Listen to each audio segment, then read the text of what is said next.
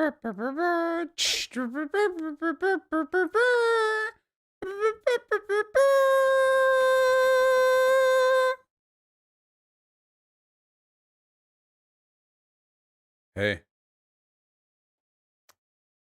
what's up? Hey, how's everyone doing? I don't know why I have my earbuds in. Oh wait, now I remember, because I always check to make sure there's no desktop audio going out as soon as I unmute my computer. How you doing? This is the last regular stream I'll be doing before I go on Tim Pool on Tuesday. Yeah, you can so we have to enjoy our time together while we have it.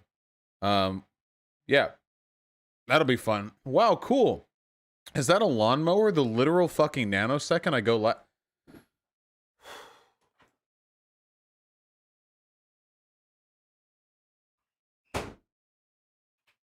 That's cool. They know. They know. Oh, I know you can't hear it. I can hear it just fine. Thank you. I believe the Tim Pool conversation is going to be at 5 p.m. PST. I'll make a Twitter alert to remind everyone. This will also not be the last stream before Tim Pool, just the last regular one, because I have every intention of doing a live stream from my business hotel tomorrow after... will it be tomorrow? No. I don't know if I can do it tomorrow, because the flight will last the whole damn day. It might have to be on Tuesday before the Tim Pool thing. So I'll be doing a phone stream and then the Tim Pool thing. The Tim Pool debate will be live. You guys will be able to watch it live. There will be no editing. You will be good and fine and dandy. Am I addicted to streaming? Do you not know how to day off? I hate not streaming on a given day. Why did he insist that it has to be in person? You know why. Do you ever get nervous during debates? During debates? No. Before debates? Yeah. Also, I'm afraid of flying, so... Did Tim Pool ask you to get tested beforehand? No. We're operating on the trust system. Anyway, let's keep it nice and calm before we actually get there. No need to spook anyone else. We have a lot to talk about. What state? Tim Pool's studio is in Washington, D.C. So I'm flying cross-country just to give you guys the content, okay? Just to give you guys the content, all right? Is Hyena coming along? I'm not putting anyone else at risk. You fucking kidding me? No, just gonna be me. It's a setup. That's why I'm packing. We're gonna be good, folks. Don't worry.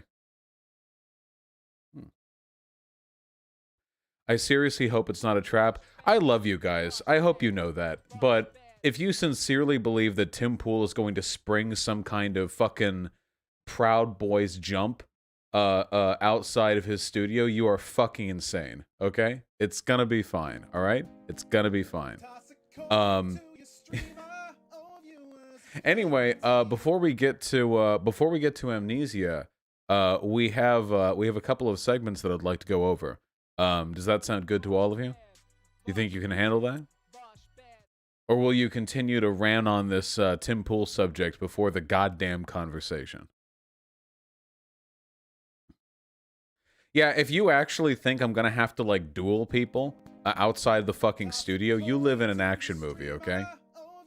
You are committed to the belief that you are a spectator in an action movie, all right? This is segment material. I'll be the fucking decider of that. What's this? I've decided I'm voting for Trump. Please don't at me. Okay, who is this person? I don't know who this person is. It's literally just some random person who's voting for Trump. That's it. Donna. Oh, Donna's voting for Trump. Oh. I mean, it's not good. Shouldn't vote for Trump, obviously. Yeah, Donna, what are you up to, huh? Do you think the Timster will try to dupe you with some shitty type of rhetorics? I think I'll be fine. Just remember that when I go there, my goal isn't to leave him crying, because I don't even know how much he believes the shit he says. My goal is to convince as much of his audience as possible. We have to remember.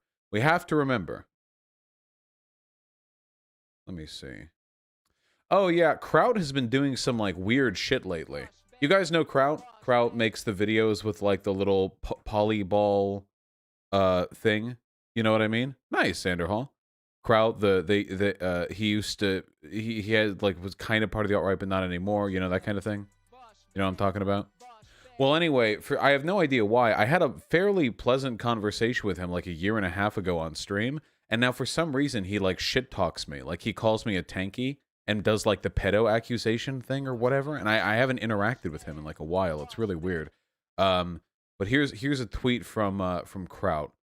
Tankies are not a thing. They are just communists of which other communists think are bad optics. So he apparently doesn't think there's a difference between like Stalinists and like ANCOMs or anything like that. Very big brain. It makes me, oh, the Poland ball thing, yeah. It actually makes me wonder if the video that he did on China was like even remotely correct, because that's a very low IQ perspective. You wrecked his video last stream, didn't you? No, I haven't gone over anything of Kraut's in ages. I responded to the Destiny Crout vid and Short Fat Otaku responded in your defense. What the fuck is going on? What? Rose wrist really fell off since you had him on the okay, hold on. You people are throwing a lot of clips at me right now, okay? His China video is anti-imperialist, though, right? Well, his China video is anti-China. It seemed fairly well-reasoned to me, but you gotta understand that sometimes stupidity can be holistic. What is this?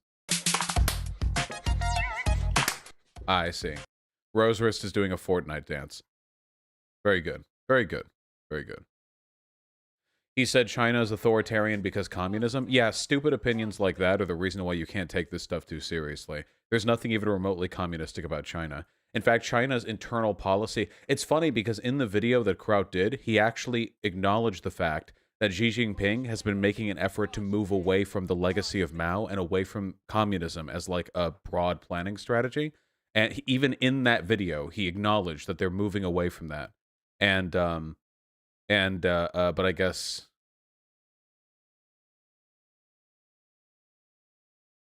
Isn't communism anarchic by definition? Well, they're definitely in similar ballparks. All right! Quit distracting me, people. Quit fucking distracting me. What the fuck are you people doing? Chill. Greenwald claims far-right terrorism is myth alongside Russiagate. Yes! Because Greenwald is a dumb fuck. Greenwald is like the definition of an anti-establishment type who doesn't actually care what the anti-establishment is. Like, it doesn't matter to him whether it's better than the establishment. It's just anything that's anti-establishment is good. You know? All right, people, chill the fuck out. We're going to run through a couple of quick things I wanted to talk about. Not, mind you, because I'm about to be gone for 3 days and I need content to fill up the gap. Let's move on.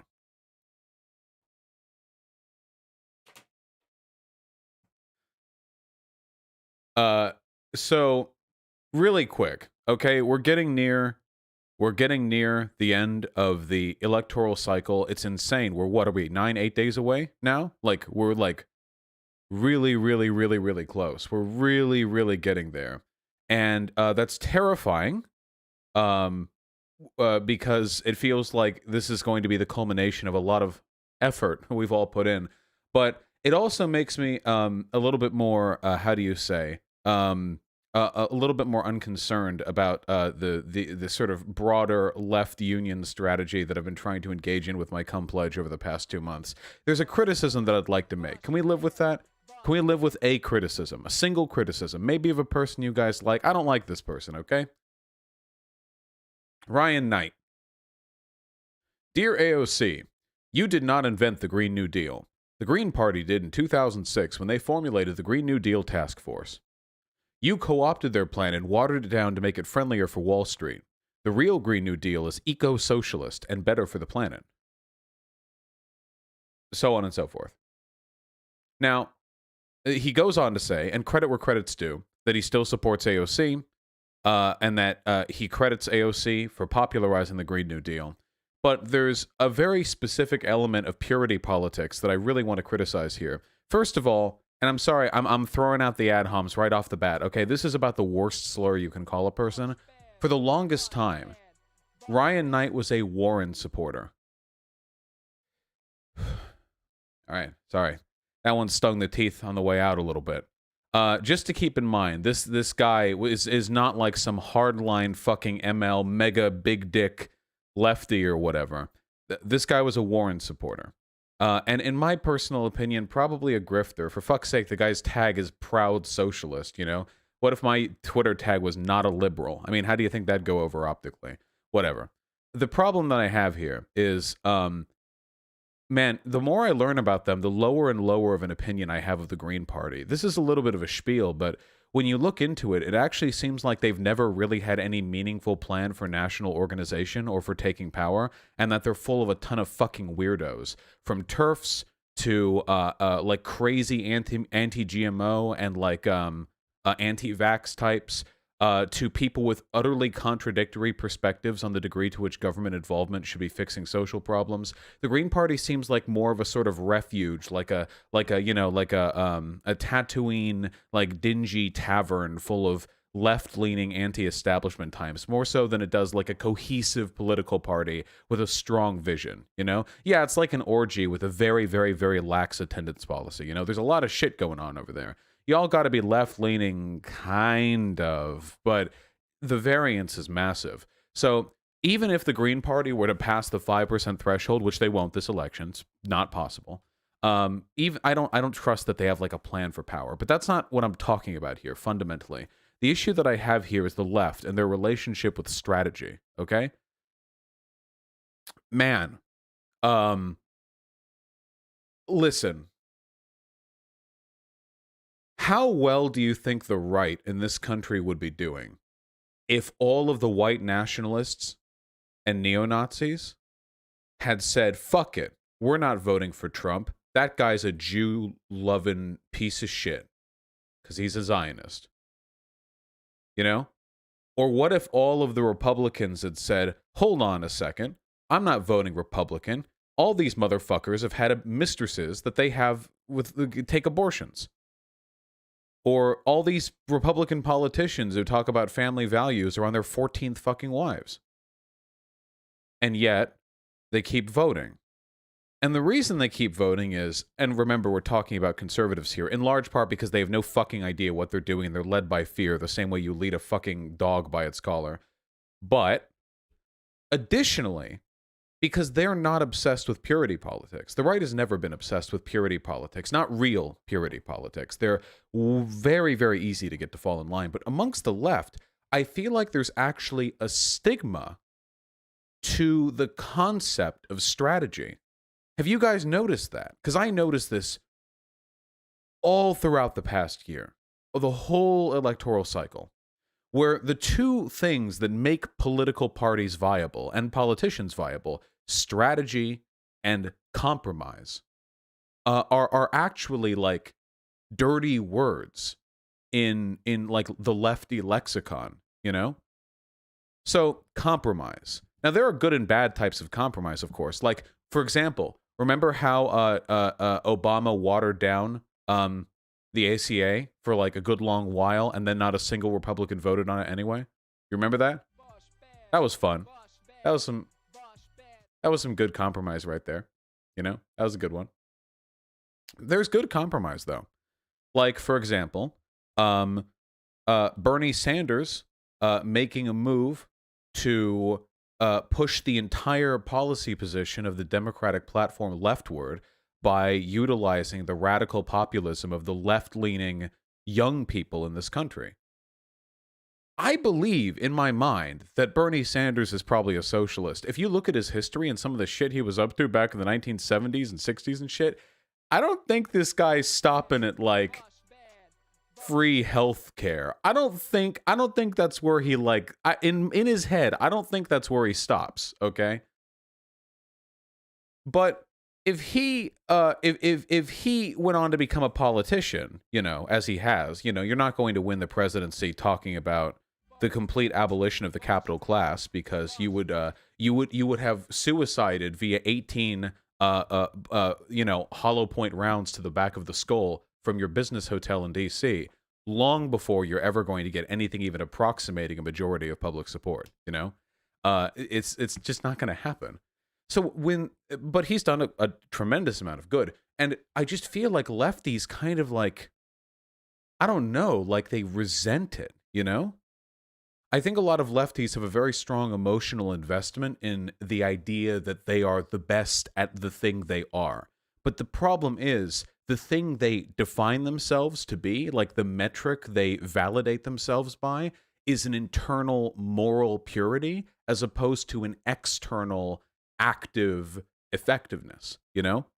I would rather, I've said this many times and I still believe it, I would rather have 100 soak dems, fuck it, K-Hive types who volunteer on Sundays and go out and vote than I would 100 Marxist Leninists who stay inside, watch podcasts, smoke weed every single day, and are genuinely considering going no fap because every single fucking time they look at porn now, they just get disgusted, but they still feel an obligation to let one out because they're distracted and they can't focus on the fucking chores they're supposed to be doing. You know, I would much rather.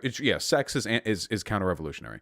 I would much rather have people who act and are imperfect than people who think they're perfect and who don't act. Like, absolutely. Like, easily, I would. And I think you guys agree with that, right? Because I know social democrats, like, in my actual life, when I went to school and when I did volunteer work and all that crap, all that. I met social democrats. And these are people who think that Norway is like a perfect society or whatever. And you know what? Those people did work. Every single day, those people did work. They did a lot of work.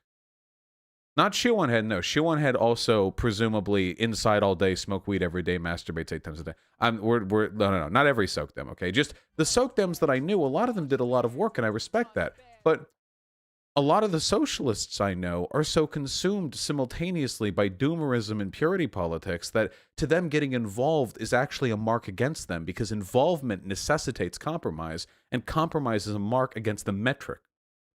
Oh, excuse me. Ooh. Oh my God. Pardon me.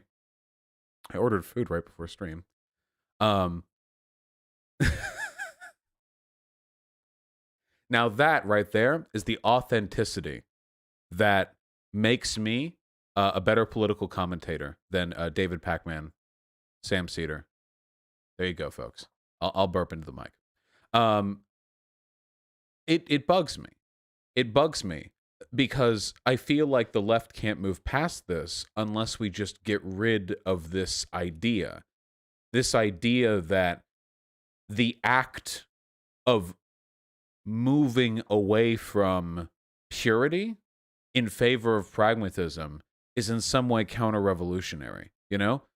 That we have to choose endlessly between a perfect iteration of revolutionary action or a complete dead still, not just standing still, by the way, letting other people make the world worse.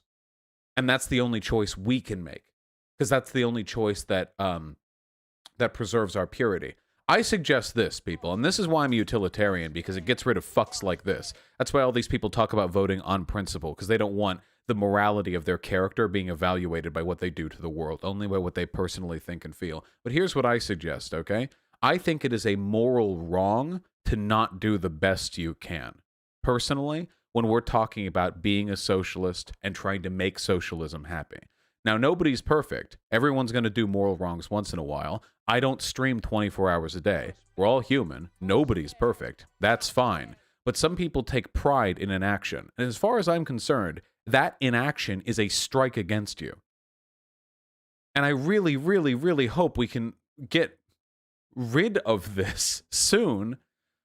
Look, I don't know if Ryan Knight's a grifter. I genuinely don't know. He's not, however, the only person who is like this. There are, fuck me, so many. It's the whole goddamn online left. Excuse me. What you heard right there was me searching for a Howie Hawkins tweet where I know that he levied a similar criticism at AOC vis-a-vis the Green New Deal and purity politics. And I guess I could go on about that for a while. Just, if you all believe. Oh, you all have it just right off the bat, do you? Here we go. I love it. AOC has repeatedly refused to call for an immediate ban on fracking or a halt to new fossil fuels. She took my Green New Deal, added 20 years to the timeline, and stripped out our call for public ownership of our energy system and a massive cut in the military budget to pay for it.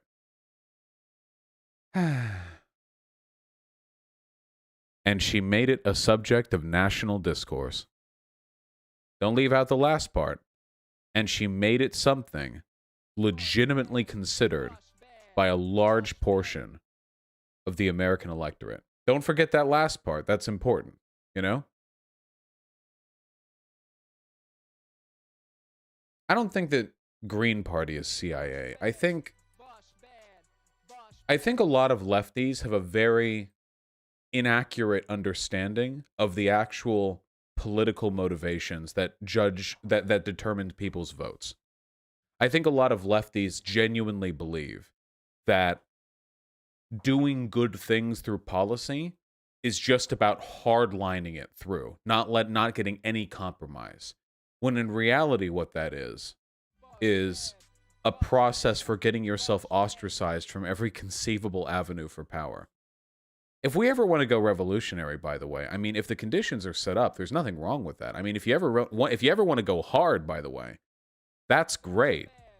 If you can win. It's only good to be hard, to be pure, to be strong, if you can win with it. If you go hard, that's great, but not if you fucking lose, okay? There are no points for failure in politics. Folks, I'm asking you, are there points for failure in politics? Sincere question. I'm genuinely asking you. Personally, I don't think there are. We're dealing with people's lives here. We're not. This isn't like a sports ball game where you get to like, oh, well, they tried. I don't care about that.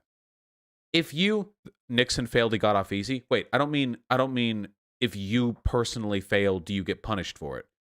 What I mean is, do you think there is any merit to attempting something in the political arena and failing in a moral sense?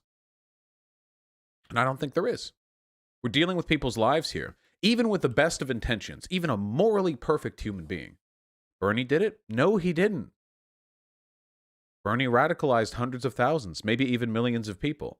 Bernie Sanders did more than you ever could have reasonably expected. Here's what an actual failure looks like. What if we got a far-left politician in Congress or Senate and they hinged their entire electability on a hyper-radical version of the Green New Deal that involved collective ownership of the energy industry, meaning there's literally no chance of anybody supporting it, and they waste their entire 2 or 6, depending if they're House or Senate, years pushing for that thing specifically. And because they're so unpopular and so ineffective, nobody supports them and they leave without having done anything. That's a failure right there. Are there points for that? I don't think there are points for that. I'm not impressed. You've not wooed my heart. Just wish we could think strategically, man. Is this channel maybe the beginning of something better? Not me, by the way. I was already cool.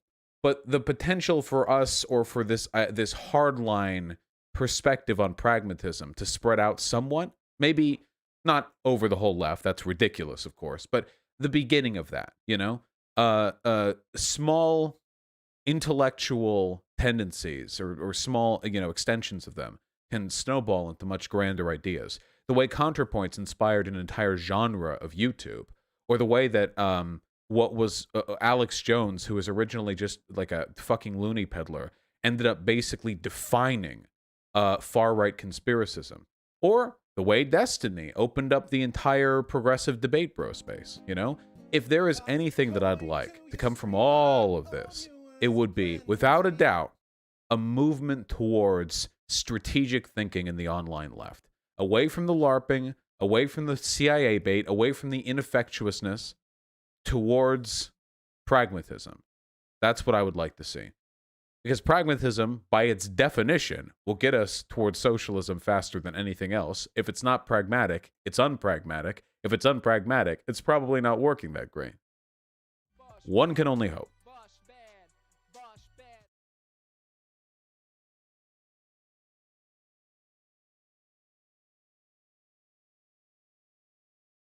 All right, hello. Nice. Nice team. Nice. Go team. How do you counter the Hunter Biden talking points? They're fucking irrelevant.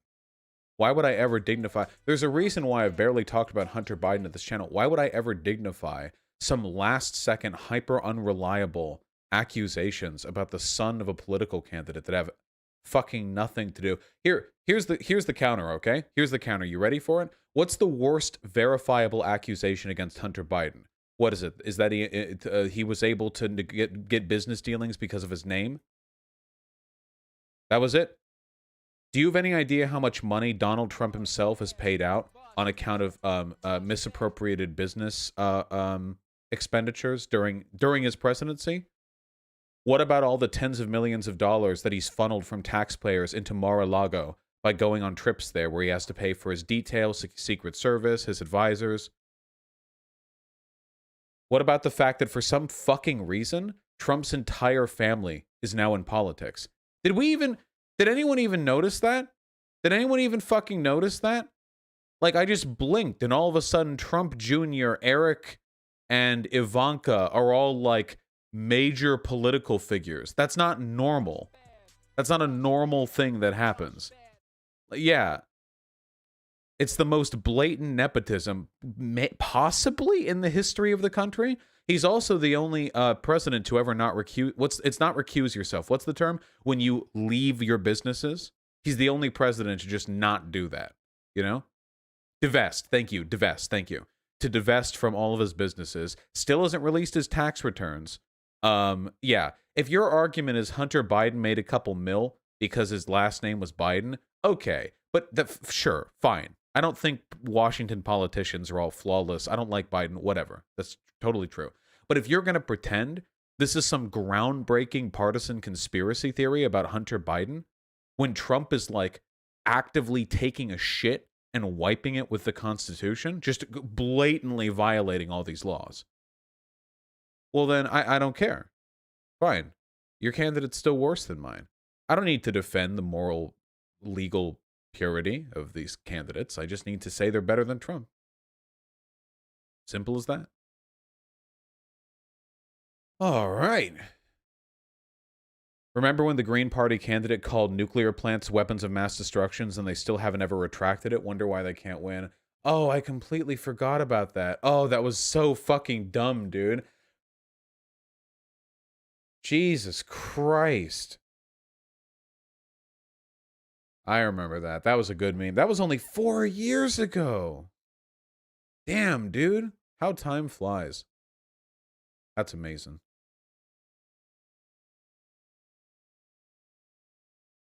What is this? Oh, yeah, this guy's dumb as fuck, too.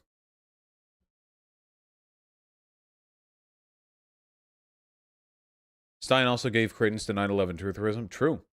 Remember when Jill Stein was an anti-vaxxer? Yeah.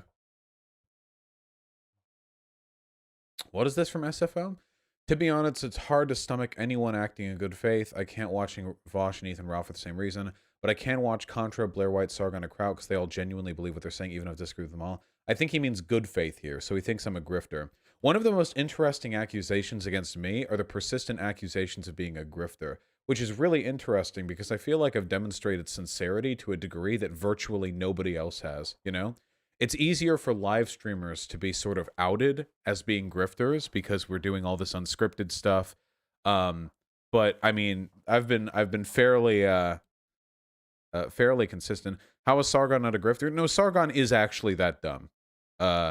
He is actually that stupid. Yeah, some people just think grifter means somebody I don't like. 50 Cent and Ice Cube are grifters. Hey, speaking of 50 Cent, you'll never guess what I'm about to speak about. If I see you in DC, can I say hi? If I'm in DC and I'm walking out to get my Uber or anything else, and anyone approaches me or says anything to me, I will shoot them. That was a joke, of course. I would never. That would be an illegal exercise of my Second Amendment rights. That is obviously a joke. I will not do that.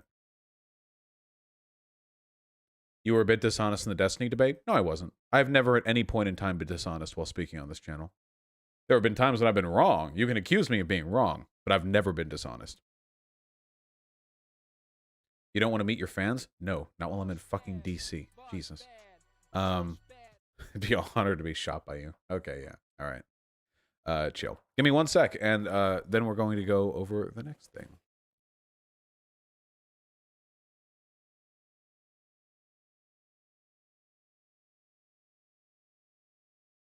When am I coming to Luxembourg? What the fuck does Luxembourg have for me? What even is Luxembourg? Can anyone tell me? Is that even a real place? That doesn't sound real to me.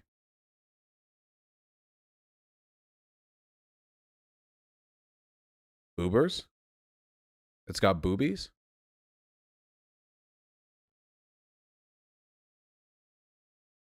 Boobies. Gotcha. Okay, that's what I'm seeing. It's a tax haven? Boobies? Boobies. Gotcha. Fat milkers. Okay, gotcha. Okay, there we go. I have no idea why chat exploded over that. I know what Luxembourg is. I just thought. Luxembourg does sound silly, though, doesn't it? Like the name. It just sounds a little bit fantasy kingdom-esque, you know? Like, Caldonia. I don't know. Is that a real thing? Caldonia. Caldonia is a song? Yes, a jump blues song. First recorded in 1945 by Louis Jordan and his Timpani 5. Okay. Let's move on. This is a dead end right here. Just a complete dead end. That just a we're up against a fucking wall right now, okay? Take a deep breath, everyone.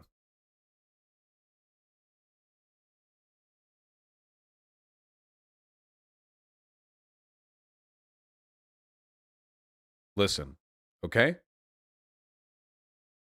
I'm so happy this story came out. Because after all of the anti-class reductionist stuff that I've said, it's wonderful that I finally, at long last, get to take the other end of the spectrum. Finally, I get to look in from the other direction. Folks, who knows who 50 Cent is? That's rhetorical. Everybody knows who 50 Cent is. Kablam!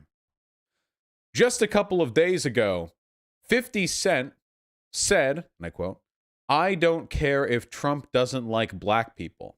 Amazing. Why did he say this? The strange saga of the rapper and power producer's foray into the election came earlier this week when he criticized Biden on Instagram over his plans to raise taxes on wealthy California, New Jersey, and New York residents by as much as 62%. The 62% increase would be levied on those who make more than $400,000 a year, while those in lower income brackets would receive tax cuts. "I don't care if Trump doesn't like black people," Jackson said on social media, along with an image of the CNBC report outlining the tax increases. 62%, are you out of your fucking mind? I don't want to be 20 Cent. 62% is a very, very bad idea. Okay, now let's pause here for a second, okay? Let's pause here for a second.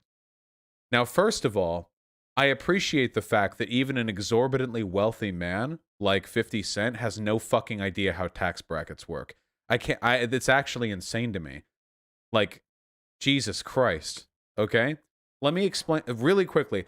Nobody knows how this works, okay? Nobody knows. I don't know. In America, I have no idea how this works, okay? When you're born, they do a fucking MRI scan of your brain. And if they detect the gene that allows you to know how tax brackets work, they fucking gut you and they throw you into the trash can outside, okay? More people die through that process than they do through abortions or whatever, okay? It's insane. Like, nobody in America. I have no idea. It's insane. Like, we purge all these people. This is how tax brackets work, okay? Are you fucking ready for it? Okay? Basically, the way it goes is you have a bunch of lines like so, and these are called tax brackets. Okay, you like that? Tax brackets. Are you ready for it? So the way this works is that, let's say this one is 10K. This one's 30K. Oh, we're struggling with the mouse. We're struggling with the mouse. Now let's do 60. 60K. Let's go. 100K. And that's enough. That's enough for a demonstration, okay? Now we get it, all right? Now, the way this works, a tax bracket works by taxing you for your income based on the income you make within that bracket. So if you make, so let's say, let's give this all percentage. Let's keep it easy, okay? 10%, 20%.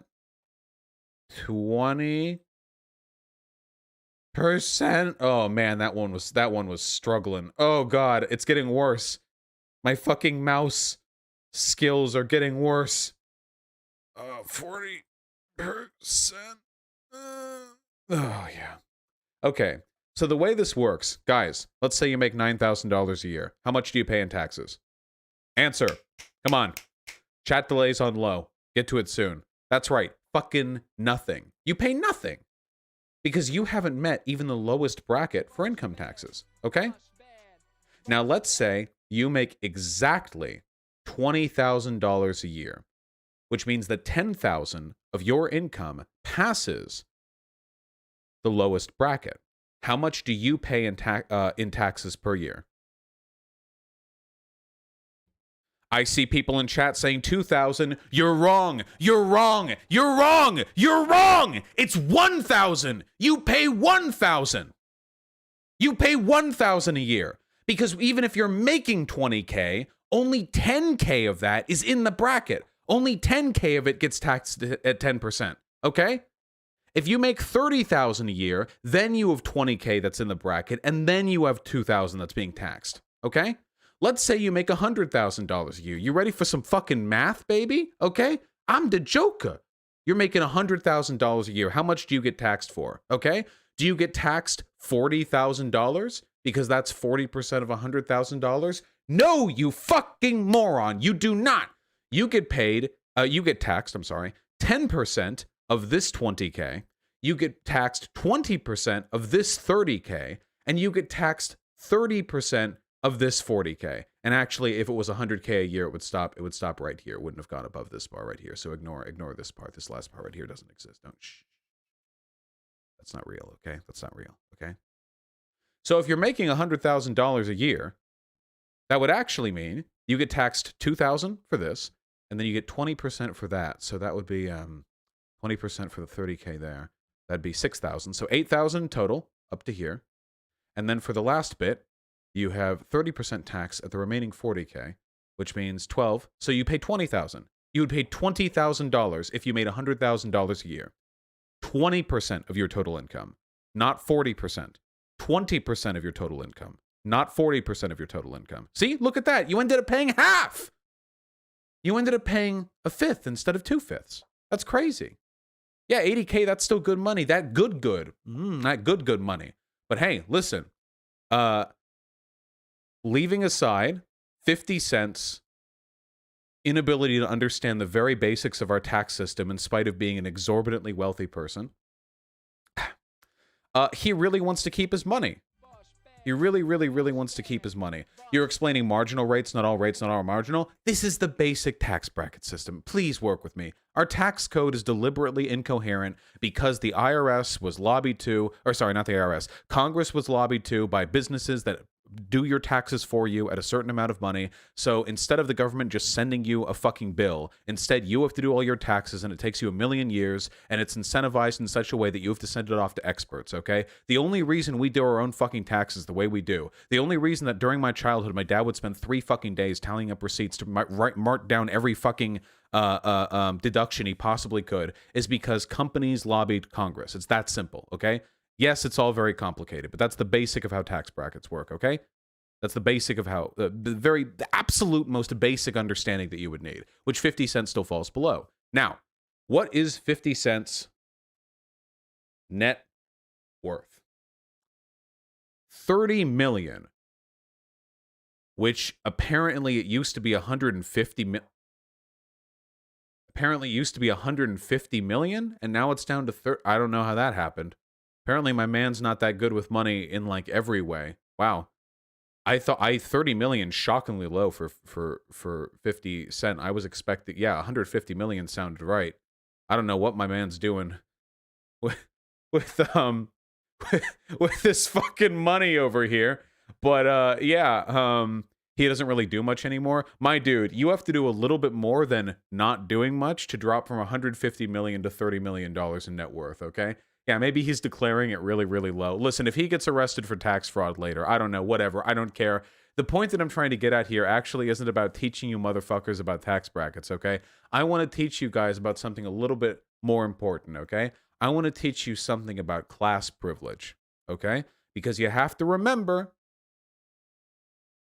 50 Cent said, essentially, that he would endorse Trump because he wants to keep his money. I don't care if Trump doesn't like black people. Now, if you've listened to any of 50 Cent's music, which I have just by way of it being on the radio, there's a very interesting contradiction here, you know? The album was called Get Rich or Die Trying, but this is more like get rich and allow other people to die in a white supremacist state. Trying. Not much in the way of personal sacrifice. It's laid out pretty clear here. For all the 50 Cents, dancing around talking about how, came from the hood, whatever, represent the struggle of the streets. Now that he has made it, he is okay with white supremacy operating from the highest offices of our government as long as he gets to hold more money. And I know this should be surprising to some of you, but when it comes to class privilege, in the United States of America, we have a very, very, very specific relationship with wealth. And it's one which is unique. There's no other country on earth that has it quite like us. In the past, I've criticized class reductionists who've said that there's basically only class privilege and class disprivilege, and that everything else is a distraction. I think that's a very dumb idea. I'm an intersectionalist, Even if you have a white and a black person at exactly the same socioeconomic status, the black person will have to experience trials, go through shit. The white person probably won't, on average, just by way of them being black. And there are a lot of other problems, Even the most powerful women in the country are frequently mocked for their biology and for their competence, Hillary Clinton is a terrible person. But how much of the criticism levied at Hillary Clinton was about her policy and her moral ineptitude? And how much of it was about how she's a disgusting, ugly bitch who couldn't even keep her husband busy, and she's ugly and dumb, and you get one period and then she's going to nuke Iran or some shit like that? It was almost entirely about Hillary Clinton's gender. Even the powerful people who are black, women, Jewish, trans, whatever, they still face unique challenges. Now, with that being said, there is one fact that I will defend to my dying breath, okay? Undeniable, okay? And it is this. Class trumps all other privileges in America. It's the overriding privilege. Because class is unique in that it can make up for other problems. It doesn't work that way elsewise. If you're poor, being white is like a maybe I'll get treated better by the cops kind of situation. If you're black, being a billionaire completely elevates you above the problems experienced by most people, black or white. Wealth can eliminate other types of biases against you, or at least suppress their consequences massively, Again, this doesn't get rid of them completely. People were racist to Obama. Powerful people were racist to Obama. But he's still fucking Obama, And I tell you, if we're talking about power in this society, Who do you think has more? A white, straight, cisgendered, so on and so forth person living in a trailer park, or a black trans woman worth $1.3 billion? I think the answer is pretty self-evident, honestly. It's pretty obvious, really. And this is not to say, again, that these other identities, these other issues don't matter, because they certainly do. But it sure does fucking explain what happened to 50 Cent. Because 50 Cent does not think of himself, first and foremost, as a black man. He thinks of himself as a millionaire, like all other millionaires do. First and foremost comes class awareness, class consciousness. It is something the wealthy have, and the wealthy work very hard to keep the rest of us from having. The wealthy always work in their own interests. Always, always, always. There are nice billionaires. There are billionaires who donate. But hey, it turns out donating to charities can get you dropped to lower tax brackets. And hey, if you do the roundabout, isn't it kind of interesting how even after Bill Gates stepped away from his company, he continued making money? That's kind of weird, you know? Philanthropy does not seem to have depleted this man's coffers very much at all. It's interesting how that works. Class awareness amongst the wealthy is the strongest binding social force in this country. Nothing else even comes close. You think transbian catgirls on Twitter are tight-knit? You think fucking super poor black guys who grew up in the hood together are tight-knit? Fuck no. Billionaires who go to fundraisers together are tight fucking knit. These people share an unbreakable bond of mutual class interest, okay? That's the reason why Hillary Clinton and Donald Trump got along so goddamn well until the fucking election. These people see each other everywhere. Every event they go to, every funeral they go to, every fundraiser they go to, every charity they donate to, they see each other there. And they all know, even if they disagree on everything else, even if one of them's a racist and one of them's black, they shake hands at the end of the day. What was it Dianne Feinstein said about Amy Coney Barrett after they were done grilling her, you know? I am just so impressed by how well-read and knowledgeable you are. And they gave a big old hug. What is it that he said? It's a big club and you're not in it. I think it's important to remember this about the celebrities that we like, about all the wealthy people we think represent our interests best. Yeah, George Carlin. Thank you. Yeah, that did come from him, didn't it? I think it's important to remember that at the end of the day, all of these motherfuckers who claim to care about this issue or that issue, at the end of the day, they're clutching their purses harder than they are anything else. Now, not all of them are terrible people, okay? There are wealthy people who are legitimately sympathetic to the interests of the proletariat. I'm not denying that. And 50 Cent's always been kind of a cunt, as I understand it. But this is a systemic issue. And if you can see behavior like this made manifest in people whose literal fucking identity was about inner city black culture and making it as a black man, and even these people can end up elevating above those ideas to one in which their sole and only concern is protecting their bank account. Yeah. It's pretty fucking bad. Anyway, apparently he also has a shitty video game. I think I played that game. Was it 50 Cent Blood in the Sand? And he gets like sent into the Middle East to like help us fight Al-Qaeda or something like that? Yeah, I remember that. I think I actually had that because I bought it out of curiosity or something like that. Yeah, it was like a soldier. Yeah. 50 Cent Bulletproof Blood in the Sand. Yeah, there were two of them. I think I only had Blood in the Sand. Yeah. Anyway, it was fucking terrible. It was a terrible game. Absolutely terrible. It was not good. But none of this really matters because 50 Cent has changed his mind. Now he says he never liked Trump and he's moved back on this position. And that's funny. Now, I have to ask you, I'm genuinely curious, okay?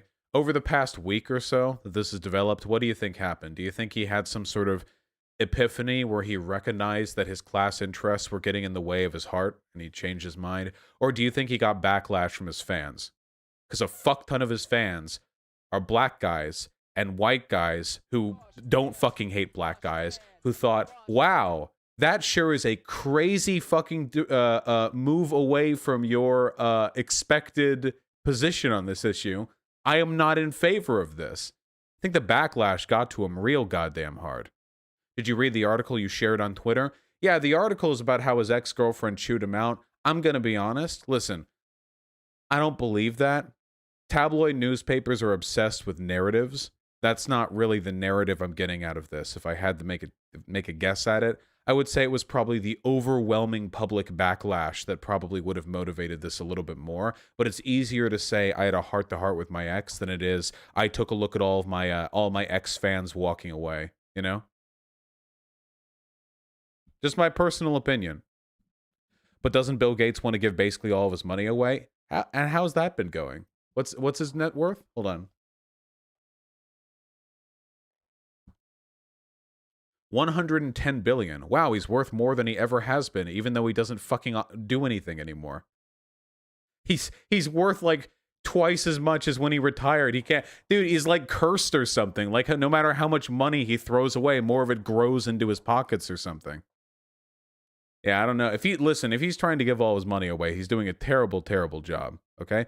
We are on track to getting rid of polio, though. Hey. Did I at any point say that it's bad to fight polio? Or did I say wealthy people have a superseding class interest that dictates their interests and behavior better than any other identity-oriented interest? Also, by the way, personal opinion, think it's real fucked up how my camera's shaky. What are you going to do? Think it's real fucked up how Bill Gates has essentially privatized like all aid to Africa. Does anyone else think that's weird? Come back here, you. The fuck are you doing? Does anyone else think that's a little bit strange? He's basically like the main apparatus for providing aid to Africa these days, you know? And at this point, like, he's essentially privatized it, and he's still making money from it, and it's really, really weird. Yeah.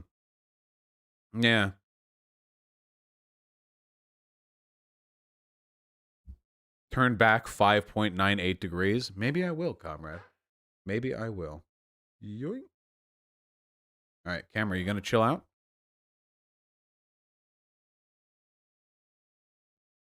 Nicely done. How do you make money from charity? There are a lot of ways, okay? But don't expect me to be able to give you a breakdown of every sneaky trick his army of accountants do. Look how much 50 made from vitamin water. I genuinely don't care. All right. Nice fucking meme. That took way longer than I expected. Check out these Texas polls. Yeah, apparently the Texas popular vote has closed. We'll see how that actually pans out.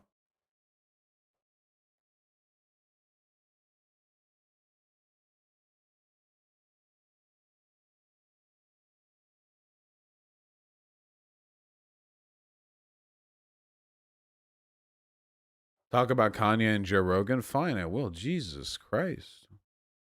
Trump and Biden are dead even in Texas. Okay, you don't look at the popular vote. Look at the forecast, okay? The forecast still has it 38 to 62. It's the popular vote that's evened out completely. Because you have to take into account factors which can lead to a mismatch between popular vote polling and actual outcomes, like participation of young people, for example.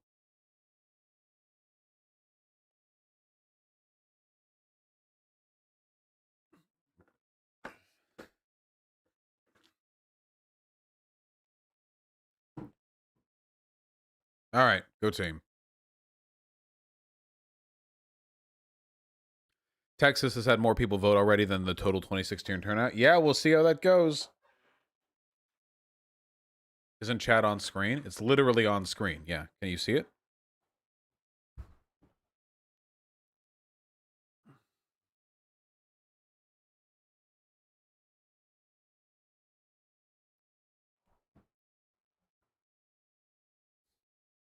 Is YouTube chat doing shit? I don't fucking know. It's YouTube chat. Anyway, we're getting hella distracted today.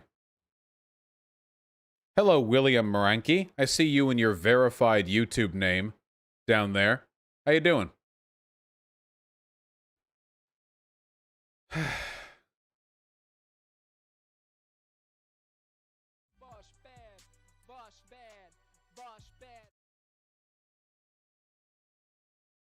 So, before we move into this, there are two things, and exactly two things that I want to say. Okay? Why Kanye West is running for president from Joe Rogan. The first thing I want to say is that I do not give a shit about music, and while I have been assured from many very respectable people that Kanye West is a genius who should be respected for his incredible talent, I am not at all familiar with whatever criteria one would use to determine that genius. I am a neutral outside observer to this entire process, okay? So forgive me if I do not pay deference to this man properly. Secondly, and I believe this very sincerely, I think that Kanye is very mentally ill, and I think that the continued media cycle on him has done nothing but exacerbate the conditions which worsen his mental illness, which is deeply unfortunate. And while this is normally the point I would say, that's why I won't be talking about him, I'm not a fucking idiot. He's a subject of international discussion. I'm not contributing in any meaningful way to the problem here. But I do want you all to know, in my ideal world, he would just sort of fucking chill, and we would all chill too, you know? That's what I would hope for. You know, we could all just chill. Not really international. Does Kanye not have much of a presence in, like, Europe? I kind of assumed that Kanye was big enough to be relevant in Europe as well, but I guess that may not be the case. He does? Yeah, okay, that's what I figured, yeah. I mean, certainly mostly in America, but yeah. I didn't think international was an overstatement there. Yeah. Anyway, why Kanye's running for president? Hit me with it. The Joe Rogan experience. So, what are you doing? You running for president? True. Yes. What made you decide to do that? Aren't you busy enough? Clothing company, successful rapper, family man. Yeah. It was something that God put on my heart back in 2015. A few days before the MTV Awards, it hit me in the shower. And when I first thought of it, I just started like laughing to myself.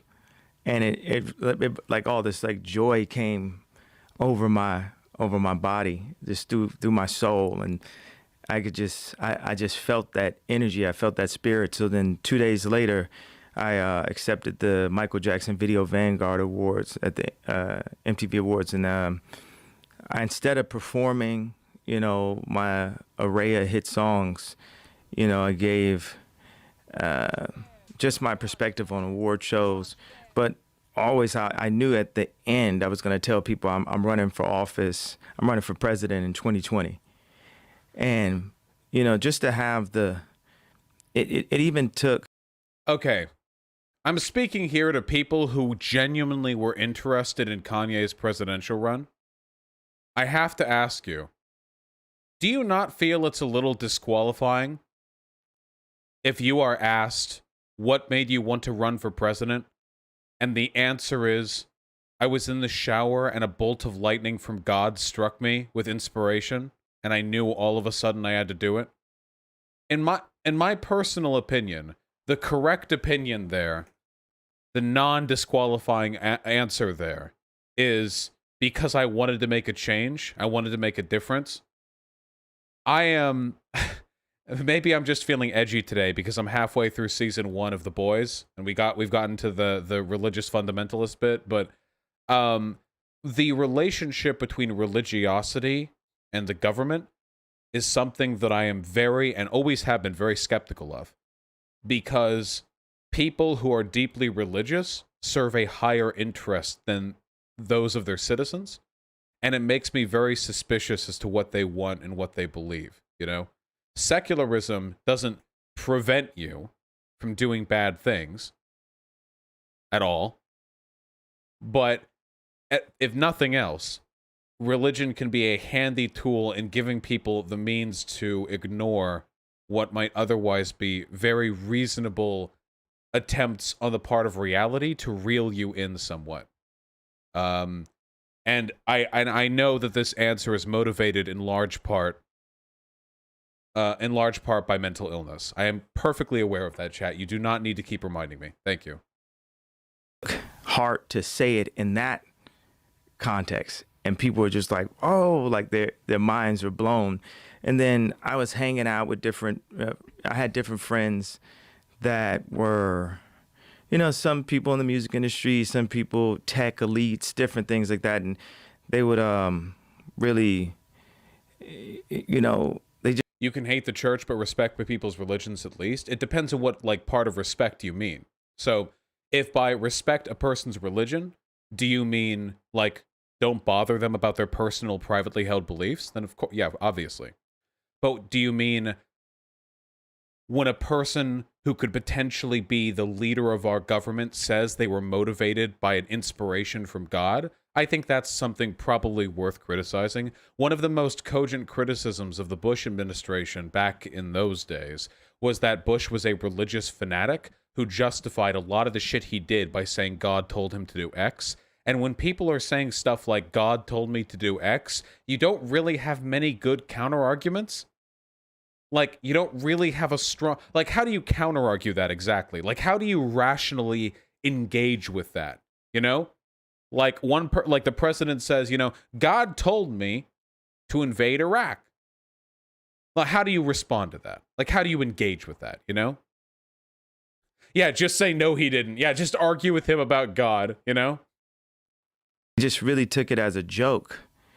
And they're telling me all these millions of reasons why I couldn't run for president. I remember running into Oprah 2 days or 1 day after that. And she's like, you don't want to be president. And, people just, thought projecting, putting this on you. And I remember saying one of my responses to one of the people one of the naysayers was, well, I'll definitely be a billionaire by that time. And not that that's a reason why someone should become president. But it's to say, at that time I was around $50 million in debt. And I knew I had the confidence that I would be able. Wait, has Kanye's been $50 million in debt? I thought this guy was fucking bonkers rich. Is this real debt, or is this is this real debt? Or is this I just needed to pay it down, but I have billions on offer? Kim had to bail him out? Wow, I actually didn't know that. Kanye West's net worth is now apparently up to $5 billion. Damn, that's wild. These people's wealth bounce around so fucking much. It's crazy. To turn that around. And now, just going into... I want to just give you that's a clear answer. Right. So I know what you're saying. I don't want to go off on too much. No, it's of a okay. riff right there. What you're basically saying is you know how to set goals, you know how to achieve them. But what was Oprah's rationale when she said you don't want to be the president? What was she saying? Because remember when people were saying that's our next president? Remember when Trump got elected? They showed Oprah and they were saying I believe it was NBC tweeted it. This is our next president. A lot of people wanted Oprah to run, and they felt like if Trump could win, Oprah could win. When I saw Trump win, I was see, days.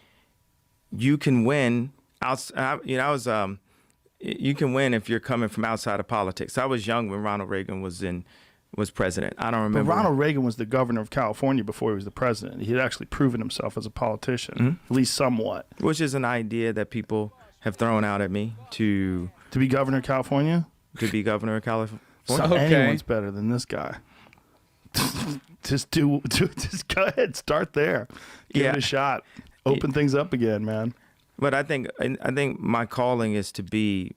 I believe that my calling is to be the leader of the free world.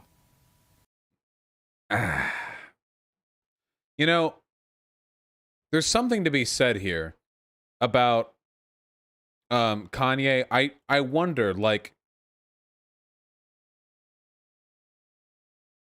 how many politicians have an identical thought process, but just don't say it out loud? You know?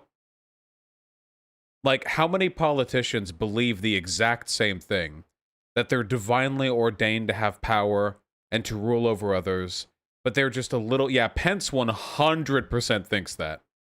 When Donald Trump got COVID, wasn't there literally an article that said that Pence said God was preparing him to be president of the United States or something like that?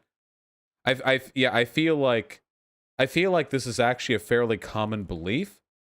The only difference here is that Kanye isn't well enough to hide it, which is maybe better? I don't know. There are a lot of politicians who I really do just think are like empty sociopath vessels who are just acting out some sort of grand revenge scheme against the planet they think wronged them. And I wonder how much better the world would be if all the people who were like that were as open as Kanye is, you know? I mean, if it's in God's plan that part of my path is to be the governor, then that's fine. But my calling is to be the leader of the free world. So when you say this, like when you say your calling is to be the leader of the free world, what does that mean to you? Does it mean do you have a plan that's different than the plans that have been implemented before? Does it mean that you have ideas? What kind of plan? Like the plan to be the leader. Like what would you do if you were the leader of the free world? Like what would be different about the way you would handle things? Like if that's your plan, like what is it about that is your calling? Like why would you want to do that? Like what?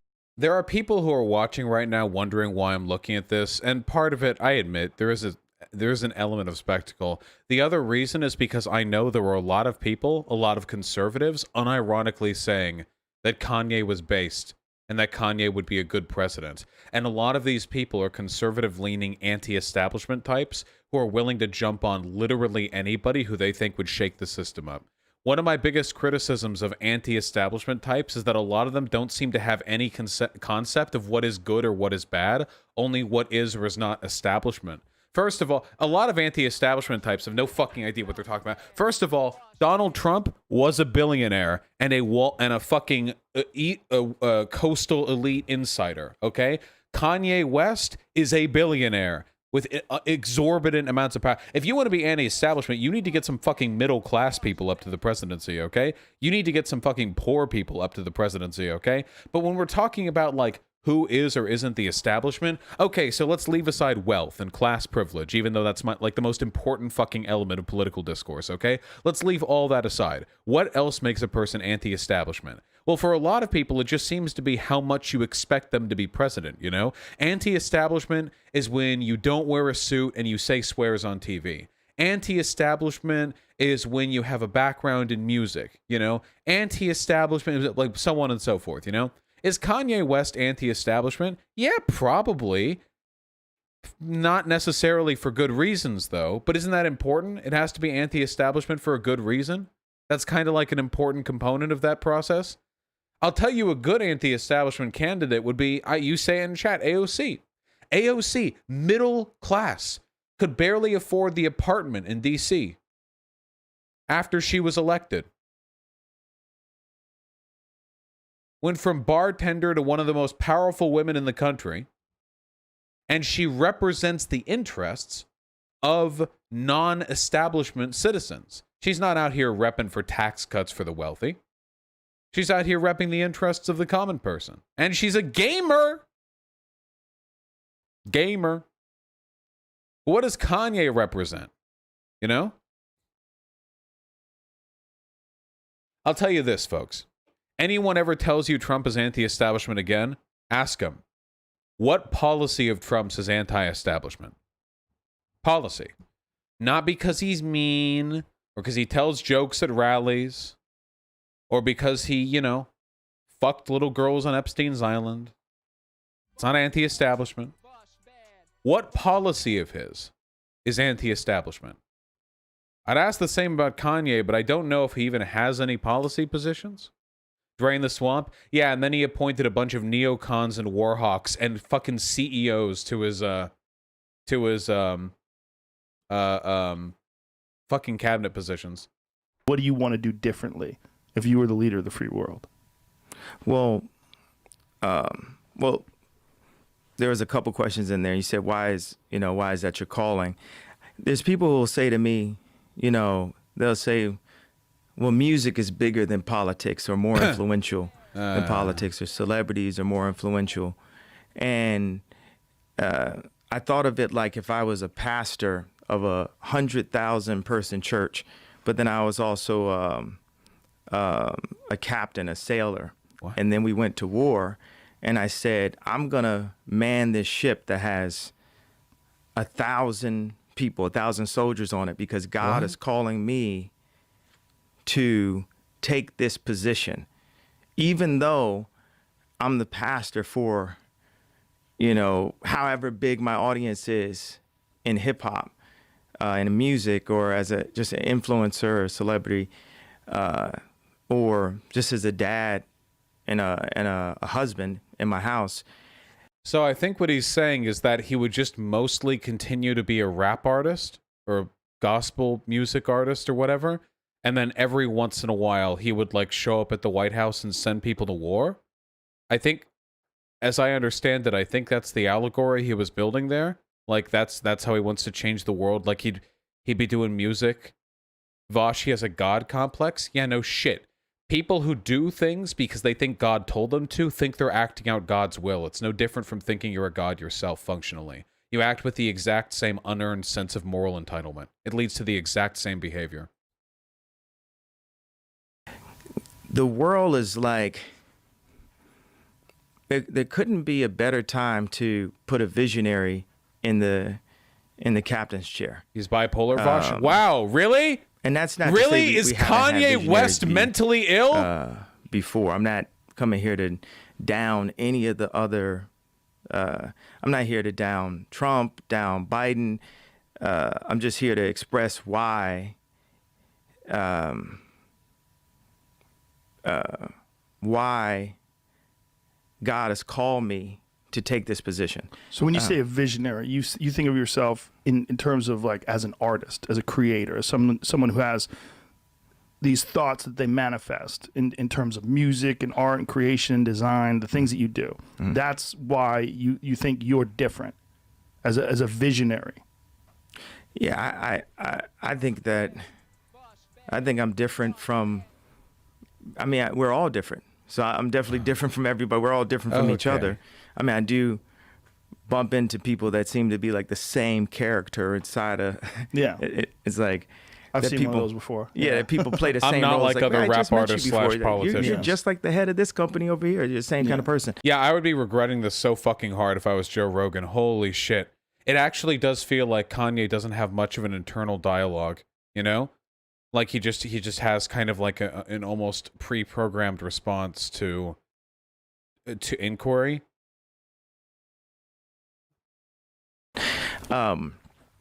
Yeah, I mean, I manifest, I see things. I'm a great leader because I listen and I'm empathetic and I feel the entire earth and I feel us as a species, as the human race. Like sometimes people think of utopia as almost like a negative word. That's like, we couldn't have that, but I do believe in world peace.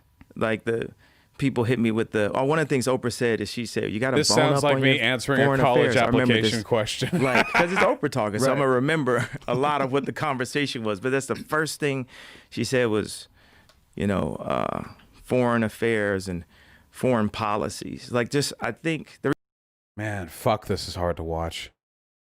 What are the comments like? Hold on, I need to know. Can't wait till 2040 when Billie Eilish is going up against Little Peep's hologram in the presidential race. Okay, that's good. I'm fine with that. Joe's expression at 348 is my expression this whole interview. What do we got? Yeah, okay. Yeah, it feels about right. Yeah, okay. Yeah.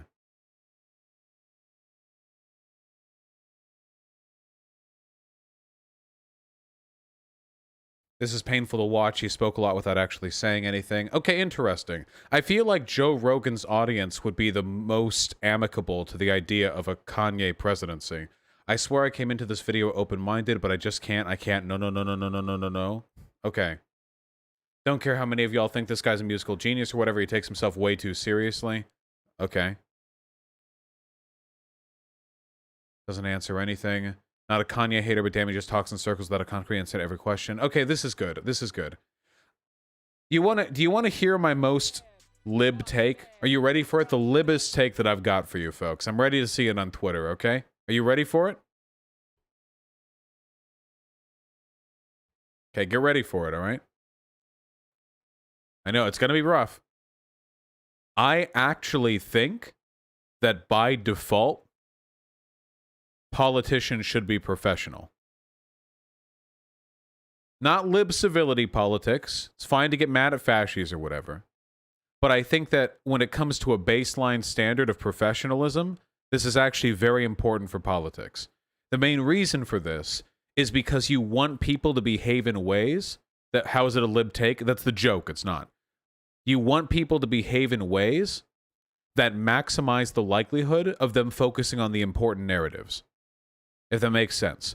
Politicians, I don't mean just professional in the sense that they're competent. I mean professional in the sense of their decorum. Because if politicians are measured in the way they present their ideas, it increases the likelihood that we focus on issues that are most important. This is one of the things I dislike the most about the Trump presidency.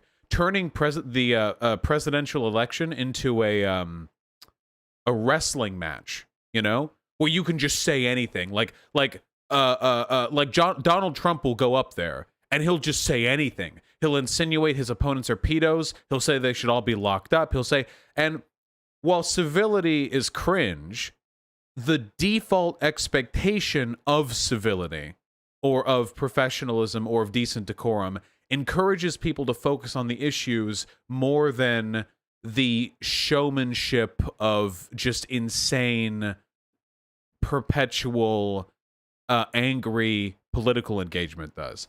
And that's what I'm worried about with people like Kanye. Listen, I'll tell you this, folks, okay? I have nothing but sympathy for Kanye. Kanye's got bipolar disorder. I've got bipolar disorder. The difference is I medicate. Critical difference. Turns out it helps. But let me tell you, folks. Oh, he has more than bipolar, for sure. The issue is, you're saying politics shouldn't be entertainment. Politics should be entertaining when you see your side win and the world made better. Politics should not be entertaining because all our politicians are swaggering drunks who are loved and valued more because they put on a show than because they actually affect the world in a meaningful way. That's my belief. Listen, Kanye is bipolar. I feel sympathy. My sympathy would go through the fucking floor the nanosecond he becomes an elected representative of the United States population, okay? It's all fun and games until somebody gets elected, all right? I'll tell you that much. You know? When people have problems like that, I sympathize, but when you become an elected representative, you are a threat to the people around you. If your answer to the question, why are you running, is because you got inspired by God in the shower and you want to do God's will, sorry. And if you get elected under that, if that's your message, your ticket, and you get elected, my sympathy dries up really, really quickly. All of a sudden, my sympathy is reserved for all the people in your fucking district or all the people who are affected by your policies. That's what I'm concerned for. I am heartened to see that Joe Rogan's audience recognizes that just because Kanye West is real, that does not mean that he is a good candidate.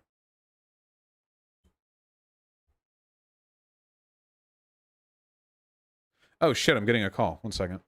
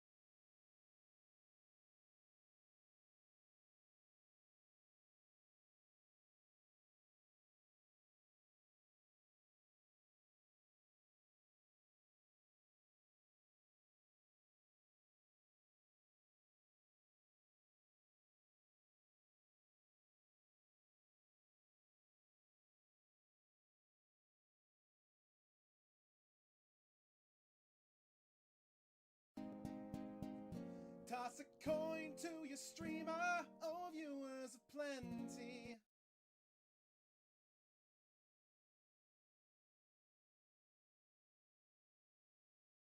Vaush bad, Vaush bad, Vaush bad.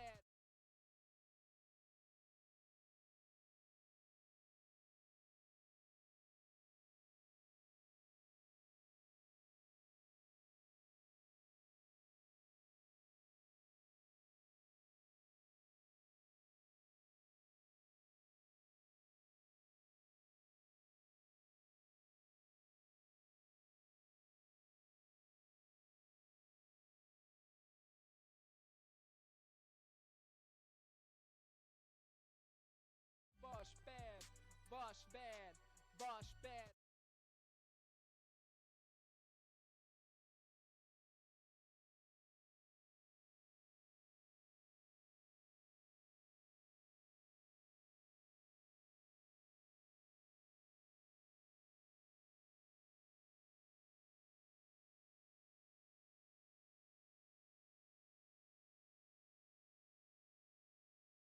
Vaush bad, Vaush bad, Vaush bad.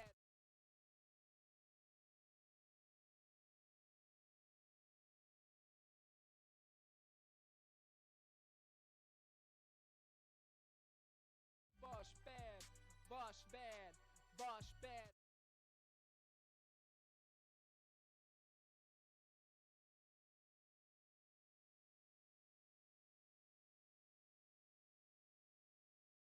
Vaush bad, Vaush bad, Vaush bad.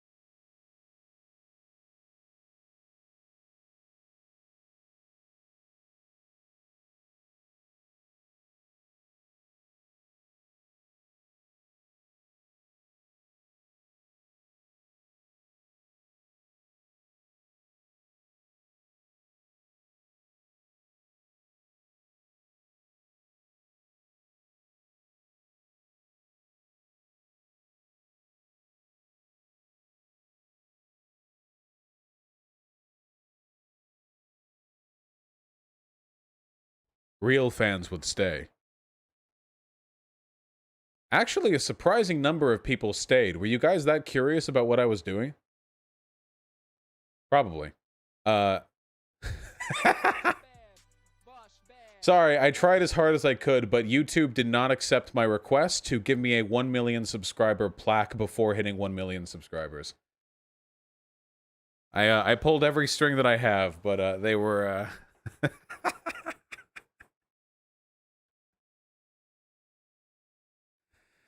oh, excuse me. Sorry. All right. Did you call Tim Pool? No, that was Pim Tool. We're preparing, you know. Let me read some donos, and then we'll get to, and then we'll get right to Amnesia, and we're going to stick right the fuck to it the entire goddamn night, because I'm enjoying that game, even though it's spoopy. A Space Whale, It's Senny, Sasha Psychedelia, and Watt Striker. Thank you all so fucking much for the incredibly kind tier 1 sub. It's true, people who attend Trump rallies do typically vote for Trump. Sad but true. Sad. Oh god. Skep Shark, Curtis, JBZ, and Vitiate, thank you all so much for the incredibly kind $5. Vitiate, thank you for defending my honor. I really, really, really appreciate it. Controversial. Chat shouldn't make insensitive baldness jokes in Tim's chat, as male pattern baldness can be difficult to cope with.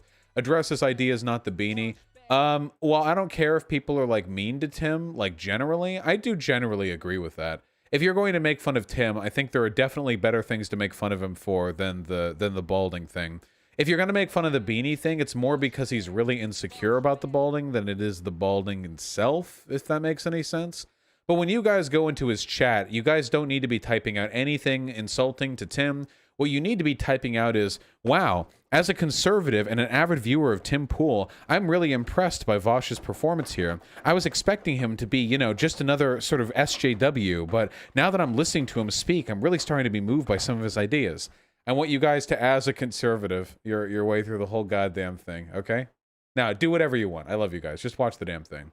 The super person, Ignorati Rigatoni Sul Arak, nice name, and Carlington, very, very, very kind $5 donations from all of you. I really appreciate that. Video rec. I was voting for Biden, but this changed my mind to Trump. Uploaded by Bedros Kulian. Right-wing astroturfing more dangerous than Candace Owens. Yeah. Isn't that the black guy who did a video where he just sort of walked around for 15 minutes? And, right? It has like 5 million views or something like that. God, these videos circulate. Sneaky Wakiki with the incredibly kind tier 4 sub. Happy to see your dono messages every time, comrade. Thank you very much. Night Larking with a very kind $20. Thank you. Sake Tanuki with the 2 consecutive $10 donations. How dare you, Vaush? AOC only introduced the Green New Deal in check notes February 7th, 2019, and Ryan Knight complained on checks notes October 25th, 2020. And look at me waiting till 2 hours after that complaint too. You know, we're all behind in the ticket. I do contend AOC could take super radical positions personally and express them publicly and still maintain her landslide victories and public standing. Yeah, sure, but we don't know what her personal positions are. And if anyone gets the whiff that she's doing one of them Hillary Clinton public versus private position thingies, then it's going to, you know, delegitimize her quite a bit. Quisius, Raw Beats, and May and Joey, thank you all so much for the very kind $2. Lennon warned us about opportunists like Vaush. I don't know what you're talking about. Lennon and I would be sucking each other's cocks in a fucking Russian bathhouse if I had been born 100 years ago. Okay, chill out. Don't worry about it. Jesus Faro with a very kind $10. Today is my birthday and Italy is starting quarantine again. Your stream saved me last time, so keep doing the good work. I ain't never gonna ever stop. I'm a lyrical, spiritual individual. Is that how you say it? Carlo Messini Lee. What the fuck is with your people's names? Messini Lee. Messini. I'm sorry, that's probably your real name. I'm not trying to make fun of you. I love you. Thank you for your content. I find you today and get addicted to your channel. Greetings from Italy, comrade. Oh no, you're actually like a fucking foreigner who just started watching me, and I fucking said... Listen, there are a lot of people who can't pronounce my last name either, okay? I love you. I'm sorry. Castrix and no pictures. Thank you both very much for the tier 1 sub. I really appreciate that. Maybe Castrix. Deism Accountant and Ali, thank you both very much for the $5. How legit is Hassan exactly if he admits to being beholden to Amazon/Bezos? Wait, when did Hassan say he was beholden to Amazon/Bezos? Sake with very kind $10. She could totally pull a Vaush and say I want, but I understand we have to get there by doing. Oh yeah, but that would like destroy her public credibility if she started doing shit like that. People can't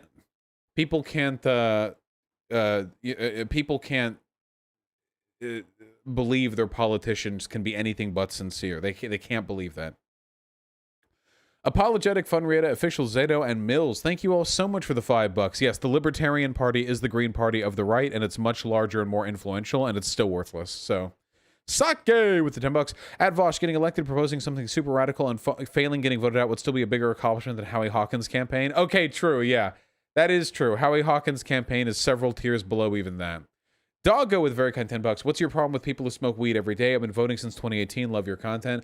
Listen, there's nothing wrong with people who smoke weed every day, even though I guess I don't know how good that is for you, like from a mental standpoint, in my personal opinion. When I'm more lambasting like the archetype of the hyper online do nothing ML, which we cannot deny has an affinity for marijuana. Rain Hollow with a very kind $10. Can you name your Tim Pool debate Flicking the Bean? We'll see, comrade, but probably not. Raw Beats and Jason Sanderson, thank you both very much for the $5. I have listened to It Could Happen Here. Yes, it's a very pog podcast. Very, very pog. Very, very pog. Very good.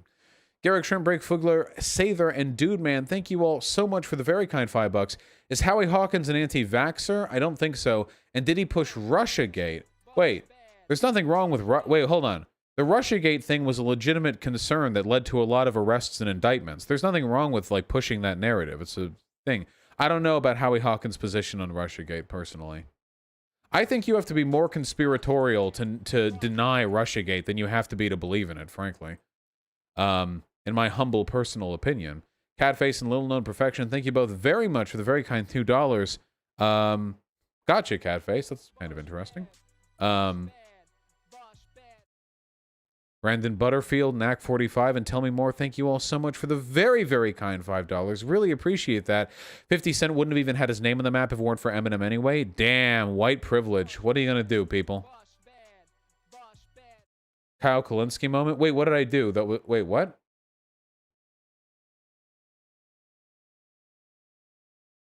Why am I slouching so hard?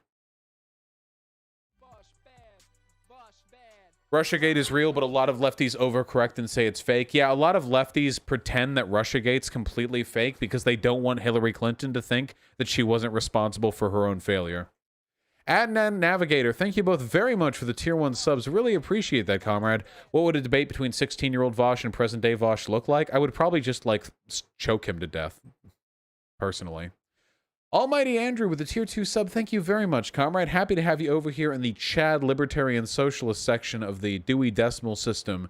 Thank you. Here's to another 2 years, huh? Blue Devil and the Nomad, thank you both very much for the $5. How much longer do you think the CEOs of YouTube and Google will allow liberal dissidents before they crack down?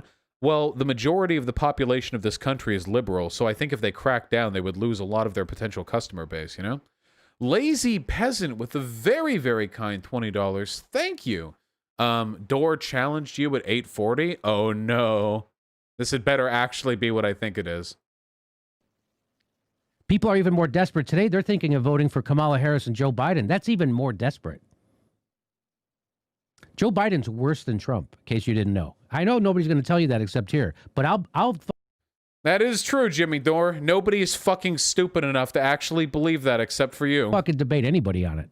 Hey. We'll just go body count. We'll just go the number of incarcerated. That's not how it works. This is Trump's first term in office. Biden has been in office for 50 years. Any politician who's been in office for that long is going to have a higher body count than somebody who hasn't. The state is an engine for cruelty, obviously. How about that? Just that. Here's Andrew Yang tweeted, this is sad. Okay, so he wasn't calling me out, but yeah. We'll get to him one day. We'll get to him one day. Darwinian Realism, Zachbin, and Rockstar Skolas, thank you all so much for the very, very kind $5. I very much appreciate it. Who do you think will run against Biden in 2024? Another celebrity or an actual politician? It's probably going to be like Tucker Carlson or fucking that one white supremacist dude. What's his name? Tom Cotton. It's going to be some bullshit like that. Diego Salvati with a very kind 100 ARS. Bill Gates Foundation, managed by Warren Buffett, reinvests donations in the stock market to keep itself funded or whatever. So basically, whenever he donates to his foundation, he's reinvesting his own money in the stock market, including his own company. Damn. Well, Warren Buffett is supposed to be a big brain stock boy, so all pulls together. Notum Cat with a very kind tier 2 sub. Thank you. Just question marks. Same with Mr. Egg Sauce, the 2 Canadian. Just question marks. There you go. Albino Ghost 27 with the incredibly kind $69. That is indeed the sex number, folks. The one and only. There is no other number that sexual. Thank you very, very much, comrade. I really appreciate that. Seriously, you are just... Mwah. Seriously, I really appreciate that. Glad you... Drop my water bottle. Glad you enjoy the content enough to even consider that, frankly, you know? Darth Nihilus and Manatee, thank you both very much for the tier 1 sub. Della, thanks the £1. Man, Joey with the $3, thank you.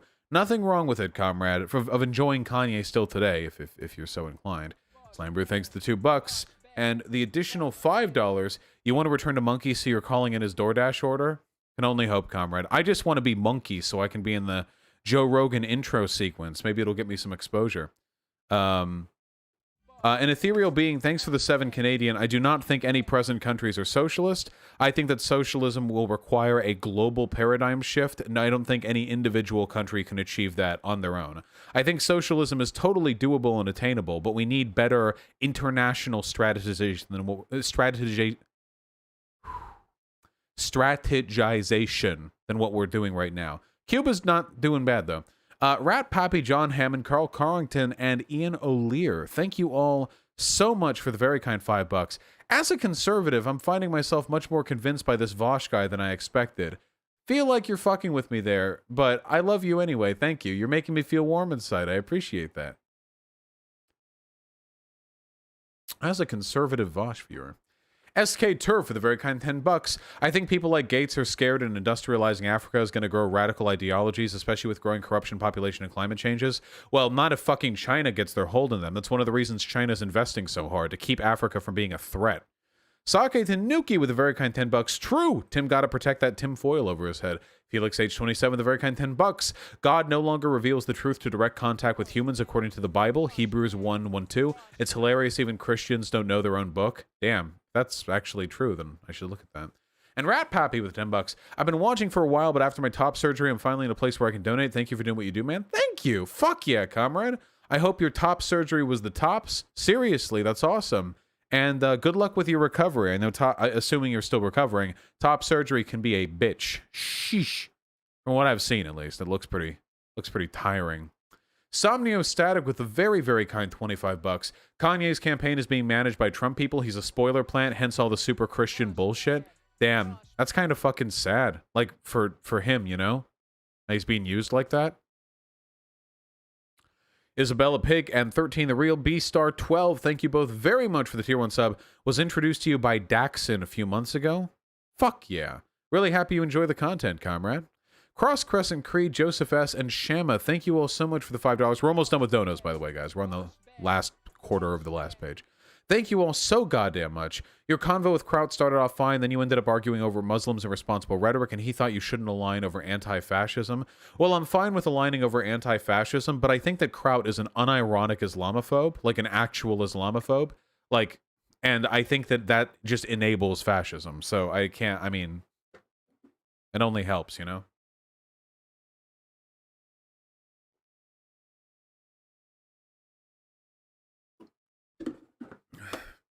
Gotta be careful. Rustic Ghost, thank you for your very real and totally legitimate illegal tender, 20 Australian dollars. Really appreciate that. The Nomad and NNY 350. Thank you both for the $5. Vaush, listen to Pat the Bunny. His music and their folk pun has turned me into a lefty. Yeah, I can give them a look, comrade, though I admit I'm not very musically oriented generally. Burn the Pigs and Comrade Nolan, thank you both very much for the $5. You should go over the new Biden voter Jubilee video. It's largely lib shit, but there's one socialist woman in it. She's based as fuck. Yeah, I can give that a look. Fuck yeah. Please go over Kanye's political platform. He does have one. Scroll past the merch in his campaign site to see it. Do you think it's interesting that a political candidate would have the merch before the policy positions? That's an interesting one.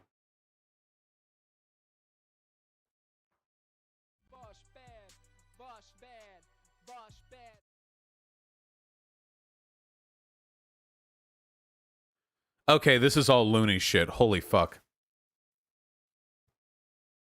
Restore faith and revive our constitutional commitment to freedom of religion and free exercise of one faith, demonstrated by restoring prayer in the classroom, including spiritual foundations. So, freedom of religion by forcing students to prayer in class. Excellent. Restore the sound national economy. Okay. Provide leadership to restructure our country's education system to serve the most at-risk and vulnerable populations, allowing the widest possible range of educational and vocational paths to job opportunities and career successes.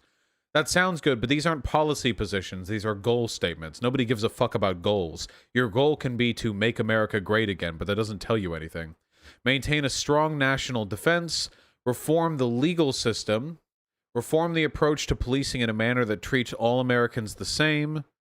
Take care of the environment, clean air and water. Ensure we always placed America's best interest first and foremost in dealing with foreign affairs, so America first, basically. Support faith-based groups to provide vital local services. Creativity in the arts should be an important source of innovation and development. Donate to Ye 2020. Yeah, this is all like do good, don't do bad shit. Lemmy101 with the insanely kind $50 donation. Thank you so much. It's not a sex number, but it is a great number, and I appreciate that. Hey Vaush, huge fan. Britbonger who's gone on a political journey lately due to your videos. I sent you a mail with my story and a key to my game. Big love. Fuck yeah, comrade. I absolutely will get back to it soon. I try to get back to every email as best as I can. Thank you very, very much, and I appreciate it. I'll give it a peep for sure. Pineapple Predator with a very kind $10. Parasocial relationships are weird, but we're in one. Well, stay strong, comrade, okay? Stay strong. I love you and thank you.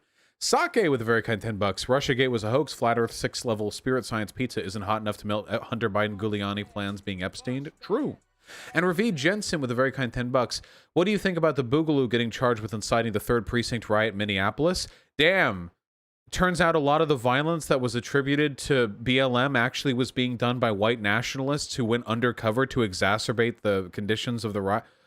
That's amazing! I think it's great. I'll go over it sometime soon. I've just been so distracted lately. I'm also distracted by how fucking not functional the AC is right now. Can we chill? Thank you.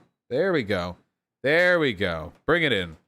All right, people. There's still a few donos, but I'm sorry. It's Amnesia time. I'll get to them in a second. Let's fucking go, baby. Let's fucking go. It's Amnesia time. The one and only. Amnesia. Rebirth. Let's fucking go. Boogaloo isn't white nationalist, though. It's dumbass ANCAPs. I said white supremacist, didn't I? ANCAPs tend to be white supremacist. Let's turn the lights down.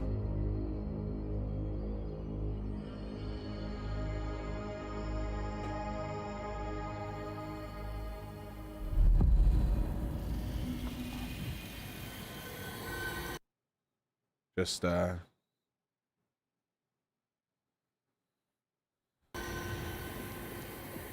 Oh, yeah.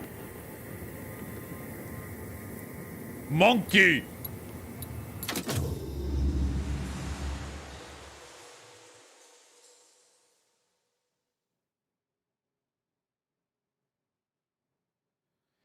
Here's the update.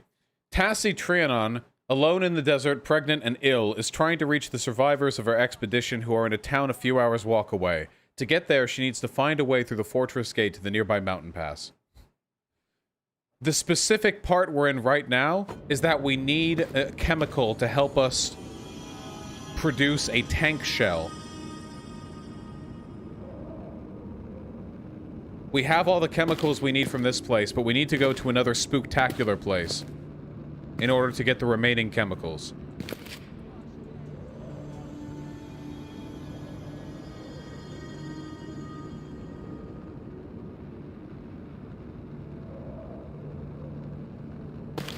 Werewolf 4! Ah, I forgot. We will now remember. Werewolf 4.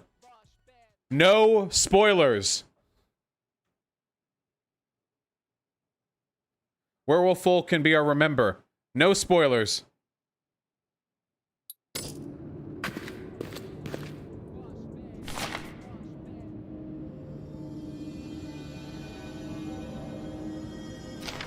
Buffs out in the sun. I need the saltpeter. Peter. We have the sulfur. We have the charcoal.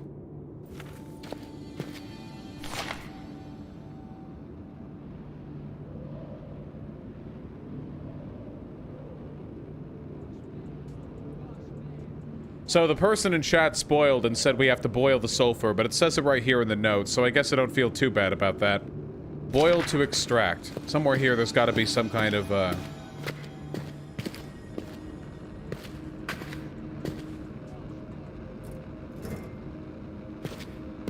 Yeah. Is this a boiler?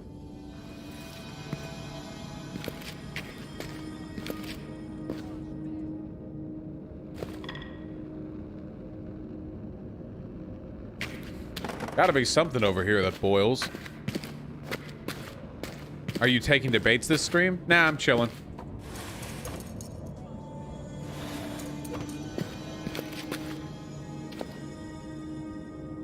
This isn't a boiler.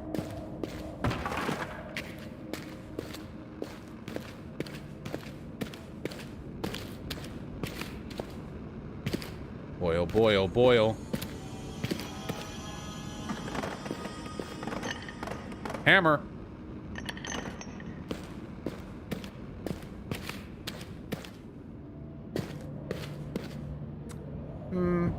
I don't think... No, no, no! Don't give me fucking insanity just for looking at that shit. Come on. God damn it. Now we have fucking... spooky shit. Fucking... Alright, well, I'm not seeing any mechanisms for boiling anywhere here. Eh.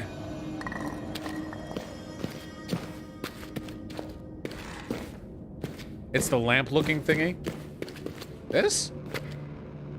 No, it's not. This is a lamp.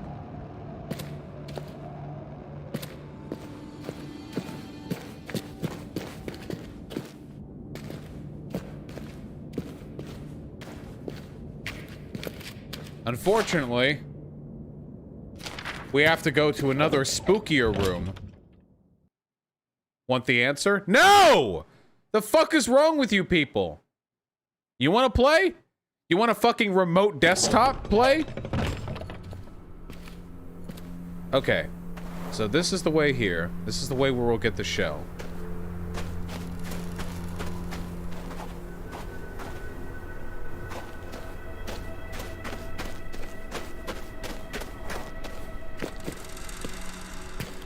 Then up here... Yes, just as I planned. We have a cannon. Very good.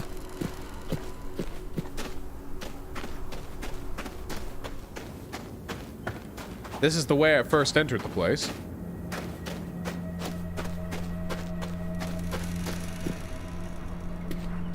This is the very spooky room.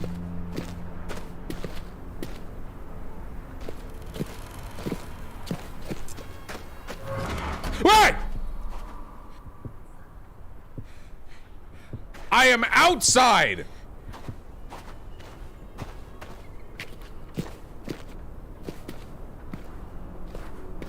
Did anyone actually see that, or was it just the noise cue?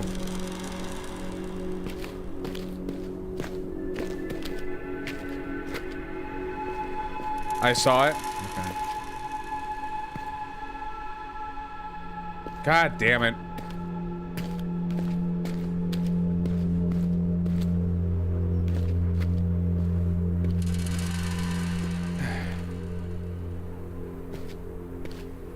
Well, we gotta go back in.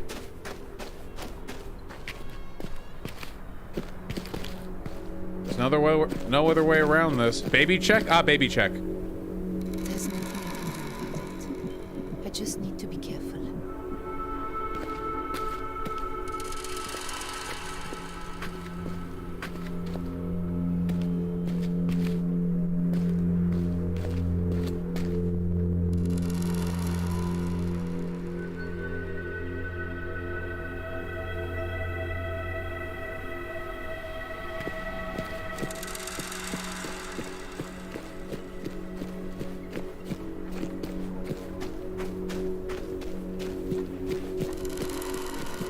Alright! So we need to get into the fucking officers. We need to get into the officers' place. It's up on the second floor, but if we enter through this way, the only way up there is via the elevator. So we want to go around. Quartermaster stores.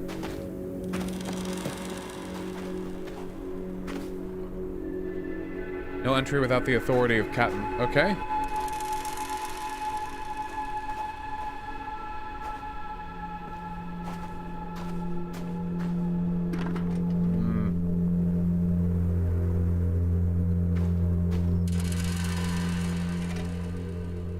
Well.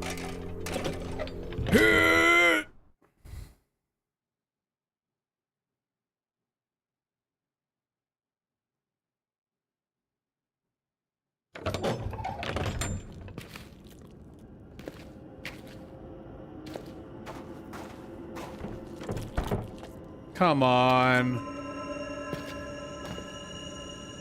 That's the store right there.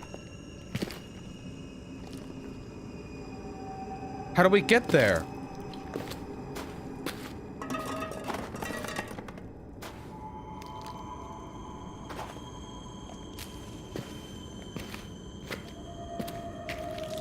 Cool.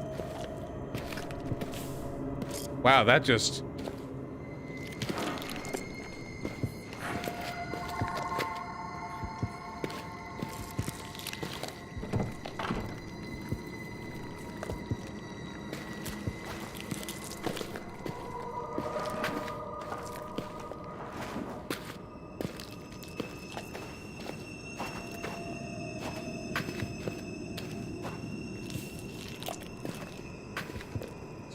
Saltpeter?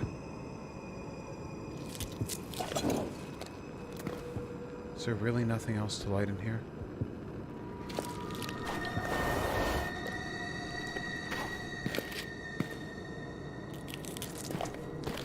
Quartermaster only.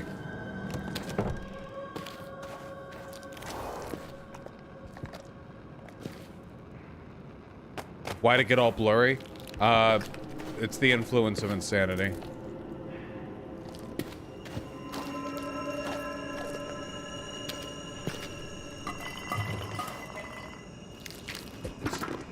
Saltpeter.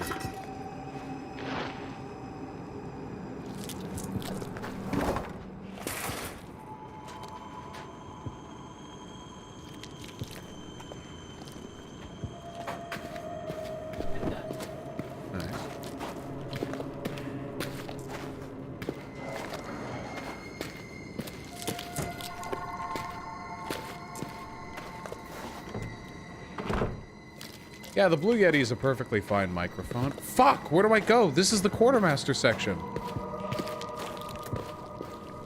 Oh. Saltpeter! Fuck! Now, where do I boil?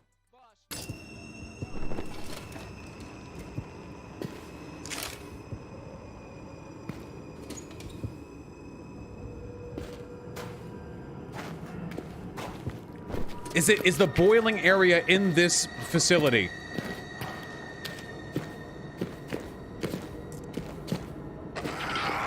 Chill!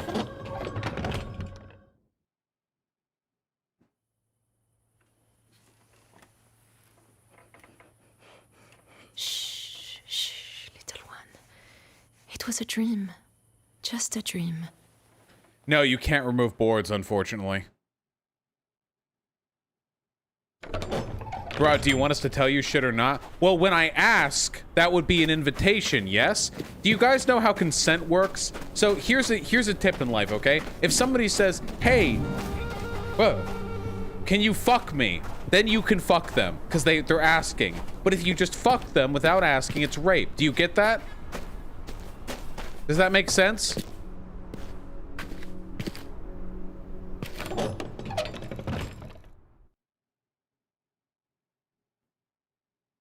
Was that a pterodactyl? Yes, that was a pterodactyl.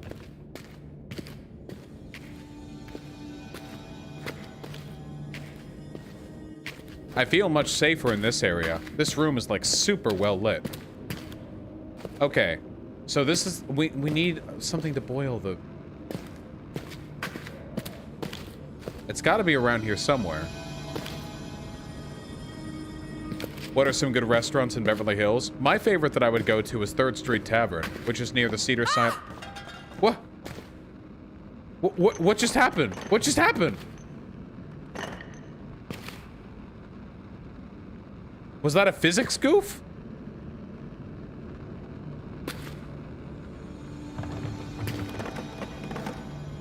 Oh.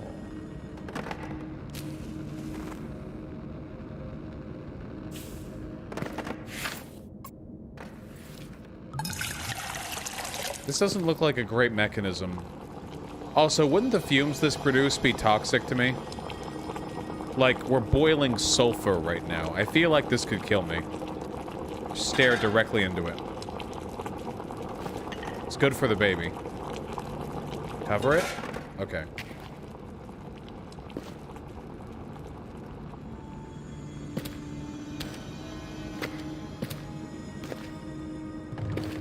Yeah, I might get superpowers.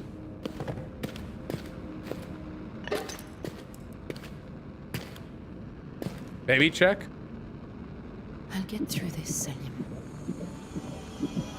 I shouldn't You know, every time you open the door, I fucking start. I'm playing a horror game. I wish you were with me. Yeah, okay. How was your session?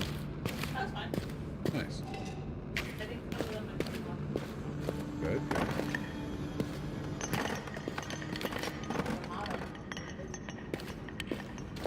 Okay, how are we doing? Alright, love you. Love you too. That how that works. Okay. All right, people, we got it. Okay. So many spiders. Fucking splat them. Not. No? Okay. I feel like this game is using the exact same fucking engine from the first Amnesia game.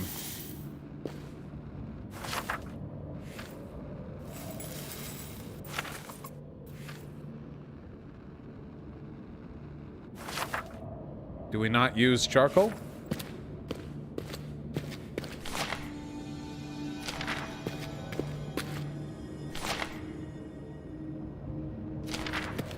Yeah, we have to grind the charcoal down. Milled. Okay, so how do we... Do not use on metal. Oil blade after use. This does not look... Grind it. Bop it. Bop it. Okay.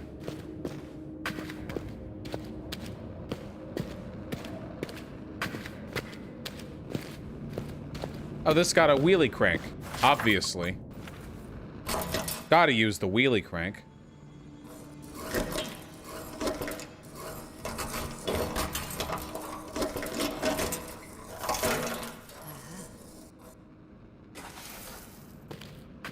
Twist it, bop it.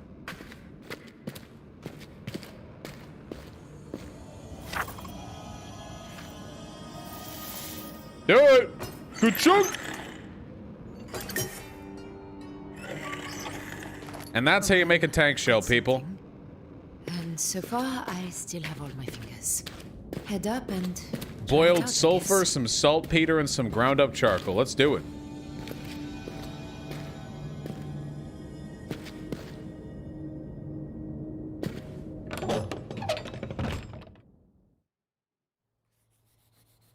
Look at this fucking kid. Kitty cat. That's a lion, you stupid piece of shit.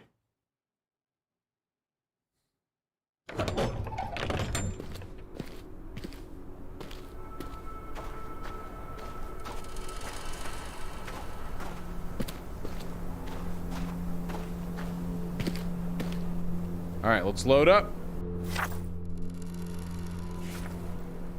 I do it from here, or is there another way I have to do it? Oh! I can just fucking go in! Hey! Bada bing! I am now invulnerable to the Djinni. The Da Vinci? Who prowls around. Where do I load this son of a bitch?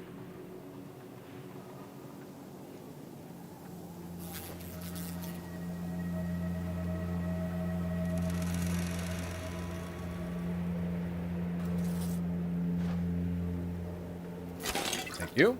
Okay. Oh, here we go.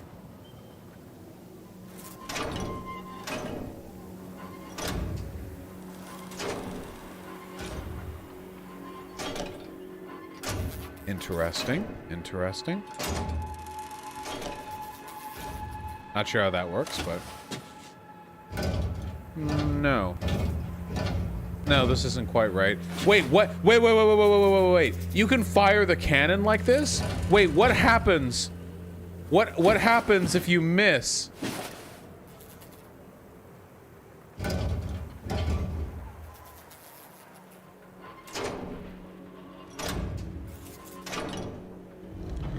Okay, I see. It's a turret lock.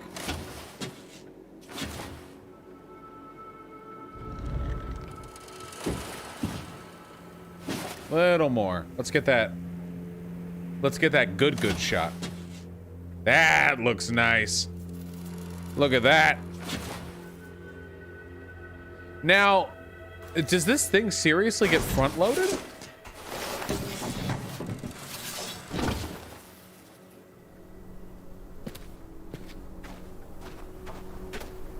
There's like...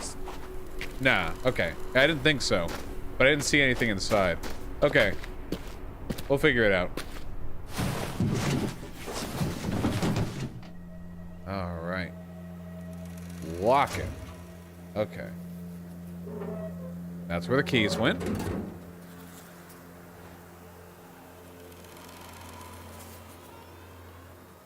No. No. Yes. I guess I have to just...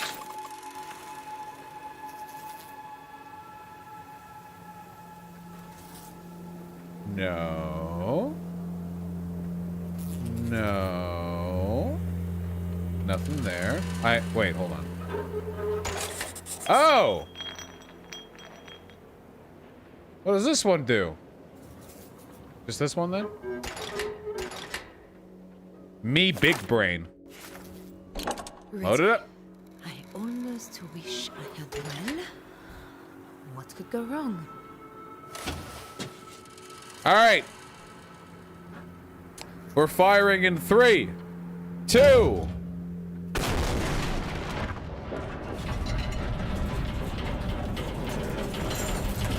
And we're getting out. Okay. Okay. What the fuck?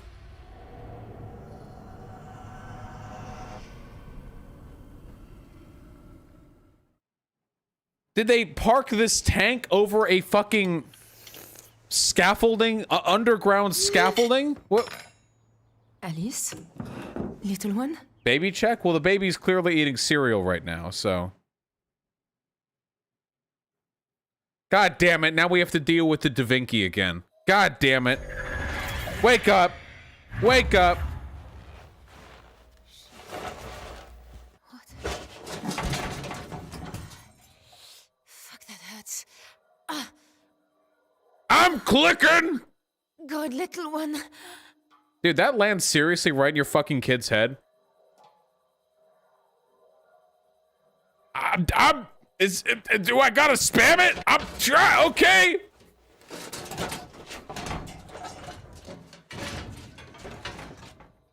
I appreciate they didn't have an indicator on screen, so you actually have to like freak out and click everything really hard. Let them break, but they're not broken now. Oh shit, we got regen powers. Are you alright? I don't know how to tell. Oh, okay. Well, Shit.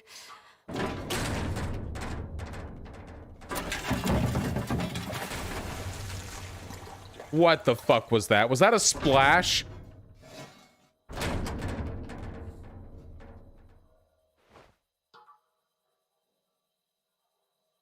Fuck this guy. Okay, we need to rotate the damn thing.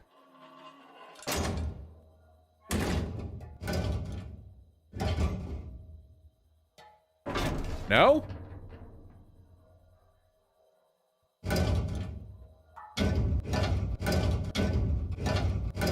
Baby check. I can't carry on like this. I need to get to the doctor. Pretty sure the baby's invulnerable until like a set story moment, guys.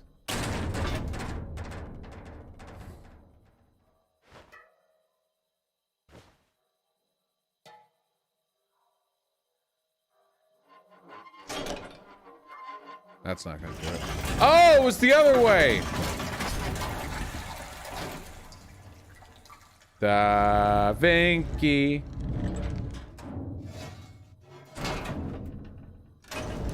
Let me out! Oh god, now we have to deal with the fucking guy again. Oh. What the fuck? Are you fucking kidding me? 4 stories?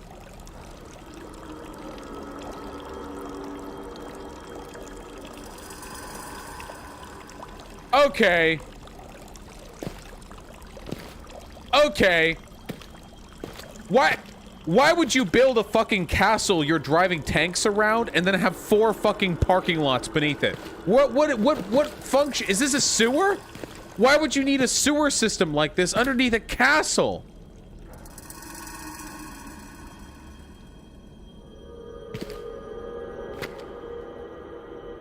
Oh boy.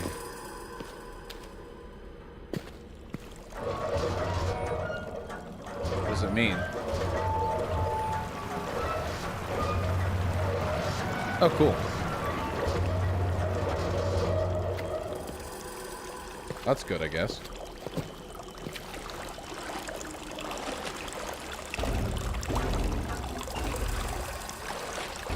The fuck is this? Cistern? I don't know if this is how cisterns are typically built, but I guess I'm not an expert on the subject. I don't think we're gonna be able to build another tank shell.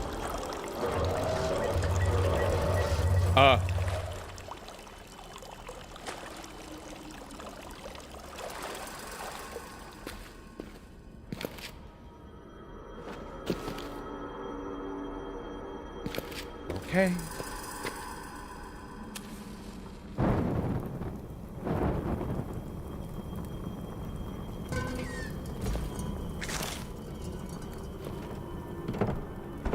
You kidding me? Oh no.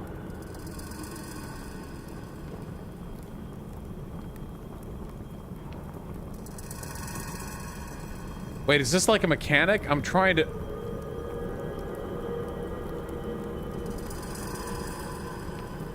The relationship between the direction I'm moving my mouse in and the direction the fucking door knocker is going in is completely...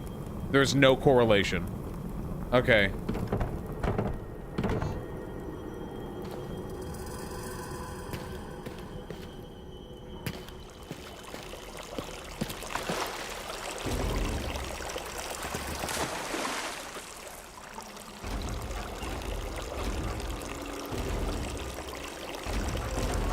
Yeah, I heard that Chile has had a constitutional victory of sorts. Congrats, guys.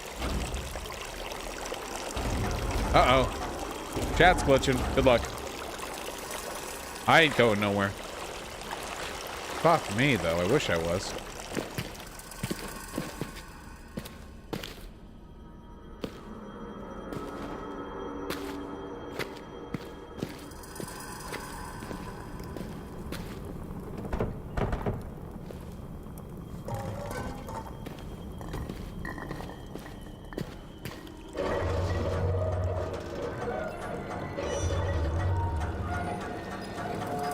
Oh, now I can open it.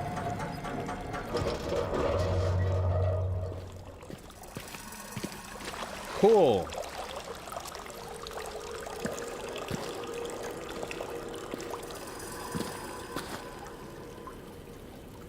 Oh, no.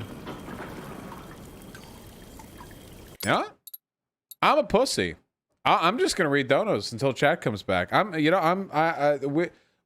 guys were supposed to be here with me the whole time, and you've abandoned me, and that's on you. And I'm gonna look at YouTube chat now, and I'm gonna do donos while you guys come back, okay? That's what I'm gonna do, all right? That's my prerogative right now, okay? That's what I'm gonna do. Thank you. Hello, YouTube chat.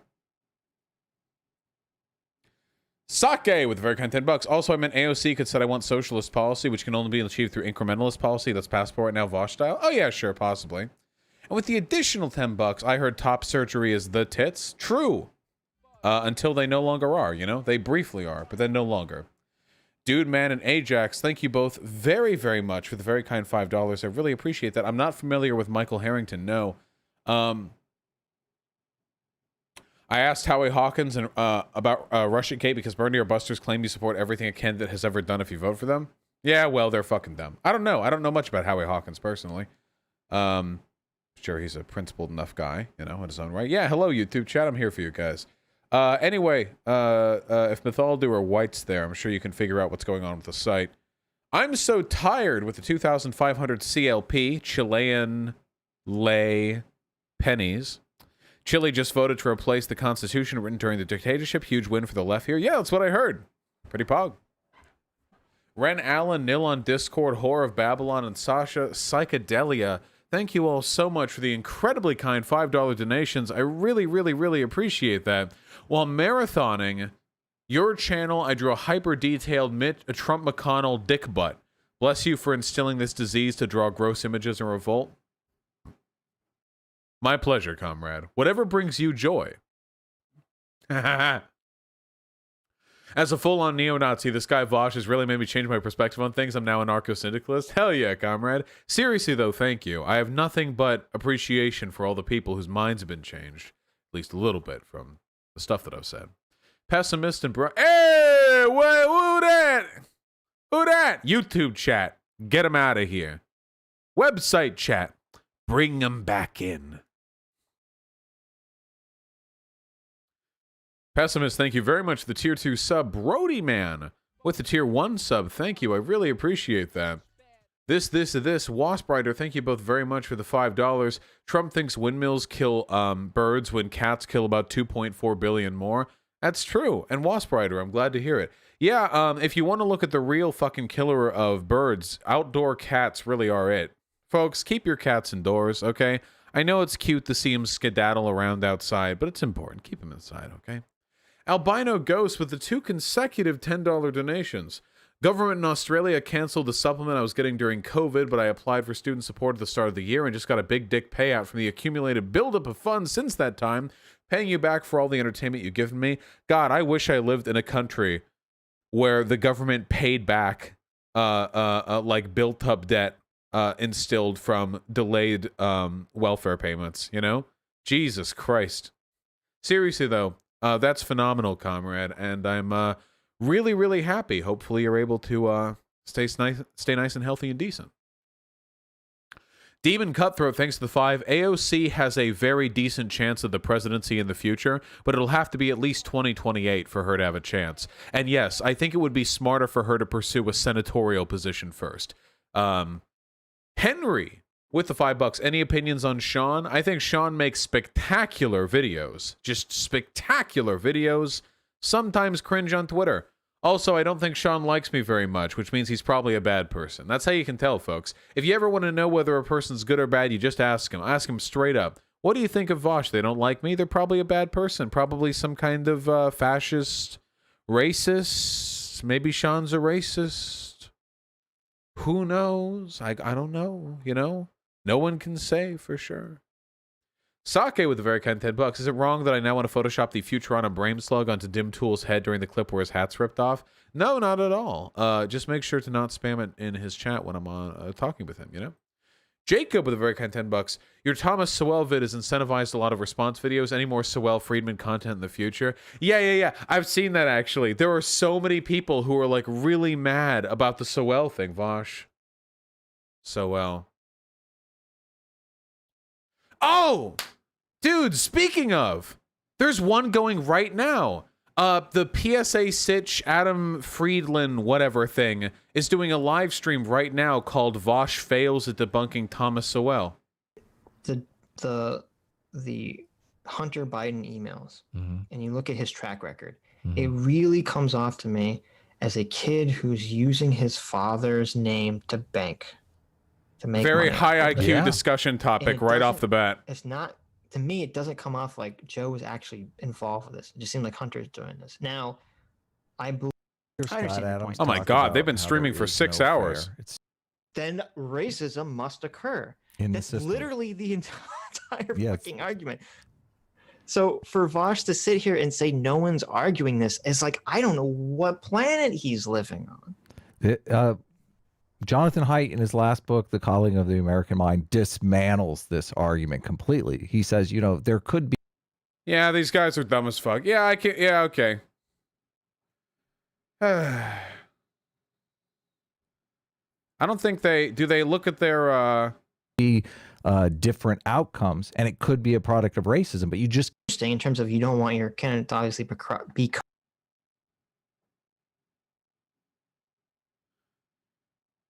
What chat do they use? Is this the corrupt, right? Well, yeah, but that's important. Yeah, but it doesn't. Oh, I don't matter. think they No look one at their cares. chat. Well, Okay. you argued for impeachment though, saying like a tiny corruption is a horrible corruption. Right, but that's my point. That's what I'm saying. Because Yeah, I don't know how to directly reach these guys. I don't think they actually look at their YouTube chat. So I would have to like DM them or some stupid shit like that on Twitter, and that seems like kind of a waste of time. Saying that it's going to affect people's votes. I'm saying I But want to know that's if what Joe I'm Biden is saying. corrupt. yeah, but I don't think he is. I'm saying there's still there's zero evidence Right. that he's corrupt. Right. Whatsoever. But if, That's what my point is. If Donald he Trump got has 10%, done so much. But here's my point. My point is Donald Trump has done so much corrupt shit. No one gives a fuck. They don't care. well, I don't know. Okay. I don't know what you're classifying as corrupt shit though. Okay, well, here's a perfect example. Donald Trump, before he became president, he took a phone call from Taiwan, and everyone freaked out. They're like, "You can't take a phone call from Taiwan because it's like you have to pretend like Taiwan's part of China. It's part of the One China policy." Do you remember? Does this sound familiar to you at all? Yeah, I remember. Okay, so Donald Trump makes his big statement where he says, "Well, I don't know if America under my presidency is going to affirm the One China policy." Okay, so he says this. Then what happens? China gets all pissy with Trump and America, but then China has some interesting conversations, some interesting backroom conversations with Trump. And what we didn't know about until, I guess, whenever this came out, was that Trump apparently, before he became president, had over 100 different trademarks for things that he was trying to get the Chinese government to acknowledge in China. And China never did. For years, they would never acknowledge any of these trademarks.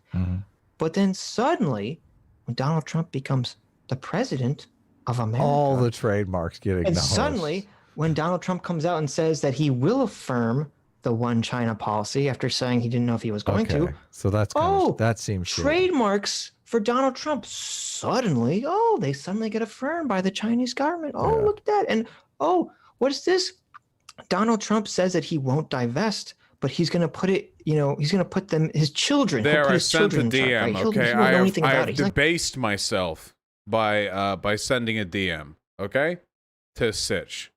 going to divest. He just put his children in charge of it, even though he basically makes his children part of his government. And even though, remember, his daughter and Jared, who they Enough sold, about Trump. I want to know about Biden. They sold some. They had some like big condo that they used to live in, and they just happened to I'll give this to one sell more their minute. condo Curious. for millions of dollars to one of the largest Chinese lobbyists in the country. That was just a coincidence, Adam. Enough. Let's hear about. It's just Adam. It's just a coincidence Let's that talk whenever about- Donald Trump travels across the country or the world, he always stays at a Trump resort where all the Secret Service people and all the president's staff have to stay at. Damn, And, Sitch is look, laying it what a out. surprise! They all have to charge the government for millions of dollars. So Let's talk about That's why Biden's I'm- 10%. I want to talk about that. That's why I'm saying no one gives a fuck. I don't about want to corruption hear. whatsoever. I don't want to hear. I want to hear about Biden's 10%. So in terms of the are 10%, they both corrupt? Yes. Okay. Are they both corrupt? I think it's pretty immaculately clear that Hunter Biden is corrupt. I still have not seen evidence of Joe Biden's corruption in terms of him doing anything at the behest of his son or Burisma or being paid off or anything. I'm actually interested in this dynamic because, like, Sitch is an What anti-SJW, about but he does Obama? push Was back on Obama the hardcore corrupt? MAGA shit sometimes. Here's the dark. The secret, more Adam. nasally voice is Sitch, the deeper Everyone that voice is makes to Adam. be president. Everyone that's true. Everyone who makes to be president or any high position in politics is probably really corrupt. Yeah, I agree. I don't Yeah. think you can make it there without being corrupt. Dictator's handbook. Yeah, you gotta be willing. You gotta be you gotta be your own bag man. Yes. So is Joe Biden corrupt? Probably. I'm sure all these people are corrupt. Oh, Sure. he screams corrupt, man. He's like, oh my God, I can't believe I'm getting caught during the election. This is ridiculous. I've been doing this for 40 years. What the fuck? Excuse me. So, now I was trying to look up this niece thing because I never even heard about this before. Vaush just showed up in the chat. There we go. Hilarious. Oh, really? As we're talking about the Joe Biden versus Donald Trump corruption. What's up, Vaush? You must have loved that serenade of all of Trump's corruption. You must have loved the yes, there you go. That's going to be on Trump's channel in like 15 minutes. I'm telling you. I don't know. I'm assuming that this rape allegation, I haven't seen anything about that. And I'm not seeing any anything about this. So I am very skeptical of any sort of rape allegations, but I guess we'll find out.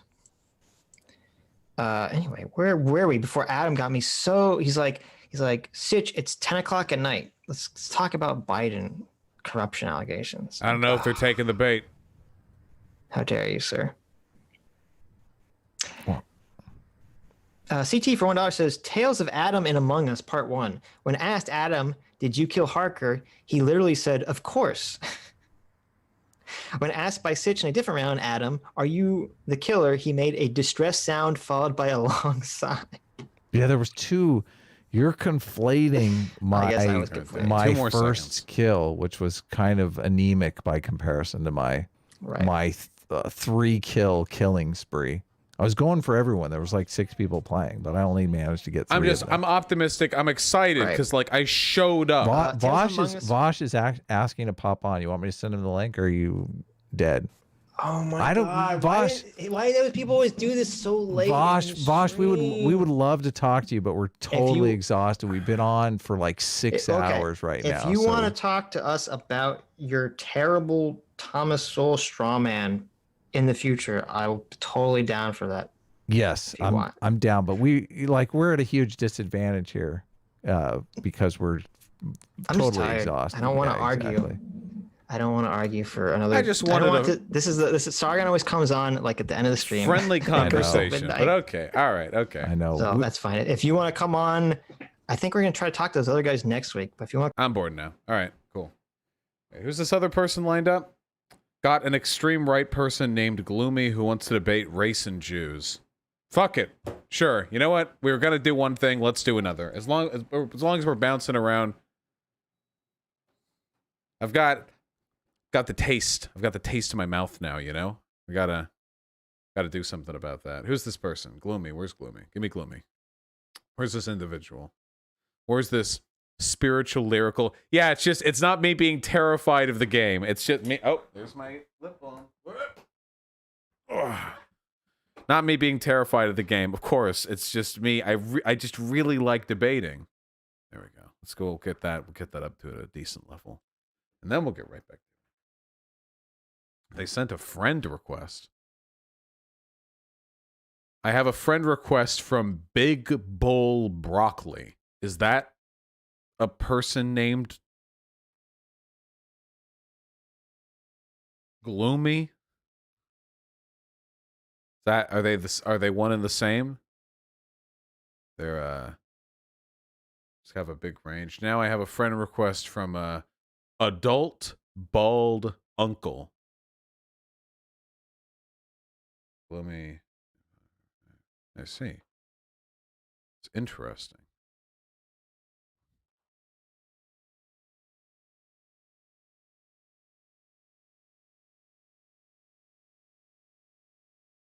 There, I sent a friend request. Maybe they couldn't figure it out. That's how you know it's going to be the good convo, though. When a person friends me instantly, when they're super ready to talk, I know it's a fan of mine. But people who don't know how to use Discord are usually low IQ enough to also not know much about politics. So, Gloomy, Gloomster, the Gloomin. I'm gonna be so disappointed if this is a troll, but it's gonna be. It's 100% gonna be.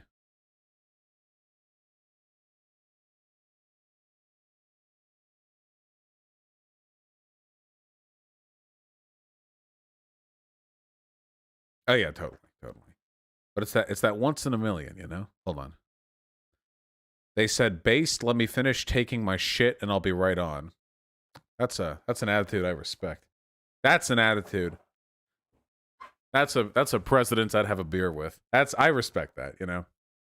Don't none of the fucking cringy worship shit. Just, yeah, I'm taking a fat shit. Give me a sec.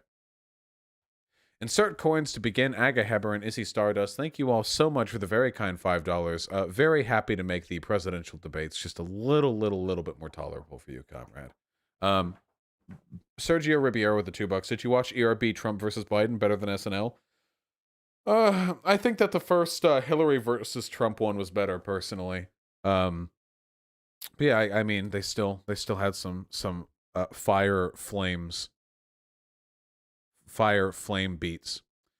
Jacob with a very kind $10. Oh, I said this. Any more Sowell Friedman content in the future? Yes. There are a lot of people who like super duper fucking mauled over the Sowell video. And oh, look, they finished that shit quickly, it seems.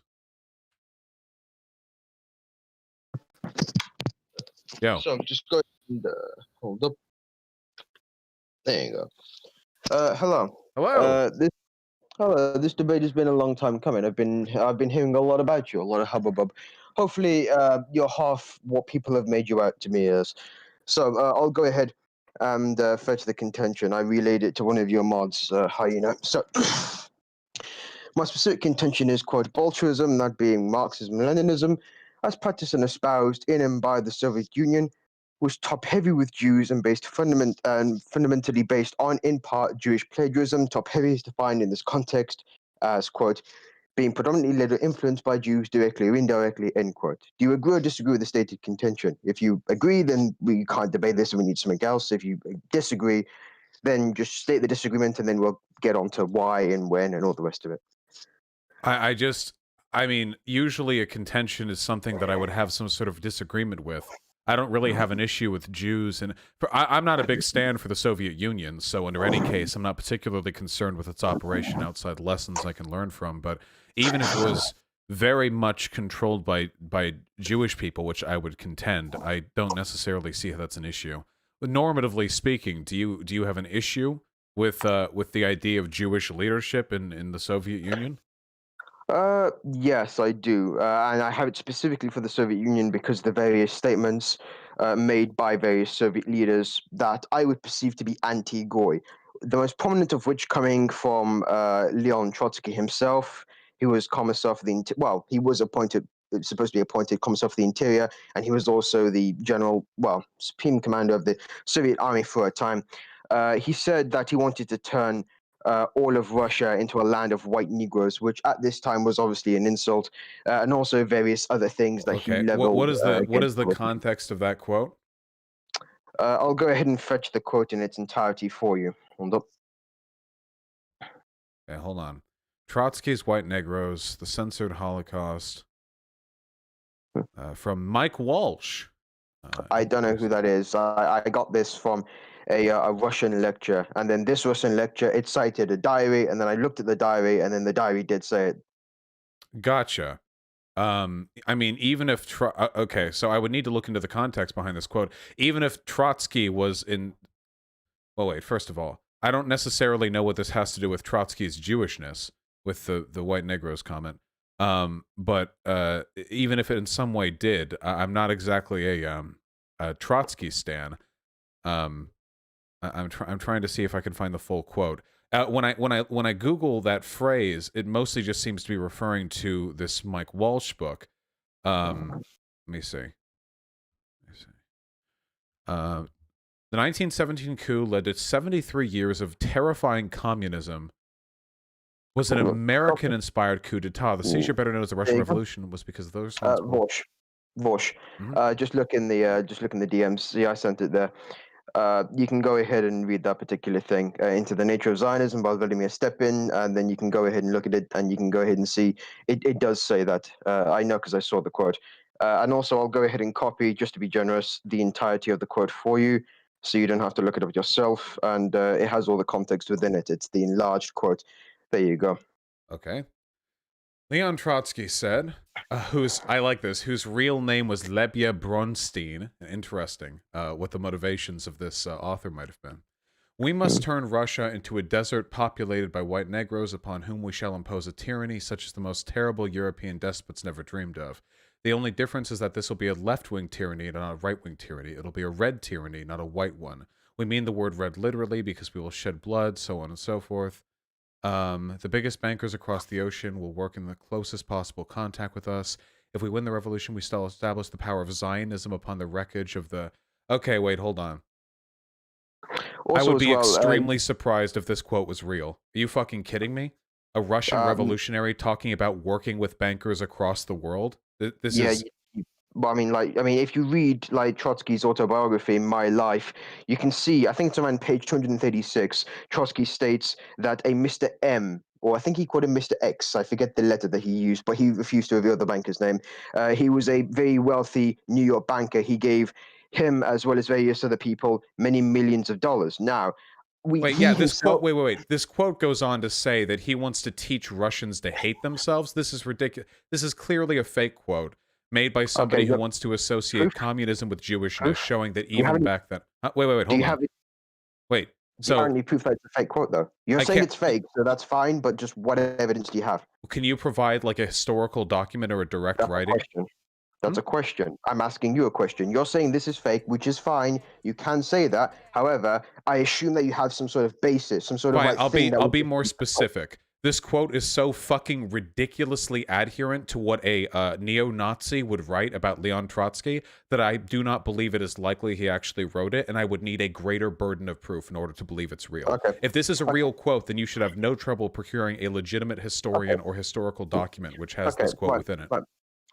So you've said a lot there. We need to go ahead and address all of these different things. So you said a legitimate historian. Now, a legitimate historian by what standard? I assume that you're going to go ahead and say something that I would consider legitimate, which is an impossible burden for me to meet because it's entirely dependent upon you. So, you choose what is acceptable to you, and I choose what's acceptable to me. So if every source which has this quote within it is somebody who has far right writings, I think that's... Wait, hold on.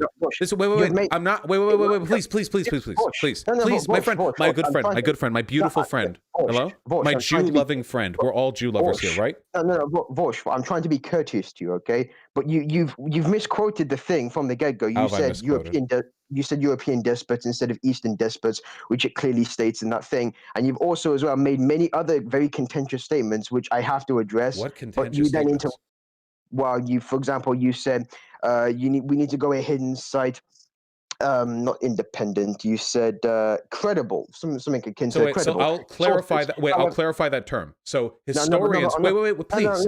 My goodness. Wait. I'll mute. Wait. Hold on. I'll mute you if I have to. I'm just trying to clarify the term so we don't waste 40 minutes.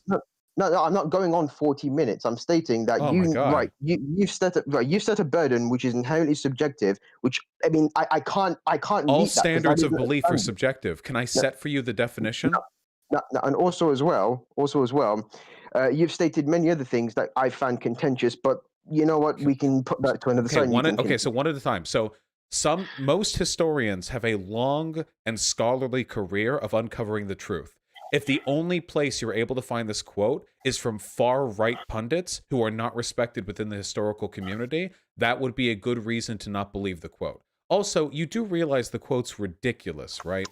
Like, it's really silly. You do realize Jews don't, like, cackle into their, like, they're like, tapping fingernails while talking about how they're going to destroy whiteness in Russia. Like, this isn't a thing Jewish people do.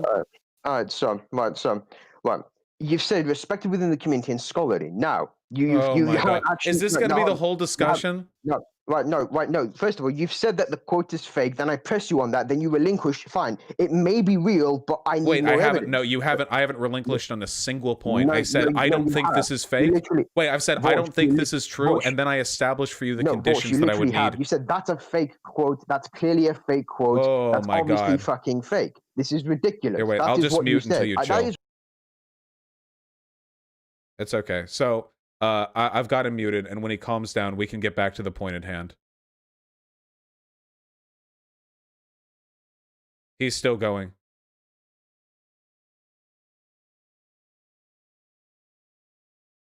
He's still going. He can hear me and he's still going.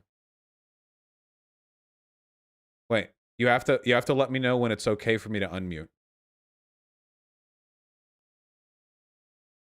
That is very funny. Okay, so is it okay? Can I? I'm asking you for your permission. May I unmute? Is that okay? Are we going to be okay? I'm asking you. I'm talking to you. Yeah. Like you can go Okay, ahead I'm and unmuted. be Okay. like fine, I guess. So hold on. I'm happy to talk with you. However, I know everything you're trying to say. You're dressing it up to try and avoid getting to the dumb fuck point you're arriving at, okay?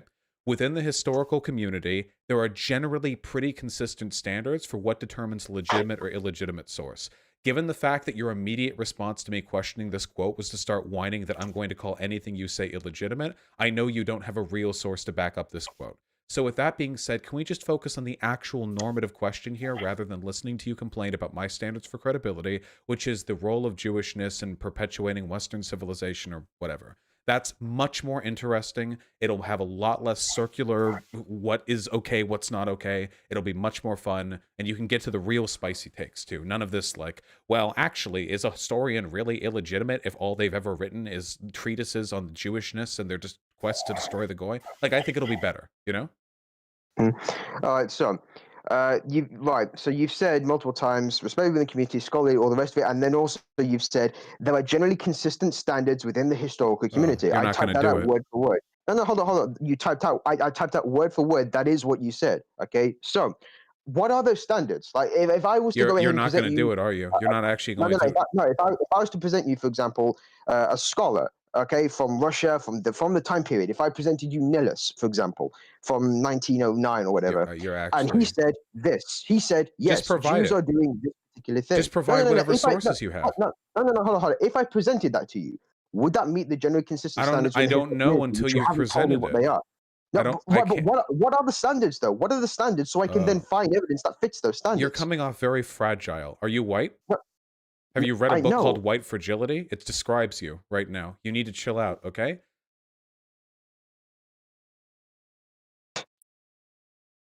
See, you can see my hand. I'm clearly not white. Like Well, white fragility does nothing. Wait, for me. I actually can't see anything. I see a skin tone, but I don't see. I can show chat. Oh, there we go. Okay, we are determining now that you're I don't know. I mean, we're all white in spirit, right? That's the progressive way of thinking.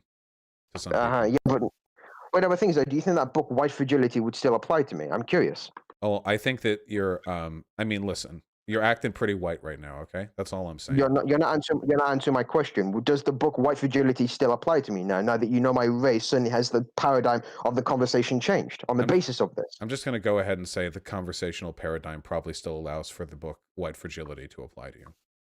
So it hasn't changed then. Interesting. Okay. Okay. Right. So wait, can we just talk about talk about Jewishness and not you complaining that I'm not going to trust any source you provide me? If you just provide a source, I'll tell you if I believe it or not. You can tell me that I'm never going to accept a legitimate source. Like we can just go through this. You don't have to like. Right. So I'll try and break this down to logical steps. Okay. A person states. Let's say this. A person called John. They state to you the standards. There are certain standards within X community for Y or whatever. Okay, you're like, okay, sure, and then you present. Wait, guys, hold on. Wait. So it's already been put. Wait, so the chat. So the wait. The sources are. I found the source. Okay, hold on. From the memoirs of Aaron Semenovich, quoted in The Nature of Zionism by Vladimir Stefan in Moscow, 1933, translated from Russian and English by Clive Lyndhurst. This is from a neo-Nazi book published in the 90s. So you didn't get this from a scholarly lecture on Russia. Wait. Russian neo-Nazis? Very interesting. Okay, so do you have evidence that any of those people professedly admit to being neo-Nazis? And if you're going to go in and say neo-Nazis don't admit to being neo-Nazis, then that's just a Kafka trap. If you say you're not a neo-Nazi, well then that's what a neo-Nazi would say. If you do say you're a neo-Nazi, then you are one. So I'm how showing. It's okay. So I'm showing the book to chat right now. But you're not actually addressing anything I've said. Of You've Zionism. also not actually provided the standards that the historical community... Back to muting. It's okay. So anyway, chat, here we go. So this is the historically respected neutral book he's referring to. See, it has the Illuminati triangle. He's still talking over me. We have the Illuminati triangle, and we have the Jewish star, and you have an eye in the center, and... Wait, I'm going to unmute you so people can see you're still talking. That fits them. Okay, hold on. Wait, really quickly. I'm not a therapist, but I'm going to try with you, okay? Do you think you might be deliberately avoiding the fundamental situation here because you know that you're full of shit? So I found your source. and it's a Jewish star, the Illuminati triangle with an eye in the center, and it's called The Nature of Zionism. Do we want to read some passages to see if this is legitimate historical document? You're not actually going ahead and providing any evidence that these people are Oh my God, this dude, this is so boring. You're wait, hold on. Wait, just I'm making an appeal to you. Again, we're going to run into the I'm making trap okay. problem. I'll just mute you again, and we'll wait. We'll just wait. Okay. Okay. Wait, are you good? Okay, like, do you understand the problem that I'm facing with you? Okay, right just so hold on. Okay, so nobody cares about this. The people so who that are was a yes or no question. No, hold on, please, I will assume no, you don't understand. Hold on. So how about we? No, he's not. Okay, shh. All right, we'll wait. We'll wait even longer. Okay, so I'll just explain to chat, and I'll take my earbuds out, and you can just talk to the void. So when it comes to the burden of proof with regards to respecting historical standards, you have to realize that there actually is no objectivity when it comes to the telling of history. We can only interpret information from evidence that we're given. Sometimes we have facts, like this document says X, but when it comes to piecing together broader narratives, we don't actually know what that means. So because there is always an inherent level of subjectivity to historical analysis, very often the legitimacy of a historical source has to come down to how respected the historian is. This is why, for historians, respect is more important than in almost any other field, rivaled in perhaps therapy, psychiatry, stuff like that.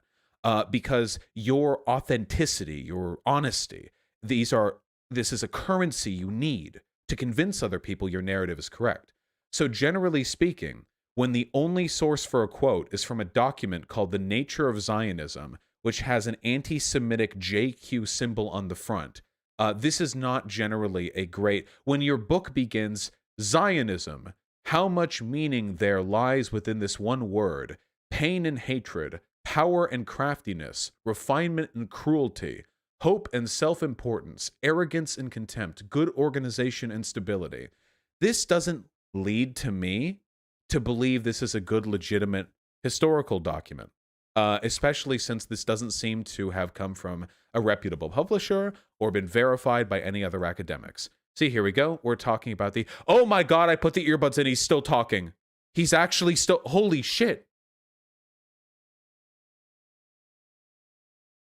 Wait, my guy, nobody was listening to you. You realize that, right? You were muted and I had my earbuds out. Wait, you were muted and I had my earbuds out. Are you okay? Popularity. It's not about popularity. You're literally just... And I've made friends with many people. I don't care. I care about being right. So far, okay.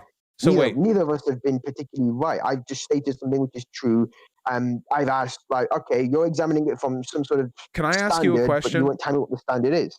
I'll wait. Okay, can I ask you a question? Can you answer some of mine? I need to ask you because I'm the can person. You answer some of mine? You recognize that as the person streaming, I have a higher obligation to like the standard of this. He actually can't do it. He's actually like insane. Hyena, you really got one here. Holy fuck. You're calling me insane, but you're not actually debating anything that I've said. You thus are far. so that is true. You are actually impossible to from debate. Some sort of standard. But you're not telling me what the standard is. You have not let me talk. Me some sort of framework to operate within. You've just made it incredibly. So I'm just going to mute you, and I'll ask the question, and you can answer it. And not answering the question just ends the call. Wait. I'll wait. That's okay. It's okay. I'm going to continue to ask. It's okay. It's okay. Answer the question, and then we can go forward. It's okay. So I'm just going to ask you the question, and if you don't answer it, then I'll just end the call because I need the answer to the question. Okay. Okay. No, you're gonna answer my question, Chief. Oh, okay. Like you're in no position to dictate things to me. All right. Answer my. Holy shit! That's a debate strategy, I guess. Damn. I was more excited than that. That guy came in. He was like, "I've been waiting for a long time coming," but that guy was actually like, "This feels like taking advantage of mentally ill people." Yeah, it really does. But I only like learned sort of discursively through the process of that conversation. What were you going to ask him? What I was going to ask him was there are we can go in two directions and it's your choice. We can either you continue to whine that I won't accept your random neo-Nazi source, and that's one direction, and I'll hang up. Or the other direction is we can just talk about Zionism and Jewishness and the JQ in general, and you can give me like general things, and then we can continue the conversation. What's funny is I talked about this to Rose Wrist as well. When it comes to like preparing to debate neo-Nazis, it's that underneath all the stuff they believe in, they have a very deep-seated insecurity because they know that their ideas are so insane that actual academics don't touch them. So there's like an underlying insecurity there, which is why that guy got super offended when I suggested that the random uncredited quote that he brought up was illegitimate. I like how he initially said, by the way, that like he initially said like he heard it at a lecture, but it's a neo-Nazi. Is he still? No, he's not still talking. I hung up because he wasn't going to stop. One another or nah? Wait, there's another. Oh, hold on. But anyway, yeah. To finish the point though, yeah. Just looking up sources is important. The foundations of Zionism were formulated in ancient times, some 3,000 years ago, and they are: the Jews are God's chosen people, all other people. It's just the JQ. It's literally just the JQ, written in the 1990s. You know, can we find? Here we go. Yep, and here's the Trotsky quote. Right here. Look at that. Just word for word, exactly what he copy pasted to me. Word to word, exactly what he copy pasted to me. Look at the last chapter title. The Jewish quote. Well, what are you gonna do, folks? But how can you know my source isn't legitimate? You have not provided a standard for legitimacy. This random unsourced screed. The white man's Bible. Might is right. Cosmotheism. My Awakening, The Controversy of Zion, The Conquest of the World by Jews, 1878. Yeah. Nothing but the best from these people. But that guy does believe this source is every bit as legitimate as like any other. So yeah, from David Duke, yeah. This guy does believe that this source is every bit as legitimate as like anything else. If I said, hey, this is literally unsourced and just has like Nazi shit linked in it all over the place, he'd be like, well, how do you know they're Nazis? What about the memoirs this is taking the quote from? The quote's probably bullshit, but appearing here doesn't prove that. Yeah, let's see. Where is the... From the news... taken from the memoirs of Aaron Simonovich, a jeweler at the court of Tsar's Imperial Majesty. And can we find any information on this?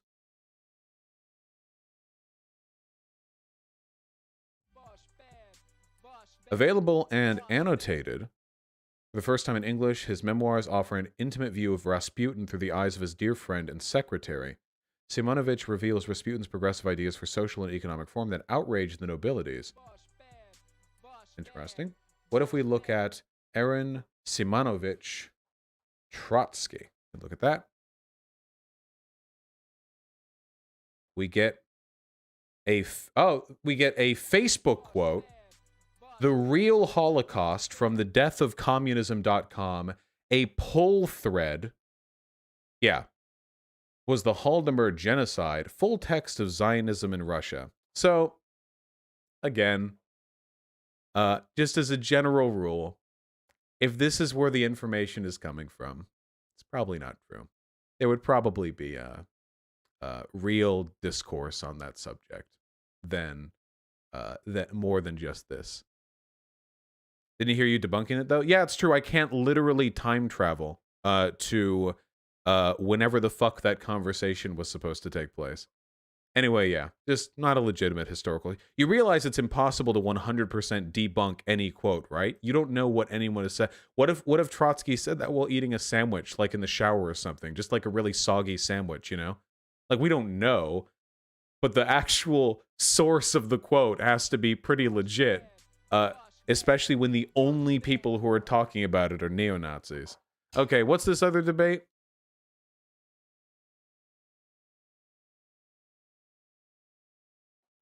Yeah, poggers from Karl Marx. All right, monarchist who believes racism is good. This had better be like a good... Who's this person? What's their name, Hyena? Fuck, we were going to play Amnesia. But this is fun. I'm having fun, people. I know you all are too. Because I can see the view count going up. See? I have a metric to determine your interest. Amnesia, you coward. You guys clearly want the debate. Don't be stupid. You lie in chat. The view count is the only thing that matters to determine viewer engagement. This is from Edward Redbeard 5705. Why do they never friend request me? Fucked up.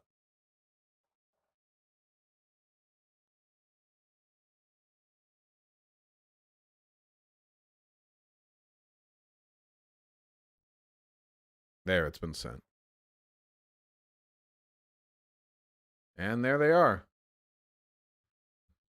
Oh, this person seems to have an actual picture of their face as their Discord profile icon, and they look like a fucking prepper who lives in the woods, so this is, promising. Howdy. Howdy, howdy.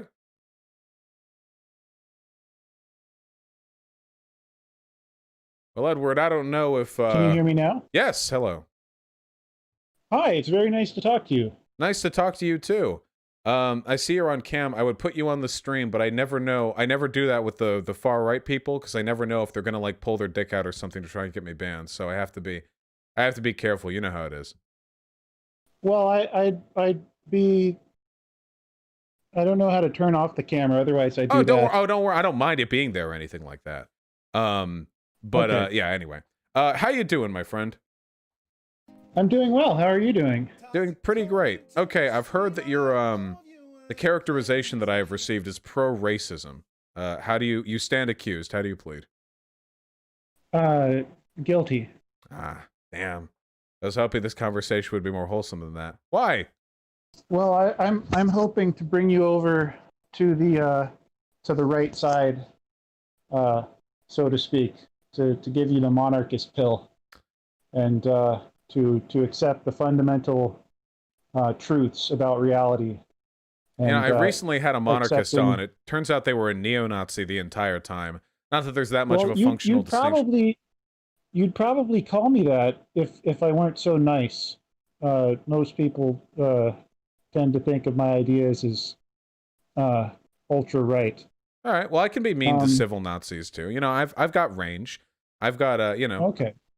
So yeah, let's take it. Why on earth, man? Why in God's name? Why is racism good? Yeah, we can begin with that.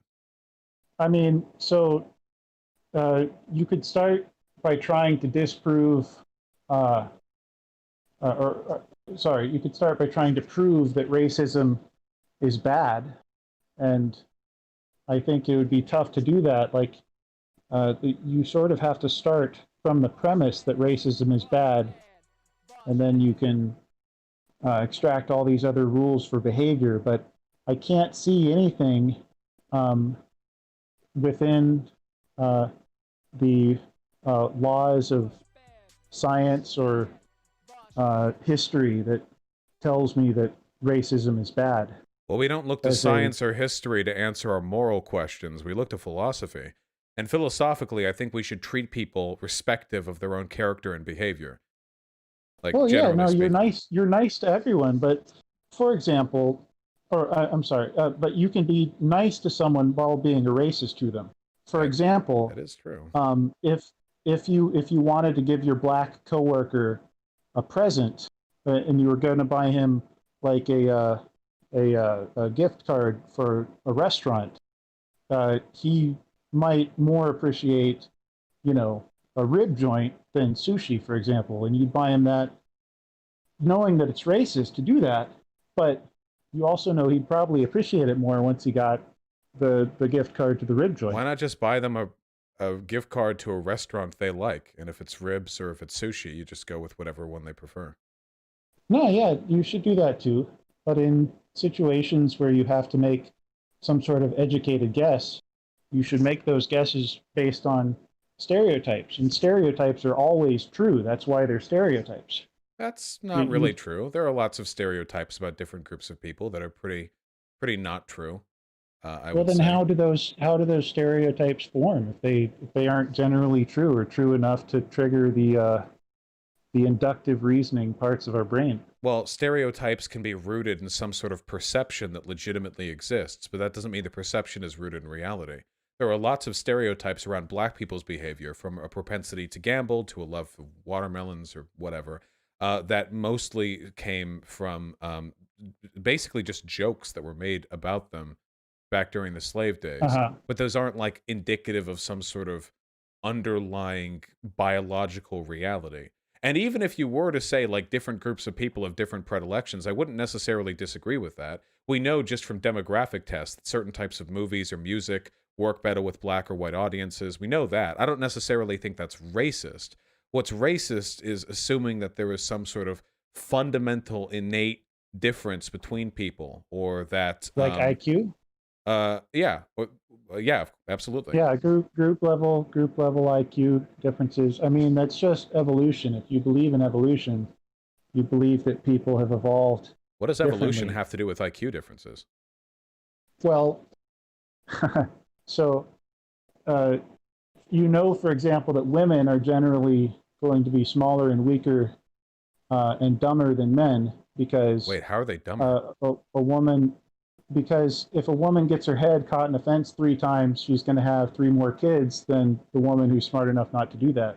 I don't necessarily think women evolved to be dumber so their heads could get caught in places, which would lead to them being impregnated more often. No, that's just a joke. Oh well, I don't know. Like, I'm pretty sure women and men are pretty much across the board equal in intellectual capacity. There's difference in like spatial cognition, I think, like to a very minute degree. But I don't think, I don't think that it's like a higher level intelligence. There are more male geniuses. There are lots more male geniuses. Yeah, I've heard that the range for men is further spread out. Because we encourage men to pursue education better. Yeah, that's a social difference.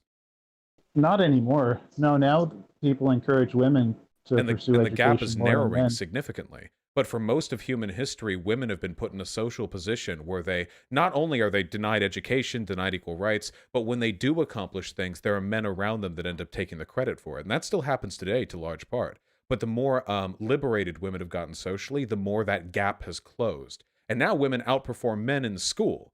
So it seems like there really isn't a biological difference there. It's just a matter of social inequality catching up, you know?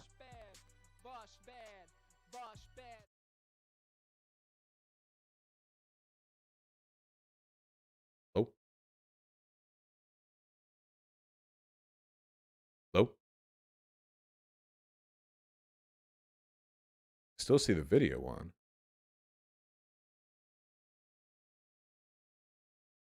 Hello?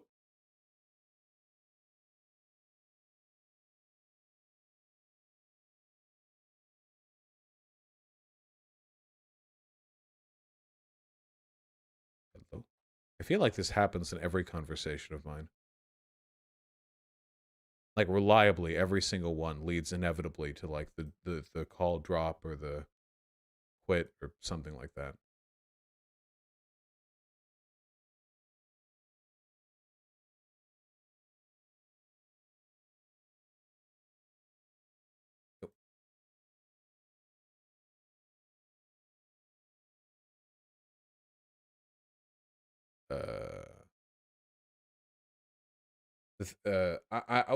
I think this is a connection issue because his video took a while to drop out too. So I'll wait 30 I'll do some donos. Sophie Snoo with a very kind 10 bucks, more like Vladimir sidestepping him, all right? True. Jackie the Trans DM, thank you very much for the tier 1 sub. No promises, comrade. I haven't played online games with other people in literally like 5 years. Crew Roberts, the very kind 25 Australian. Been going through some of the old channels that moved me into the alt-right, and I've hit a snag with MGTOW, specifically Coltrane, Thinking Ape. Would love some criticism on him or MGTOW in general. Could you email me a video or two? Maybe I'll take a look at it, if those videos are appropriately length.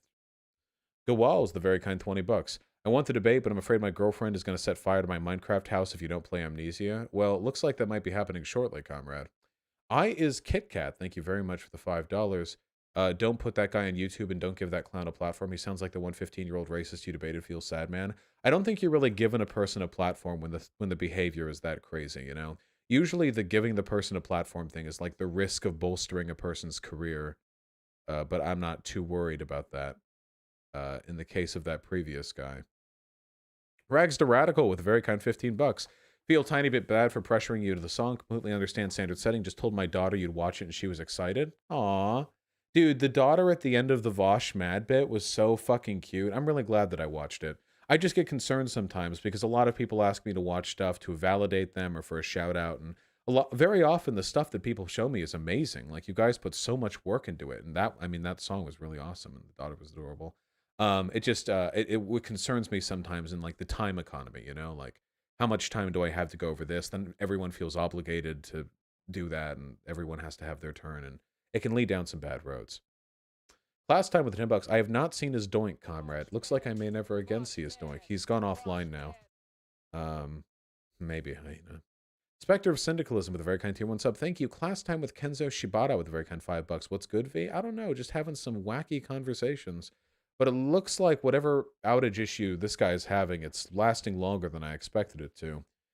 Grace Kim, thanks for the $5. I'm happy to hear you enjoy the content, comrade. Anything to get you through the online classes. And go Walls with the $10. Looks like my Minecraft house is toast for making that last dono. Ah, well, comrade. What are you gonna do? It's the femoids. Their tiny brains can't comprehend the majesty of Minecraft. Minecraft content. It's too good. It's too good.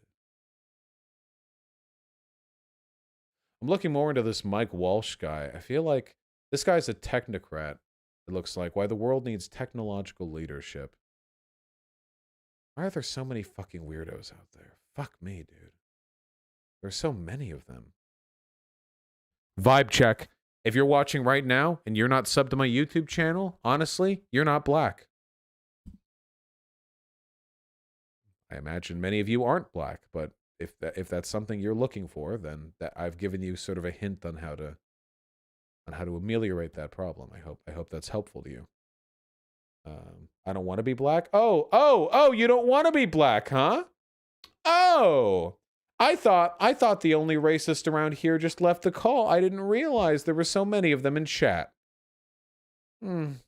Shame. Shame. Shame.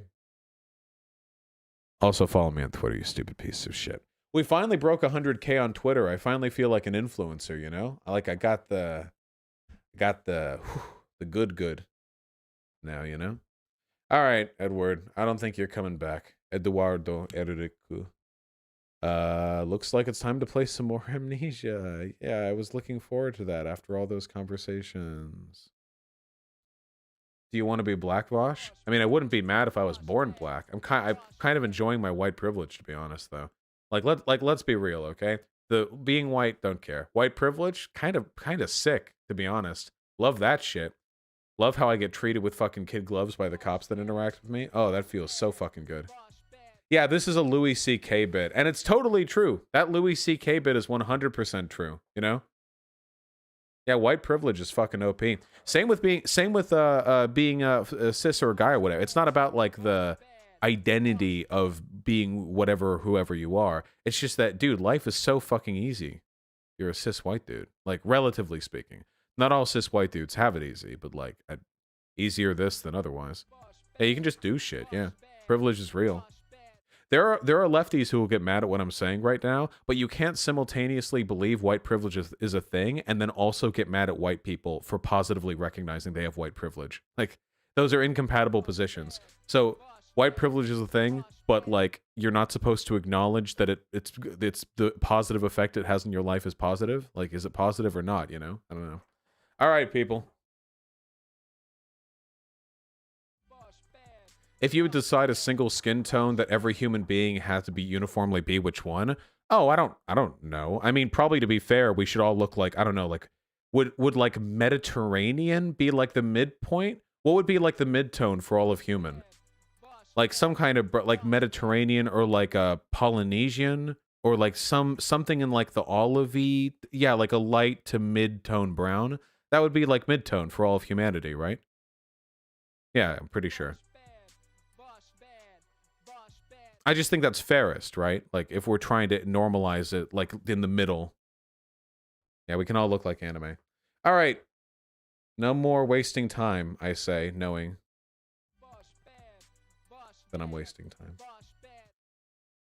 Thanks for finding the source in that Nazi shit, folks. I appreciate it. It's hard to Google and talk at the same time. That guy was a handful.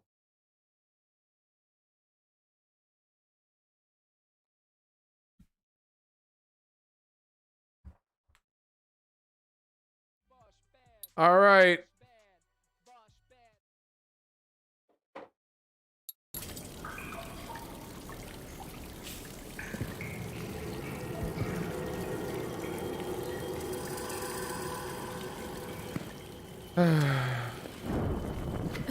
Ah!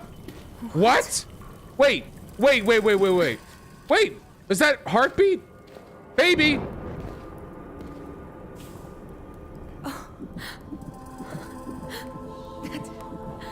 That was you. I can feel you. Baby, you fucking cunt. Don't do that.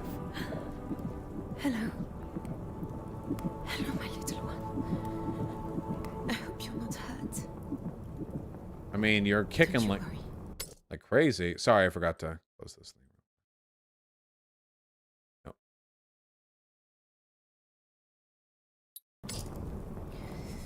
We'll get you home. When your baby kicks, you can check in on it to reduce your fear. Okay. If we are to investigate further, then we will need to build a scaffold. We will need wood and a good length of rope. I think there is some break in the walls deep below. The water level used to be much higher. We can see light shining through the water. I don't know why this guy's French. I am way tired. Shut up.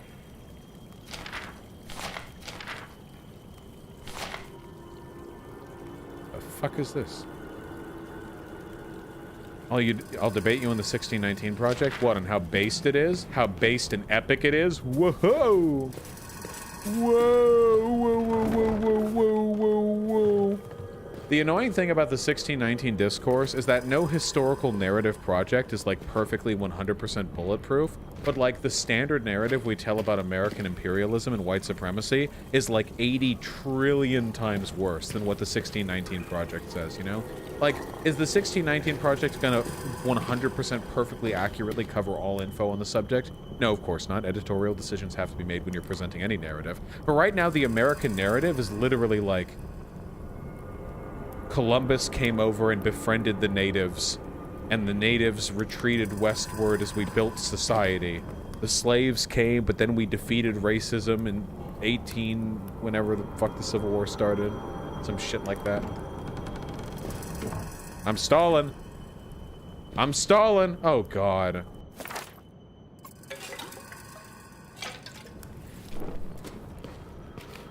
Jesus.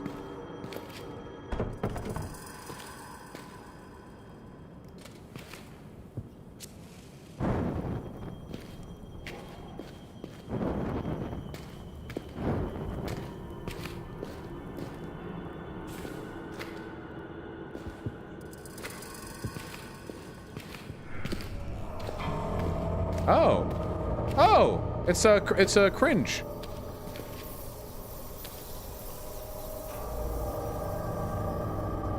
Yeah, funny rhetorician. That's pretty much it. Oh, is this how sewers work? Vaush, I'm less than 1K away from 50K subs. Hashtag Xan 50K by Halloween. Fuck yeah, Xander Hall. That's awesome. I hope that, I hope you're able to. Everyone, go sub to Xan if you can. He's the man with the plan. Okay, so. Come on. Okay.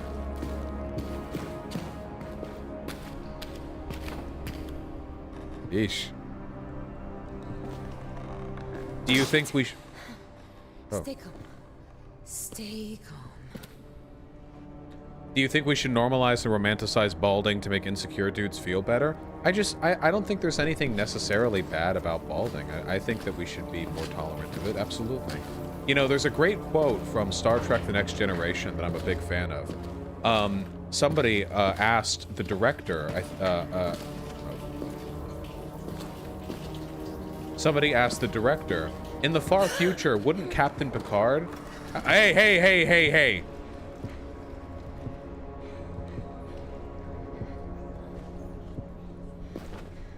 They were asked, in the far future, wouldn't there be a cure for male pattern baldness? And the director said in the far future they wouldn't want one. Which I think is generally a good attitude to take. Why spend time and resources trying to fix perfectly functional, perfectly fine human beings to try and meet some sort of arbitrary beauty standard? Now, if you want to have hair, I think that the tech should be around for that, and that's great and fine and dandy. But I don't think that we should be shaming people who don't. Hey, we're going to where he was. I can tell, Mattio-ing.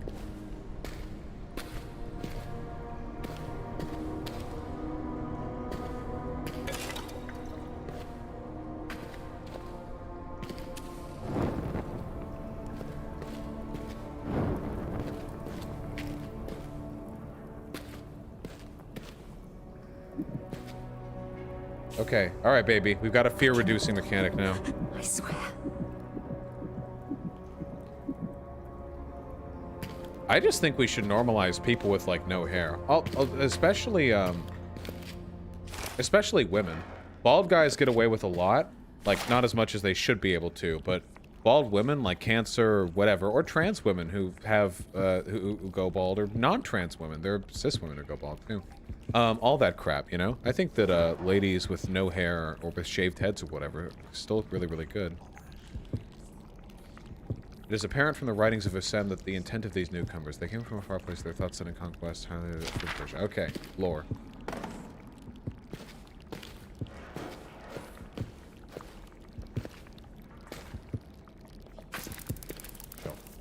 Oh, jeez. Bald POC is pretty normalized. Yeah, bald black dudes. Not all bald POC, mind you. It's bald black dudes for the most part. That's like super hyper normalized. And even that has some weird origins too. I could be wrong about this, but I'm pretty sure at least here in like America, or I guess in what we would sort of colloquially call the West, one of the big reasons why baldness or shaved heads became so popular for black men is because their hair was considered errant, unkempt, animalistic, or untidy. So, even after the end of slavery and stuff, they were encouraged to shave their heads because it was like a nobody wants to see that kind of thing. It's not a great attitude, generally.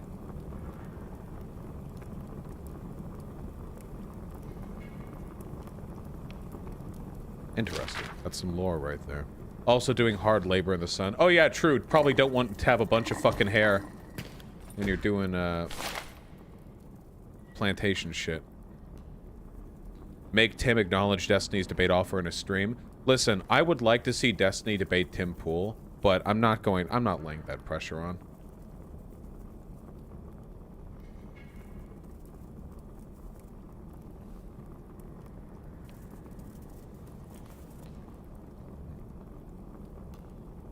The fuck is this?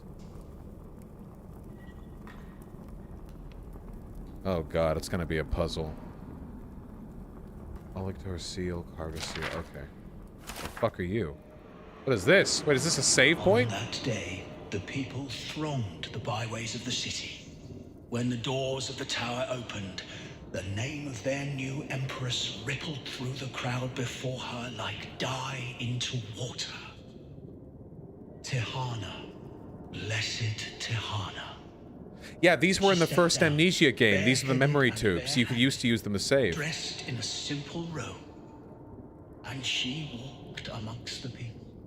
Titties out. Some cried out with joy. Titties out. Some wept openly. Behind her came Tamaku and the rest of the alchemists, bearing a litter on which rested 7 crystal orbs. Boobies.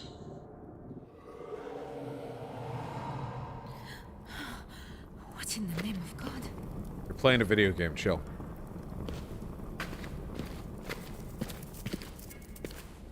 Ugh.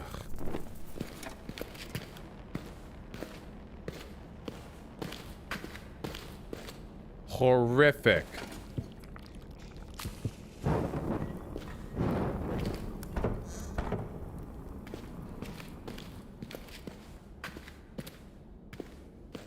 God damn it. Baby. Shh.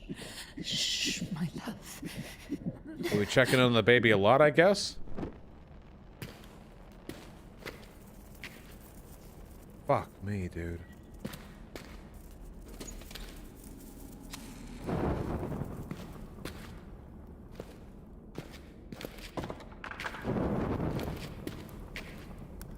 was hoping for more light in here. Oh well. Remember when Vaush used to talk about politics? Oh, well, here was one I missed. Yeah, those were the fucking days. Nice, got 3. I missed a torch? Well, I missed a candle. I remember. I missed side Vaush. I still haven't fully finished my setup here, so I wouldn't worry about it too much. Fuck is all this? I don't like it. I don't like the darkness. Something's gonna spook me. I don't like it. Hey!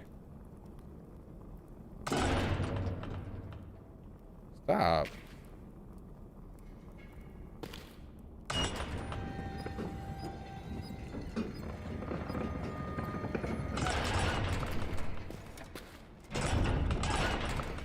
Now we're stuck here. Oh shit, there's the crane.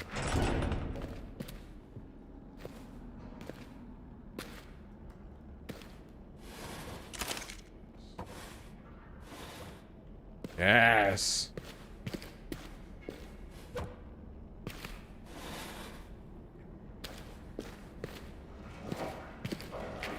Chill. Hey!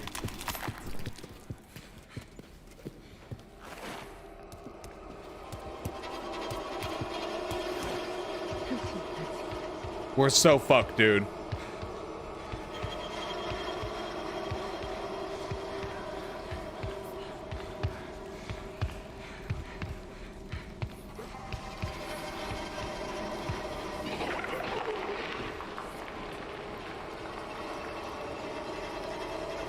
Is that him digging?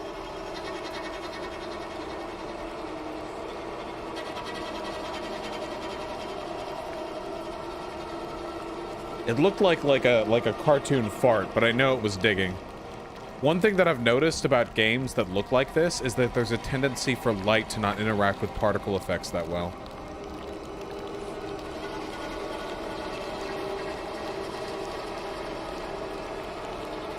How do I know when we're good?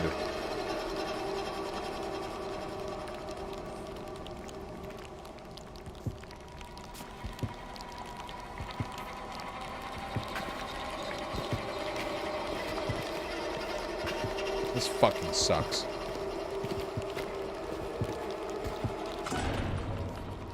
Quick, quick, quick, quick, quick, quick, quick.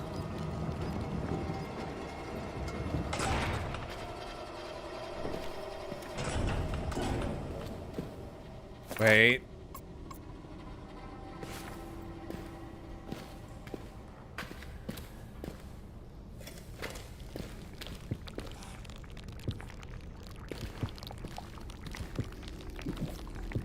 Yes.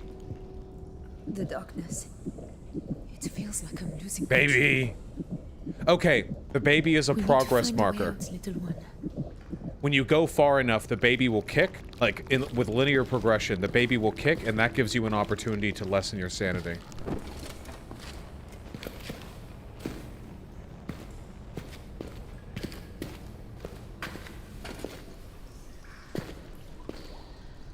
Something down here. Or, lessen your, insanity, sorry.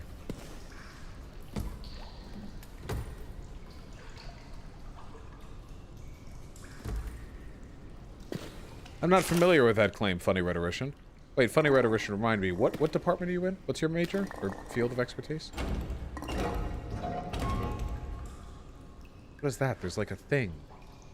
Fucking bone stuff. I can't get it.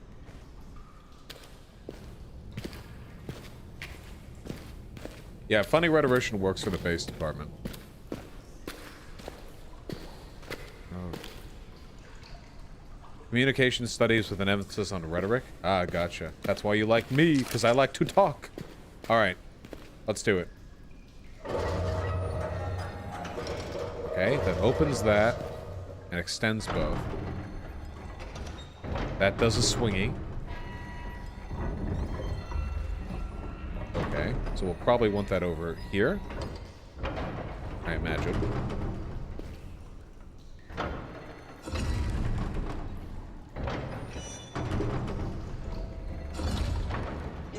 That doesn't seem to do much. I think it raises it up and down. So what we want to do then is move it.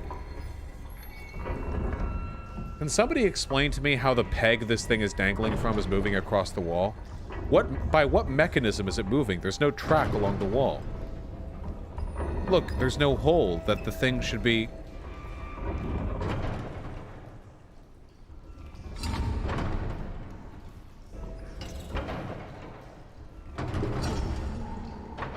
Oh, I see. No. Look, I didn't see the full length of the log.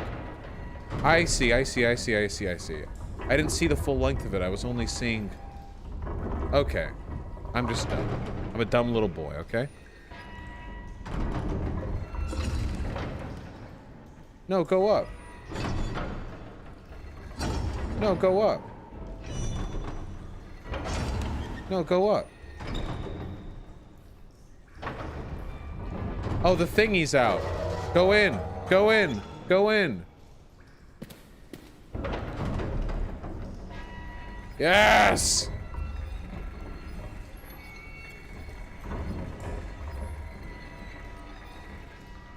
Break the gate.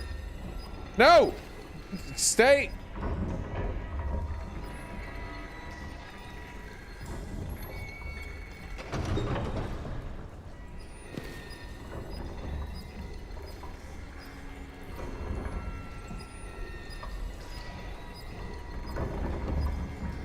No. What if we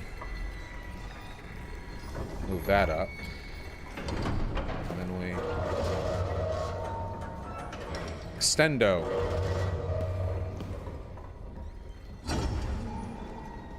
Okay.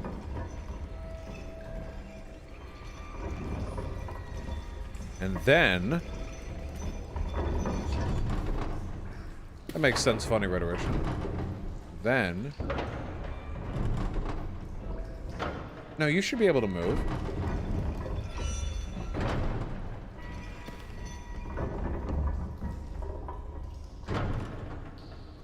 No, why can't you wiggle? No!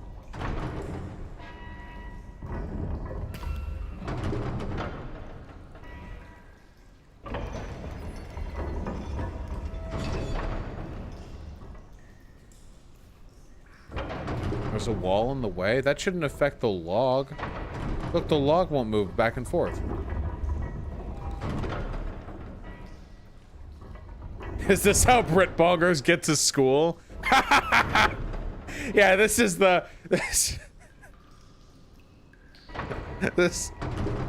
The catacomb route.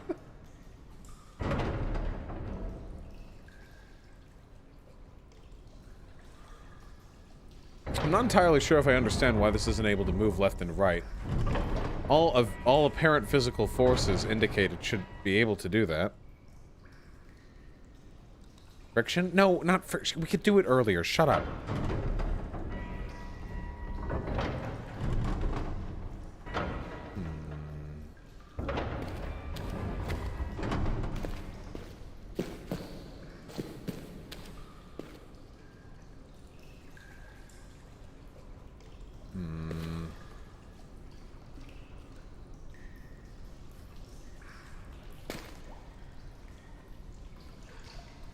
Maybe we need to put it on the other platform? It won't let me do it because this is up. Go, go, go, go, go. Go, go, go, go, go. Go, go, go, go, go. Go! Okay, now drop. Drop. Oh yeah, exactly at that speed.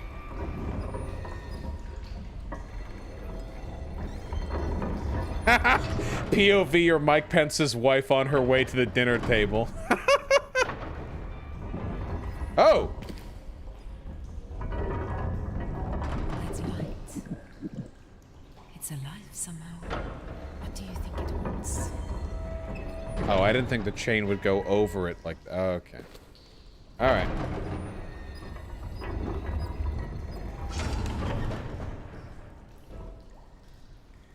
Platform. Okay.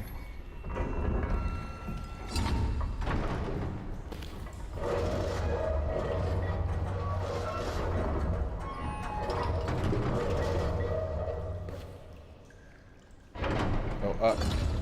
No.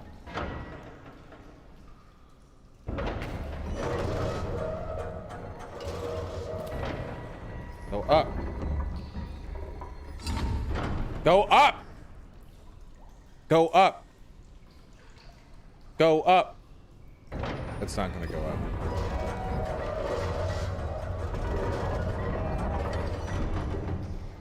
All right. I wanted it to go up.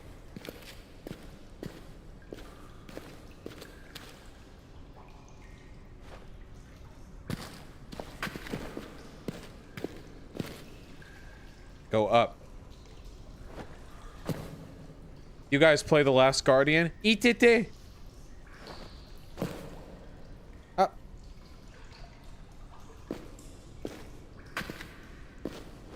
Pull bone. Ah, yes, the bone puzzle. This is a strange looking bone. Look at that noise.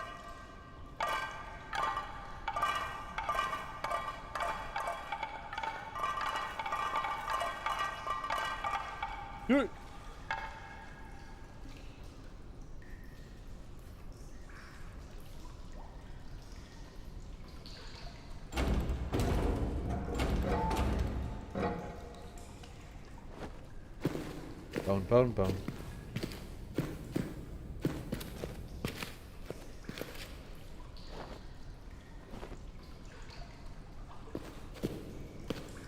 What if we only had it half out?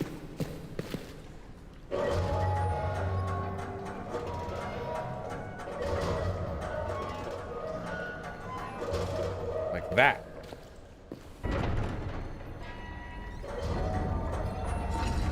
No!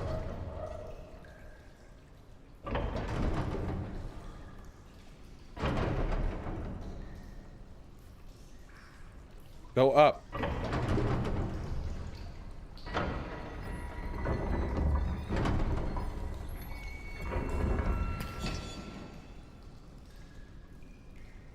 Vaush moved to the center?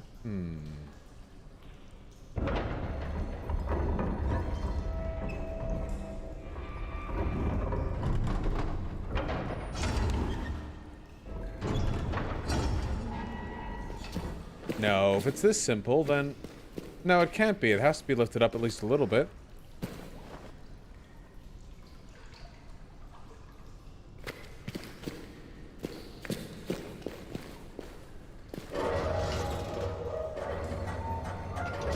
This is clearly not it, you guys.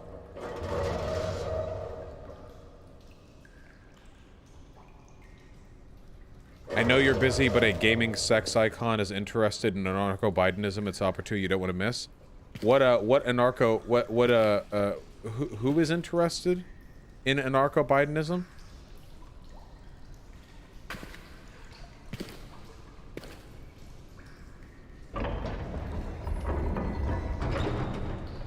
What if I swing it so hard, it breaks the game?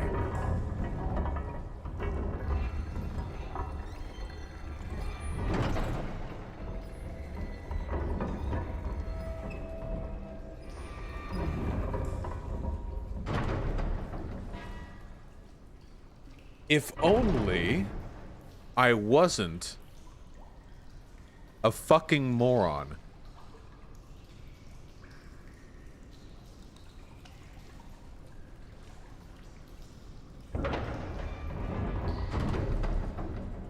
That is sort of my main disadvantage as a person.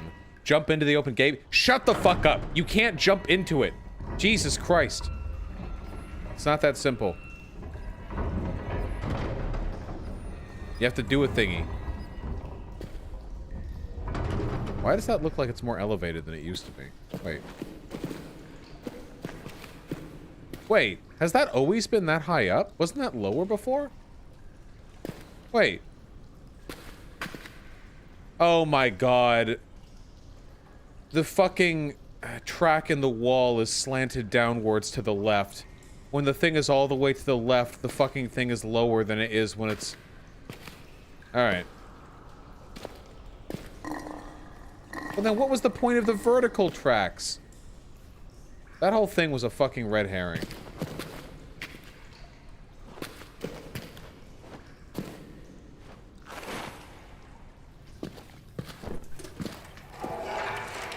Fuck off.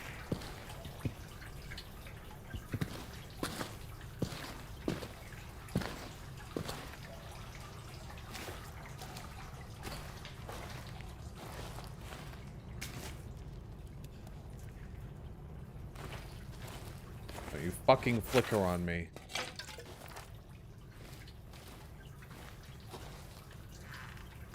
Thank you. No bump. People in chat are saying the gaming sex icon is Hutch, but I cannot confirm this. Holy shit, if I could get to talk to Hutch? Damn, that's like my fucking childhood.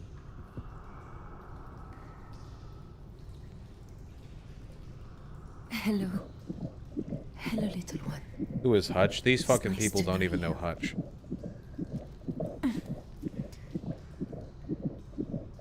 I don't know what's happening to me. But if you're here, it can't be too bad.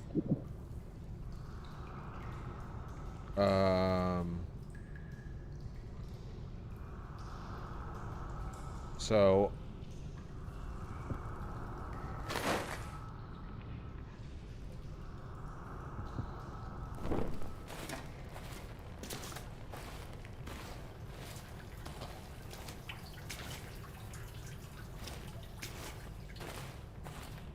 Go down the other hole? The one that I crossed at earlier? What was the point of this?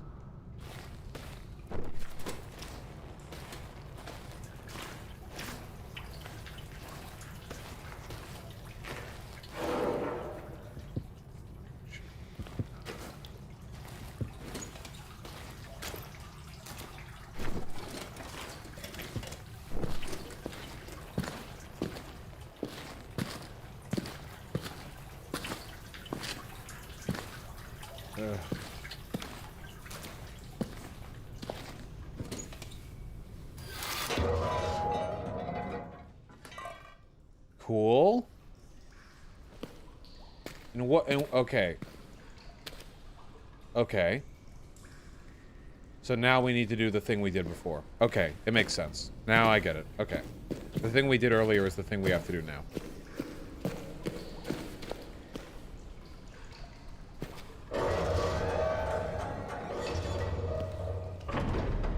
You guys seriously not know who Hutch is?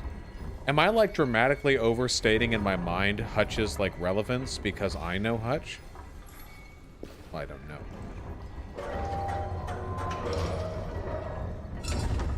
Yeah, I'm pretty sure Hutch is huge.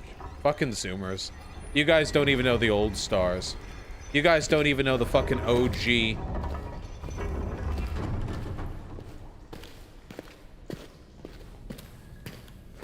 Yeah, from the Sea Nanners days. Oh, God. Do you guys remember Sea Nanners? Sea Nanners did like a comeback kid shit like fucking a couple months ago, I think, but dude, those Sea Nanners videos were pog as shit.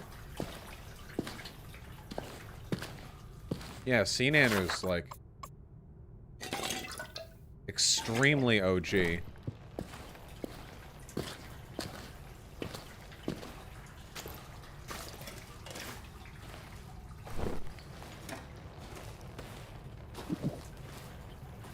Chill, baby. Then explain who they were? Well, with Sea Nanners in particular, the thing I remember, because Sea Nanners did a lot of stuff, was all the Gmod crap, dude. Sea Nanners was really big. Can I... Oh, God. Okay, physics engine, I'm gonna need you to... Thank you.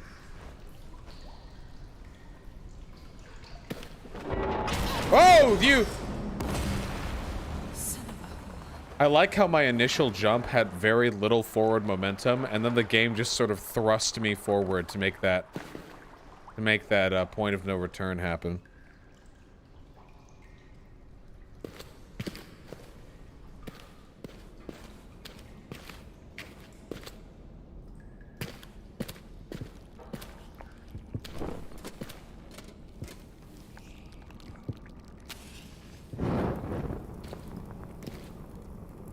Buddy rhetorician, that's fantastic. Well done. I can't believe my academic days are behind me, you know? I used to think I was so academically minded, I thought like, oh, this is what I'm gonna do. Now, dude, baby, I'm all for the fucking live streaming.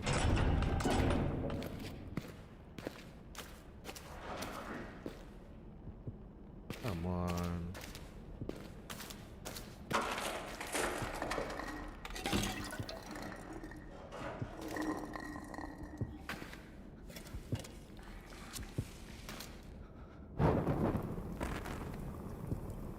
The trade-off in these games is that if you light everything up, you ain't got nowhere to hide.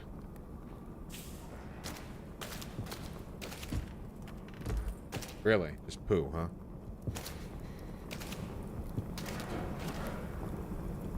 We'll be safe. How much do you think about yourself as a sociologist nowadays, Vaush? I would say that I am to sociology. I honestly feel like in a way I'm kind of doing like an educational role for the most part. The goal of this channel has always been to provide people the arguments that I think they can best use in the pursuit of their political goals, assuming their political goals are POG. Shit. That was dumb. I should have got it right. And I feel like a lot of what I do is education. Yeah, I'm like the Bill Nye of sociology, basically. And I don't think that's a bad thing. I'm a popularizer of the subject. But I don't lie. And whenever there's a subject that I acknowledge I don't know enough about, I'm honest with it. That's what matters. Fuck me.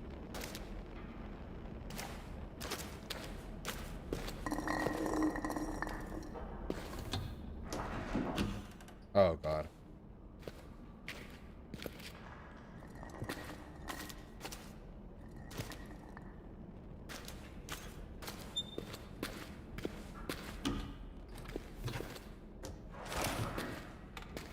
Chill. Hey!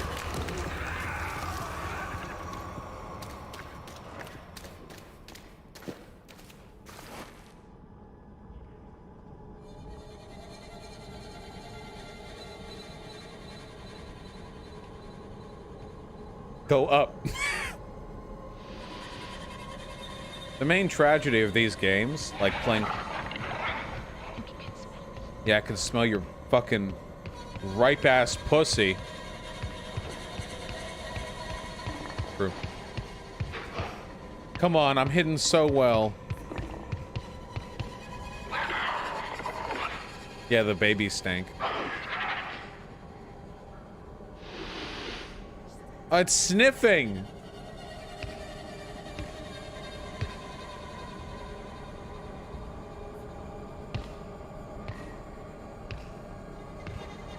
Did you know bears can smell a woman on their period? You can do it. You don't have to be a bear.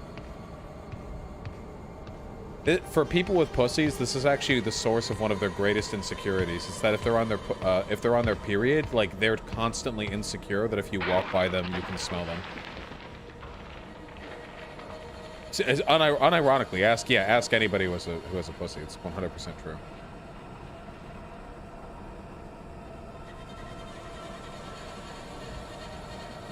Okay.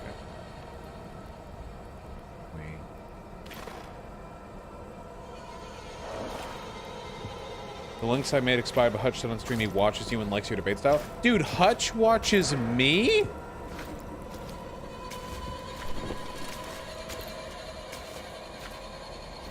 Dude, being on the internet is fucking crazy. That is awesome.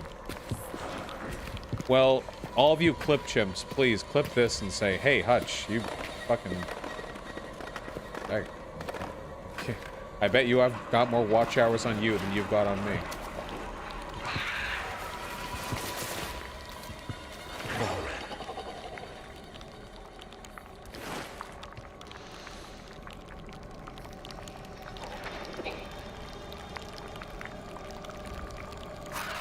What the fuck is that?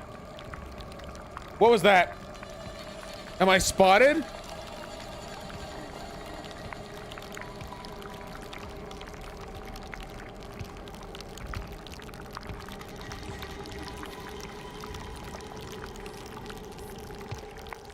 It's right there!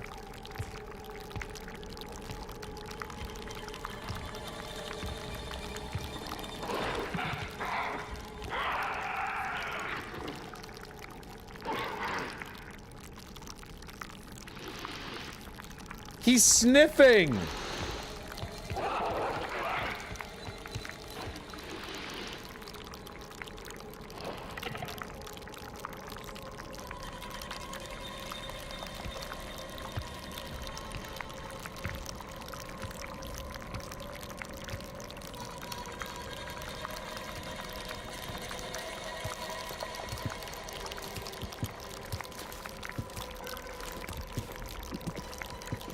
Please, please, please.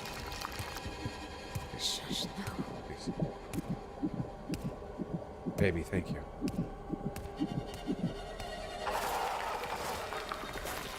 Come on.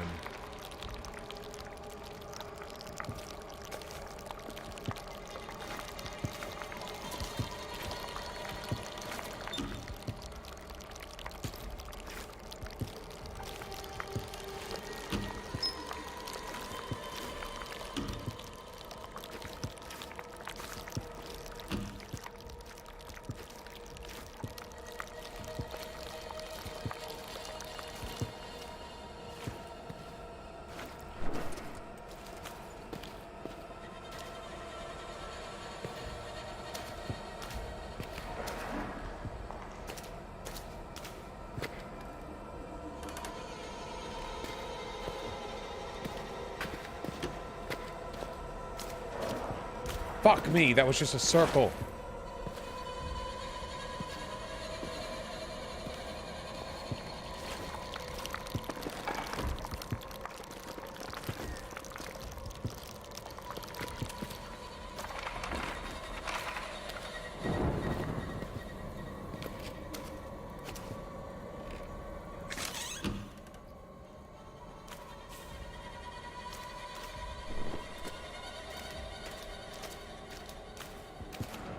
Here we go.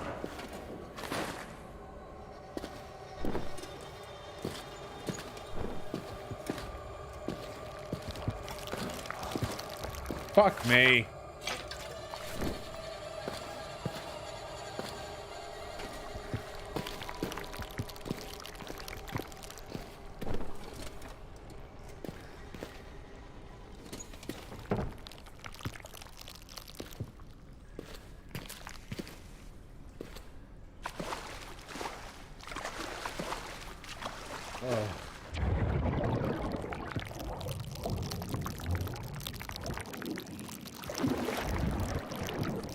Who? Right! Okay, we need to get our sanity under control.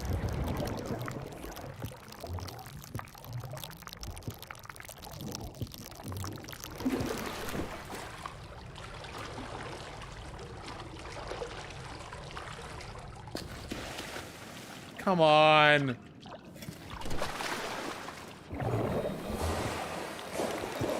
Whoa! Where do I go? I'm fucked. Go!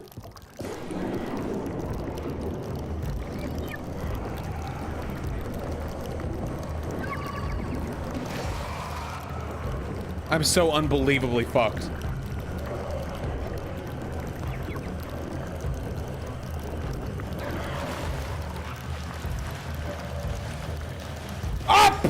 No!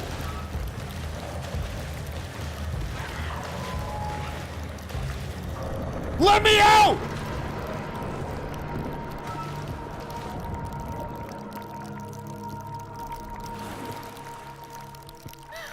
Ah! Jesus!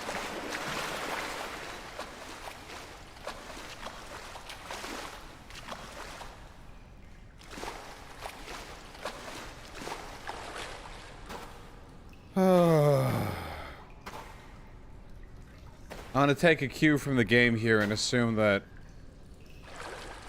we're okay.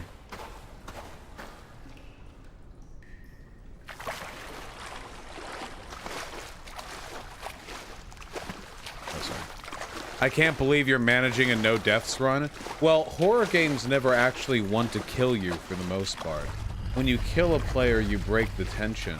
The goal of a horror game is to make... Oh. What? Who are you? What do you want? Okay. The goal of a horror game is to make you feel like you're in legitimate danger at all times, but to kill you as infrequently as possible. What?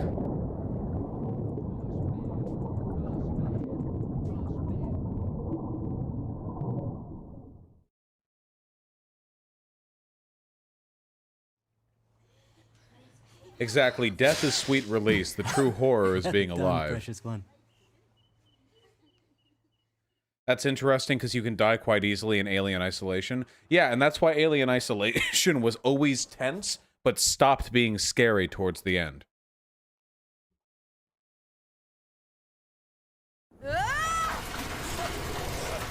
How many deaths have I had so far? None.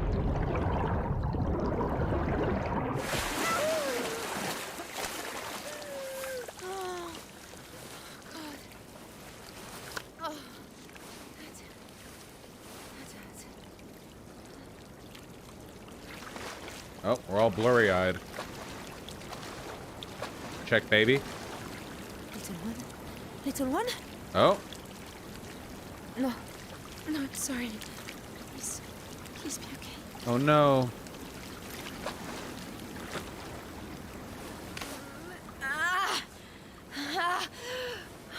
Feeling human again, are we? You're...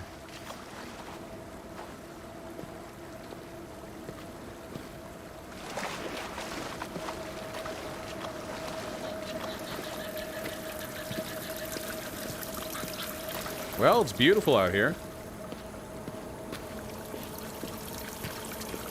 Didn't know this game was liberal abortion propaganda. Hope I didn't hurt you. I mean, its heart's not beating, is it? You can't even feel it.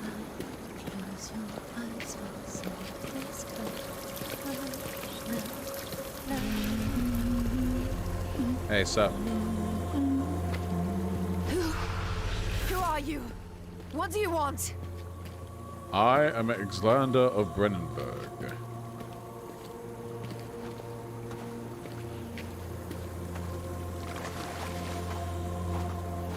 I am from ancient Greece.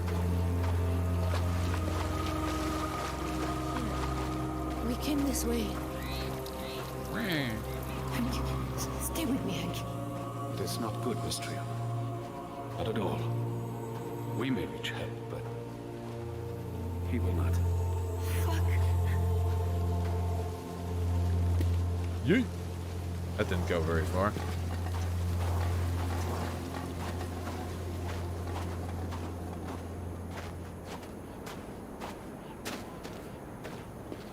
Yasmin, wait.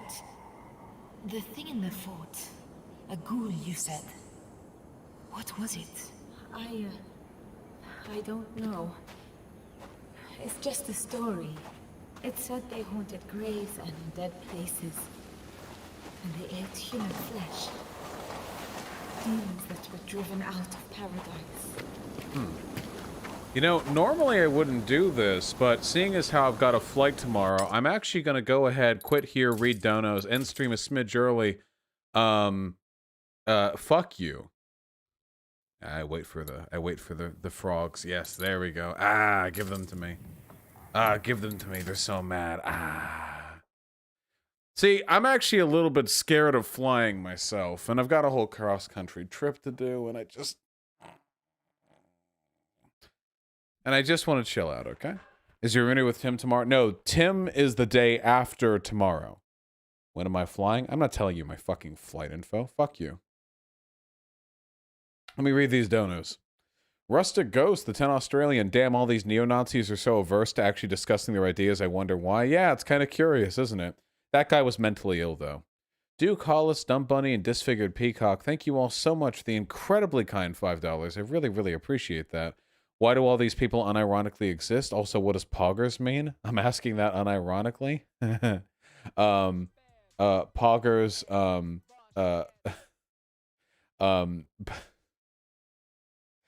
it's an expression of excitement.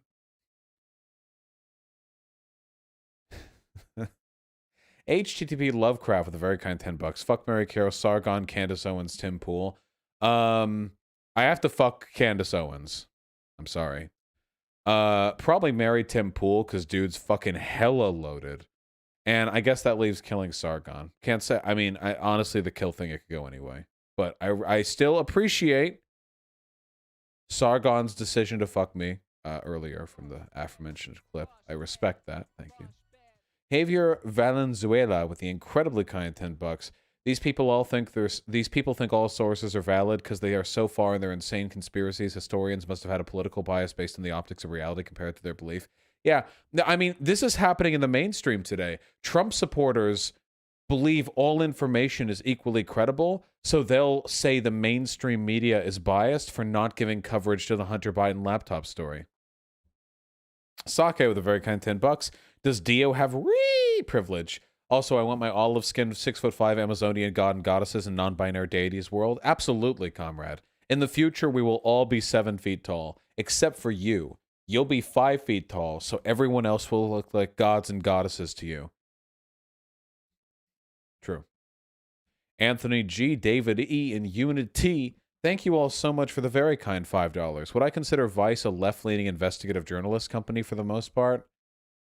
If Vice is left-leaning, it's as minute a tip to the left as you can get. I guess maybe Vice is left-leaning, but like... that says something about the state of the media. I don't know much about their investigative journalism, though. Why isn't voting libertarian the clearest path to communism? Could unions demand democratization under mega monopoly? Because libertarianism gives like unlimited power to CEOs who have historically used that power to either lobby for or directly enact action against socialists. No, giving corporations more power is not the route to socialism. Thank you, Anthony G. Nora Noodle Kitty, thank you very much for the $5. Why do I not like Juan Guaido? The people of Venezuela need help, and he has a really good plan for rebuilding the economy of the country. Is that a meme? Why don't I back the CIA coup pick over Maduro? How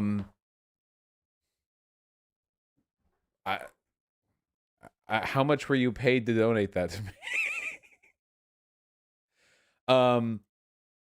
I'm sure Guaido has a great plan to get the economy back on track, and I have a feeling it involves a lot of very favorable business deals for American corporations. Big McLarge Huge with a very kind $10. Proud to say I'm now black thanks to Vaush. Subscribe now. Thank you, comrade. I'm at long last. I know we're finally. Listen, folks, you don't have to do a whole Get Out situation to be black. You just have to subscribe to my YouTube channel. I mean, by the way, not to the website. You don't have to give me money to be black. Juicy Dumper with $5. I'd be happy to talk to Hutch after the election, though. Sake with $10. Bensel sharpener can't smell when his wife's on her period. The P word is so dry the Dead Sea's offering it water. Yeah, you can make a whole lot of gross jokes with that, you know, like Ben Shapiro's wife doesn't really have period. She just has to scrape off dried blood shavings from the inside of the labia minora or whatever. I don't know. There's a lot of... You can get there. Knack45 and Andrew D, thank you both very much for the $5. Not gonna lie, I'm super worried Amnesia Rebirth is gonna fall down some super Orientalist BS. Oh, I'm totally sure. I'm totally sure. Check Discord for some Ryan Knight as grifter receipts. Oh, no, no, no, no, no, no, no, no. What is this? Contention 2? Why wouldn't you just DM me? You know you can DM me, right? Why would you point me to a channel in my own Discord? Anyone can DM me. I never respond to people over Discord, but anyone can DM me. I used to respond to everyone over Discord. Now just too many people DM me, so I can't do it.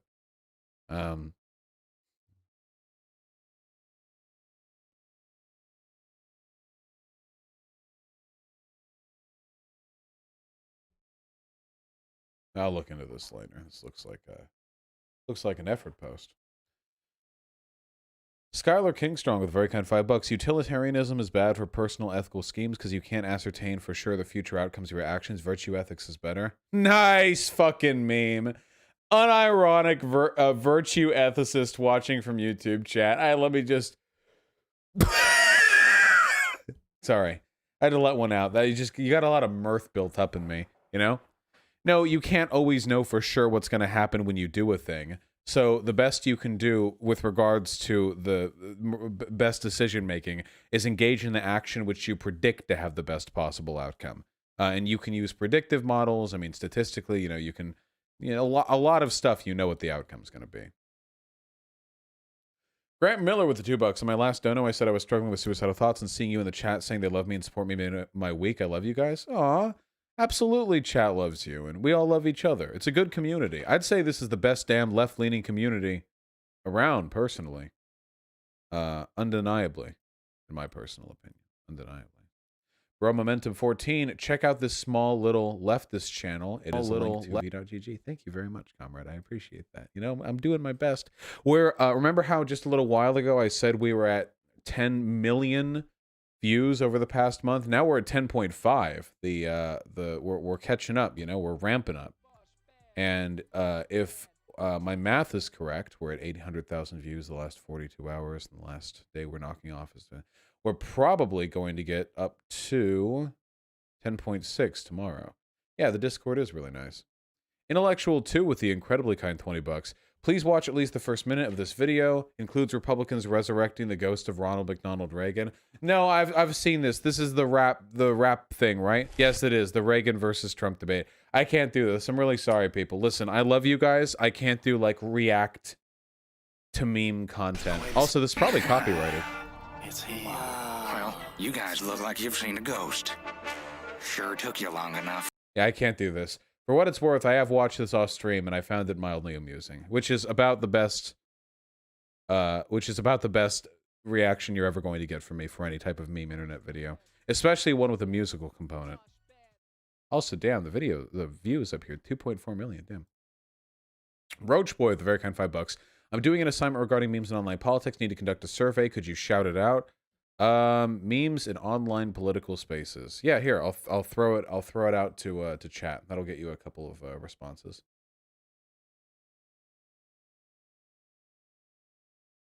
What are you gonna do if Tim asks why you're banned from Twitch? I'm gonna tell him that the tech oligopoly censored me for my divisive political views. Okay. Moth Shroom with a very kind tier 1 sub. Vaush, what should I name my gargoyles? Aren't these the gargoyles from Hunchback of Notre Dame? No, these are different gargoyles. Ren, Stimpy, and Stimpy 2. How about that? Love you too, buddy. Sam McKinney, thank you very much for the $5. How do you think the film industry would function under socialism? I mean, in a decommodified system, there are a fuck ton of ways that you can incentivize the production of great works of art. I mean, the Soviet Union arguably had, in some aspects, a more robust artistic production than the United States relative to their respective levels of development economically. But as for the cooperative workplace model, I don't think that would affect it very much at all in terms of the actual content of the movies being produced. And Skeezy with your 1 sub. Skylar here, Kantian role theory is actually the best ethical scheme in utilitarianism of small brain. Oh, look at that. A fucking deontologist. Let me just... There it's... Imagine unironically being a deontologist. you know, I can't imagine. I can't imagine. But, you know, takes all kinds. Ben Shapiro, I have a whole video on Praxis you should check out. Pretty much tries to answer just that. I have not seen the Ranting Minority, Caden Hulk. New Bread Tuber, probably Pog. All right, listen up, folks. I'm going to roll. I've got food to eat, the boys to watch, and Hyena probably to give a hug, I imagine. I assume that's part of what I'm going to do. You know, I can only imagine. I love you all very much. No stream tomorrow for sure. Maybe. But the day afterwards, I'll probably do a phone stream before seeing Tim Pool. Okay? I'll have tweets where I give you all the information you need. Keep an eye out for that. Love you guys. See y'all soon.